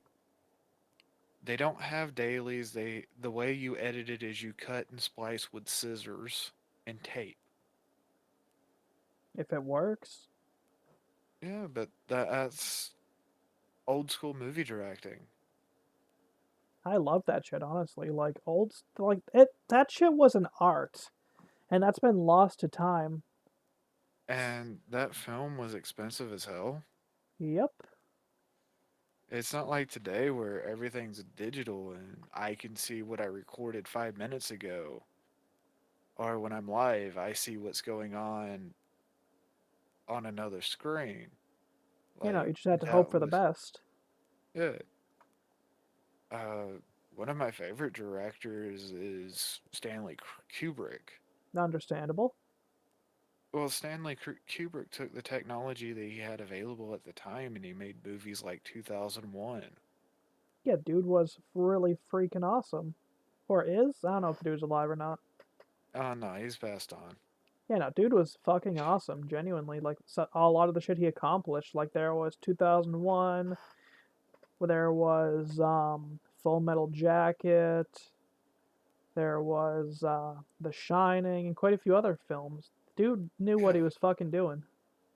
Now, yeah, he made his actors do 120 takes, but that's how you do art. Exactly. Like, you don't just do a one and done. But, Yeah, no, we're not Quentin Tarantino. though I gotta say, I actually do have quite a bit of respect for Tarantino as well. Oh, absolutely.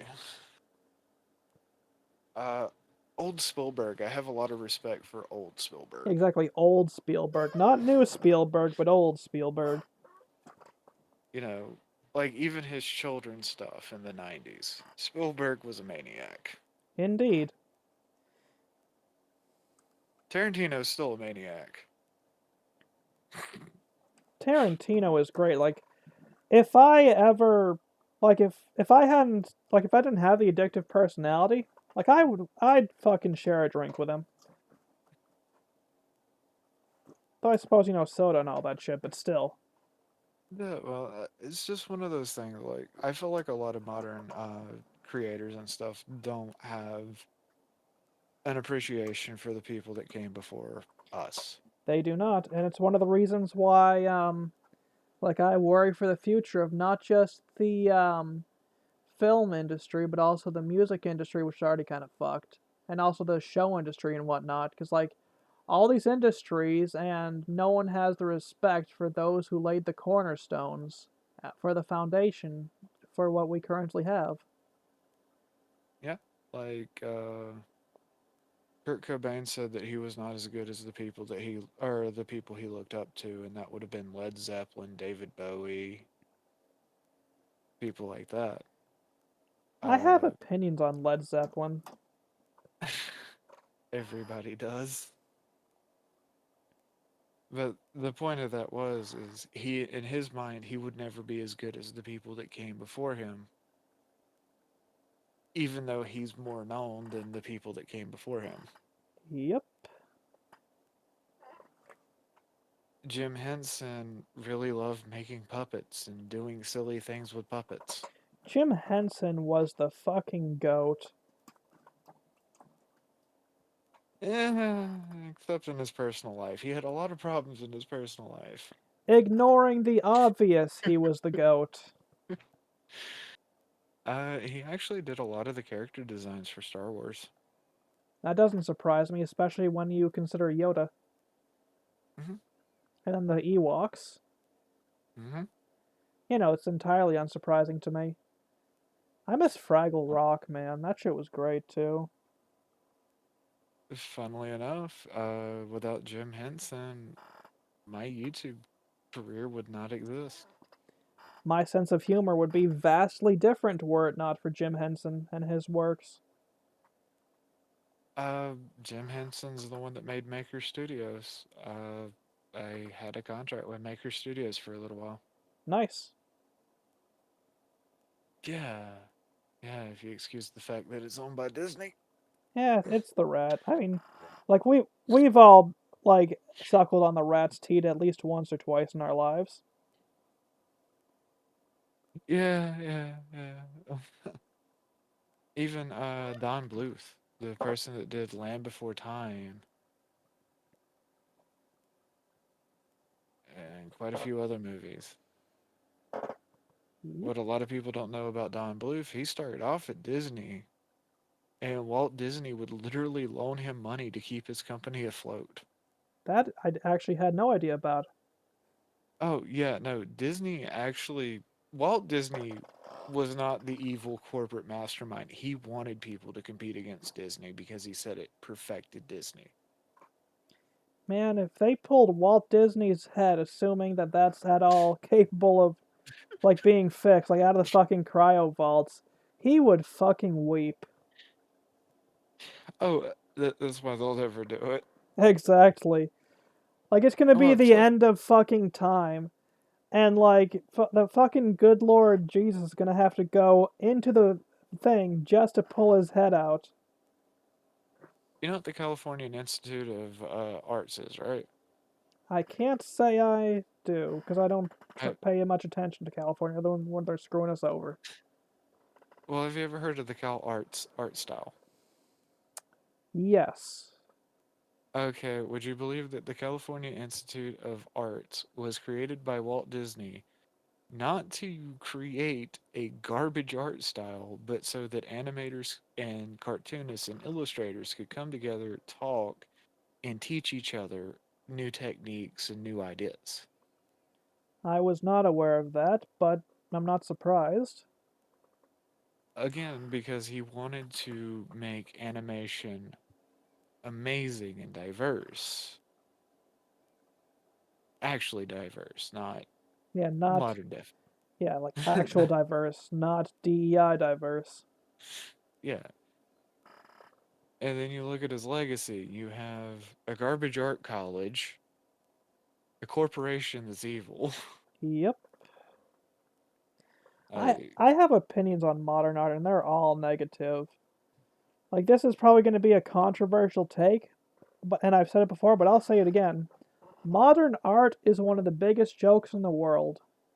And I say this despite being an artist myself. Modern art confuses me because duct taping a banana to a canvas has no statement to me. It is duct taping a banana to a canvas. Or fucking displaying a urinal. It's like you're not fucking conveying a message. You just put up a fucking urinal on display, dude. Are you telling us you want us to piss all over it? You're already doing that on art anyways. It's like But Jackson Pollock. A lot of people praise him as an amazing artist and a visionary, but it's like at the end of the day, all he did was just throw shit at a canvas and see what sticks. The dude, that's Yeah, not art, dude. That's just fucking around. Mad respect to him, but nah.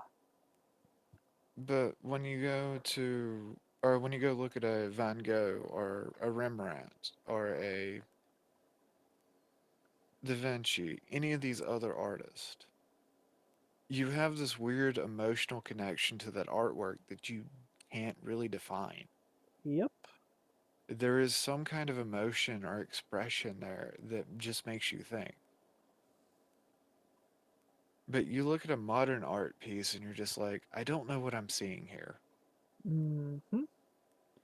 Like I said before, or I don't know if I said it on here, like may not have even said it online, but like Jackson Pollock was one of the worst mistakes to ever happen to the art field.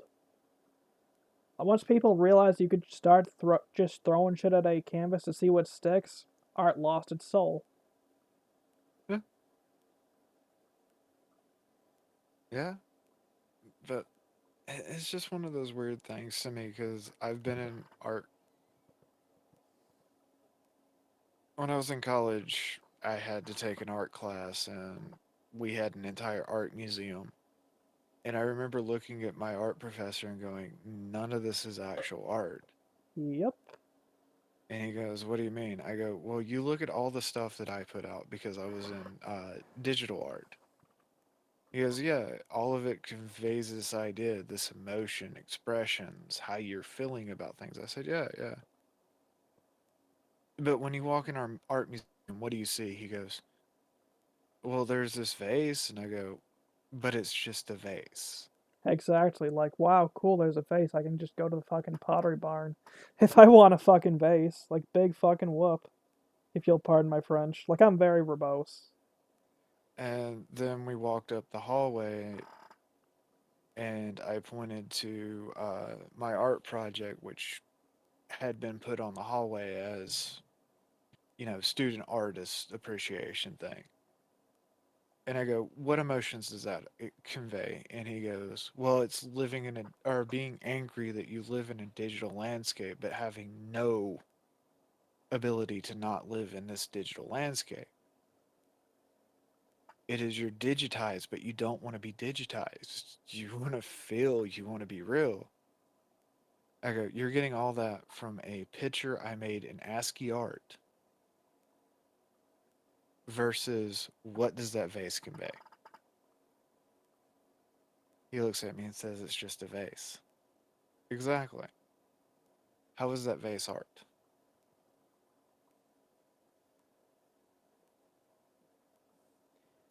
See, I He actually quit. got into. Sorry, I'll let you go first. I apologize. Oh, well, no, I was going to say the art teacher kind of got out of art, but I actually got into a similar thing with a dude I thought I was going to end up being lucky enough to date at one point. Like, we were talking about art, and then, I got on to my tangent about how Jackson Pollock, kind of just ruined art for everyone, and it's like, dude was not appreciative. He was like, oh yeah, what fucking art do you do? And it's like, mostly I do surrealist, abstract, the occasional bit of brutalism, and absurdism. And it's like, no, you're not a real fucking artist either. And it's like, really? Okay, sometimes, sometimes I dabble in the scenery of the Polish landscape post-Sovietism. nothing wrong with that, I think. I don't fucking know what to say to that one, actually. The joke being because you said brutalism and brutalist construction is Soviet hablocks. Ah, yeah. Again, I don't know what to say to that one. Uh, but art conveys an idea or an expression, and modern art to me just the. Yeah. That also being said, I may or may not have been sleeping with said art teacher. I will plead the fifth on this. I could make the obvious joke about, I need my grades raised. Is there any way I can blah, blah, blah, blah, blah, blah? We've fucking heard that joke before. Who gives a shit? Yeah, it happens. To be fair, it was not while I was in class. Well, I'd hope not. That would be kind of awkward. In No, it today's was lecture, no, it was after I had. It was after I had completed the course. It was like a year after I had completed the course. okay. Yeah, it was one of those weird things where you get picked up by your art or by your former art teacher. Hey, Mr. Teacher, can I play with your brush? I'm fucking sorry. That one was lordy. Like, this happens. I may not be an easel, but I know where you can paint me. Ugh, lordy. See, the thing is, like, one of my friends was also in that art class, and she looked at me and she goes, "Well, that's how you get an A in that class." I looked at her and said, "No, I no."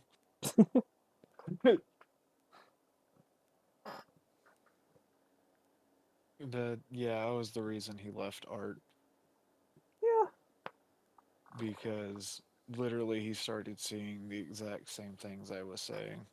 yeah, It's all regurgitated and there's no soul in it. yep. It's something I've been saying for a while now too, because it's like, yeah, there's no soul in art whatsoever anymore. You can't even really call it art. It's just there. Yeah, It's one of the I reasons why, like, when people are in favor of like corporatism and are removing the soul from like even buildings for fast food and whatnot, it's like, why?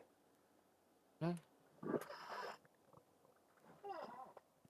Goes back to that joke about sometimes I dabble in the absurd scenery of post-Soviet Poland. Hmm.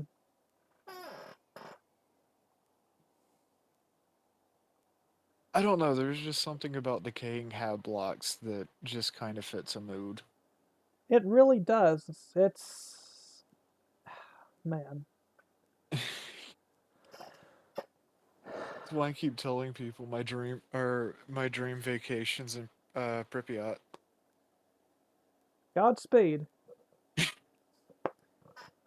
I want to go see Chernobyl. Don't pet the puppies. What are you talking about? I'm bringing a wolf cub home with me.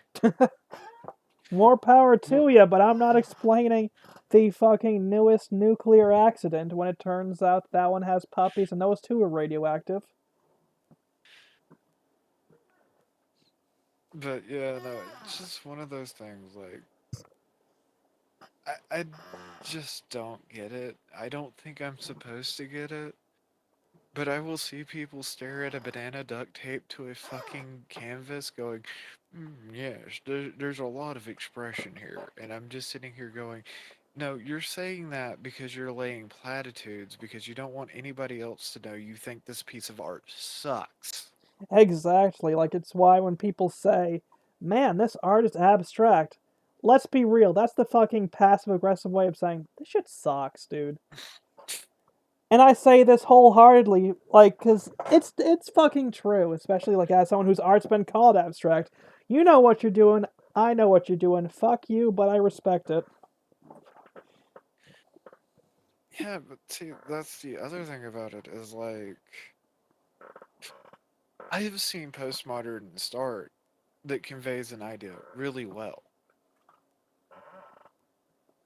Hyperrealism can be used as a tool to convey emotion and an idea and expression really well.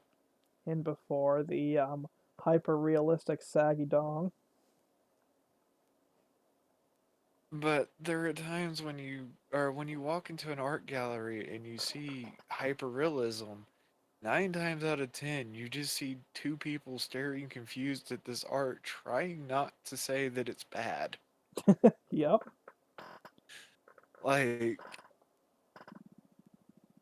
and you just want to sit there and go, nah man, that's bullshit. But you want Hmm. to go look at, you want to walk down to the Cubism painting Here, let me show you this really great piece of art that nobody can explain but makes everybody have feelings. It's called The Scream. I fucking love the Scream. That's genuinely one of my favorite pieces of art. Because it's one of those things, like, it causes your brain to think. Yep. You look at the Mona Lisa, and you have questions about the Mona Lisa. Like, why is she not smiling? Why is it you always hear about the Mona Lisa smile, but she's not smiling? Also, who the fuck was the Mona Lisa? Yep. Also, why is the fucking French art museum called the Louvre? I got Which is nothing. which is oddly enough very close to what the British call the toilet. Yeah.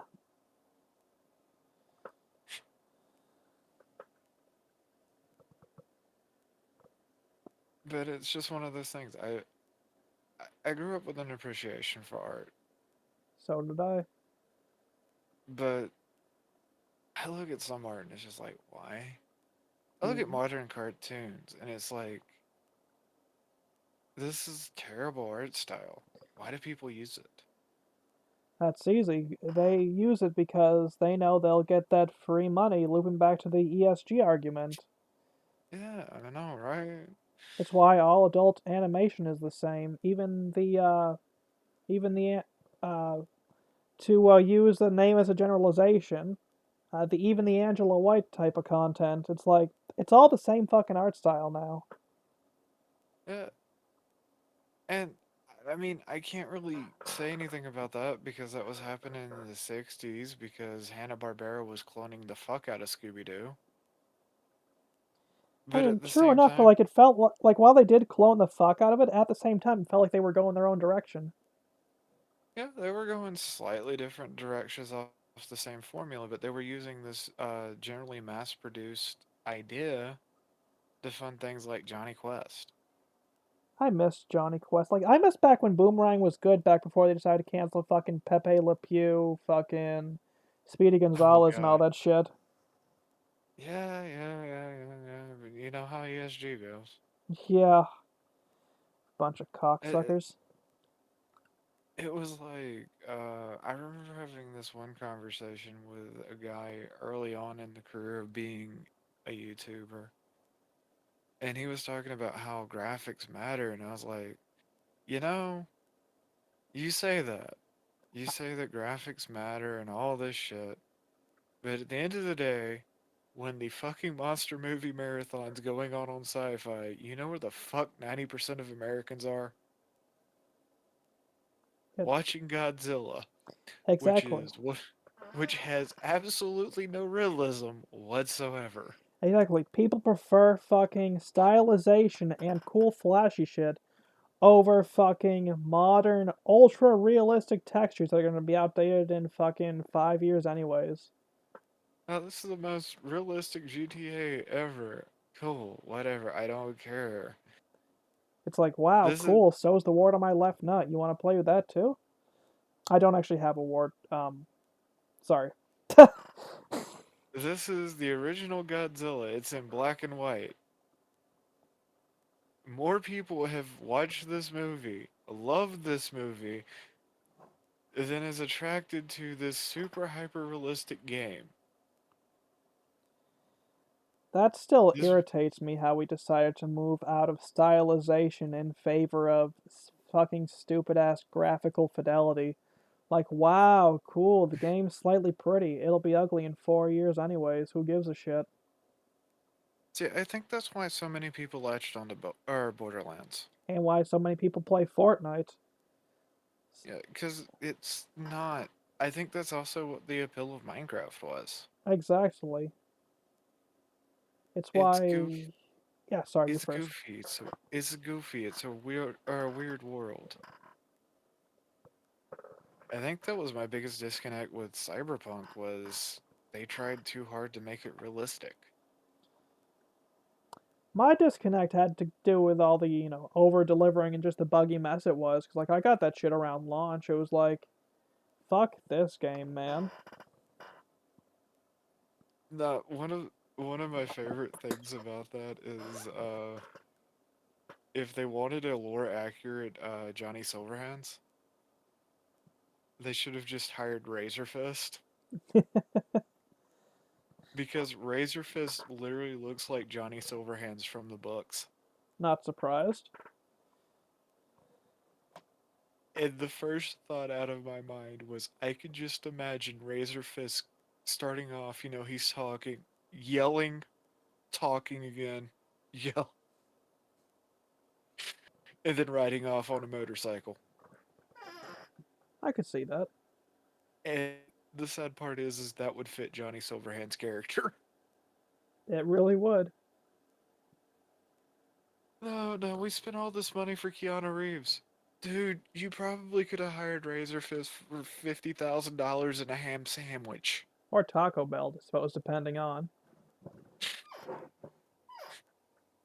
Been like, look, you get to ride the motorcycle off into the sunset, and then use the rest of the money that you used to spend on Keanu Reeves, which I don't hate Keanu. Yeah, nor do I, but like, he should have been Darth Revan, not fucking Johnny Silverhand. Oh God, yes. Keanu Reeves is Dark Revan? Fuck yeah. Or hell, failing that, like, even, like, if, like, just something other than Johnny Silverhand. Nothing against his performance as Johnny Silverhand, but man, Keanu Reeves as Ray Skywalker.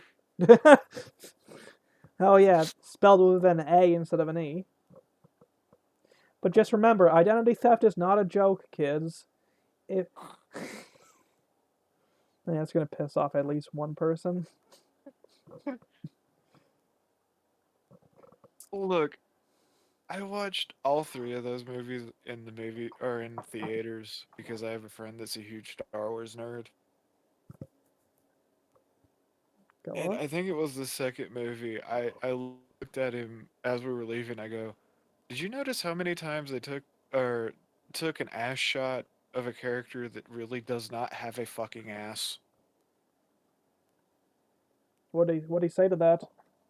He looked at me and he goes, "You focus way too much on the characters in the story." I looked at him and said, "Yeah, but every time there's a scenic shot, Ray is standing off to the side, slightly bent forward so you see her ass." That girl's flatter And than Hank Hill. she's not as flat as Brie Larson, but yeah. All I'm saying is I got more of an ass than both of those women. I may not have the hair, but come on, hire me if you want ass shots. I'll do $20 a pop.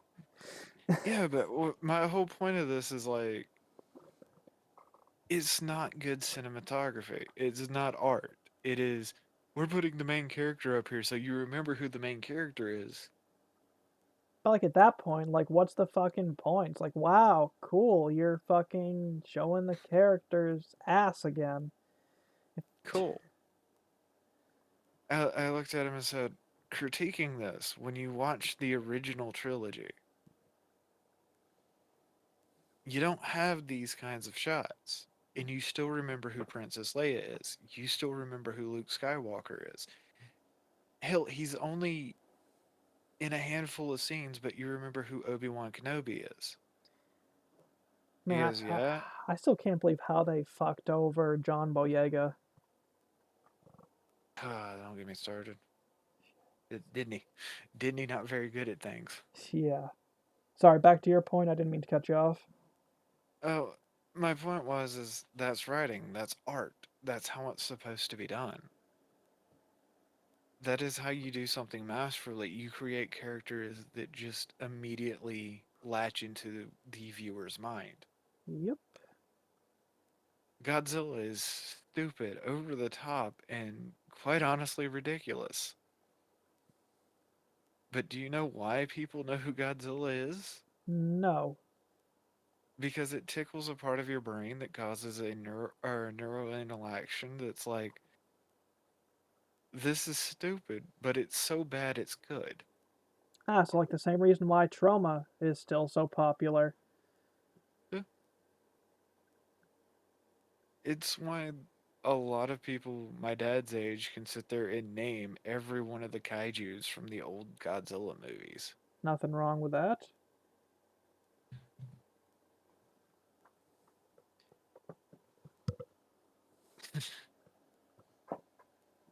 It's why a lot of times people look back and they remember things better than it actually was.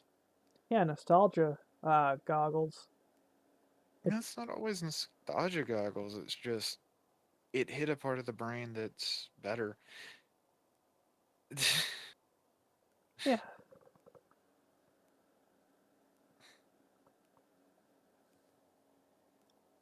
I hate to kind of cut this short, but it's been like 4 hours 39. It's 1:18 a.m. I'm getting pretty tired, dude. Yeah, I feel that. I know most people don't have my sleep schedule of sometimes. Yeah, I mean I have the same sleep schedule, but I'd still try to get to sleep before like 2 a.m. Oh, or like 3. I probably won't go to bed till like 4 a.m. Be up by 6 a.m. That's fair, but I really gotta take a piss, dude. So like, can we please wrap this up? Yeah. Sorry about that. Dude, it's fine. I wasn't expecting for this to turn out so well, genuinely. Uh, I'm a good conversationalist. What can I say? Yeah, fair. Anyway, I've been Jackie. I am Wirewolf pretty much everywhere. That's WIRULF. Except on Twitter, it's WIRL, yeah, WIREWOLFE. I think I spelled that right. Close enough. I mean, German most places, French one place. Han Han and funny mustache, I guess. I don't fucking know. Um, Don't either. no, but have a great night, guys. Talk to y'all soon.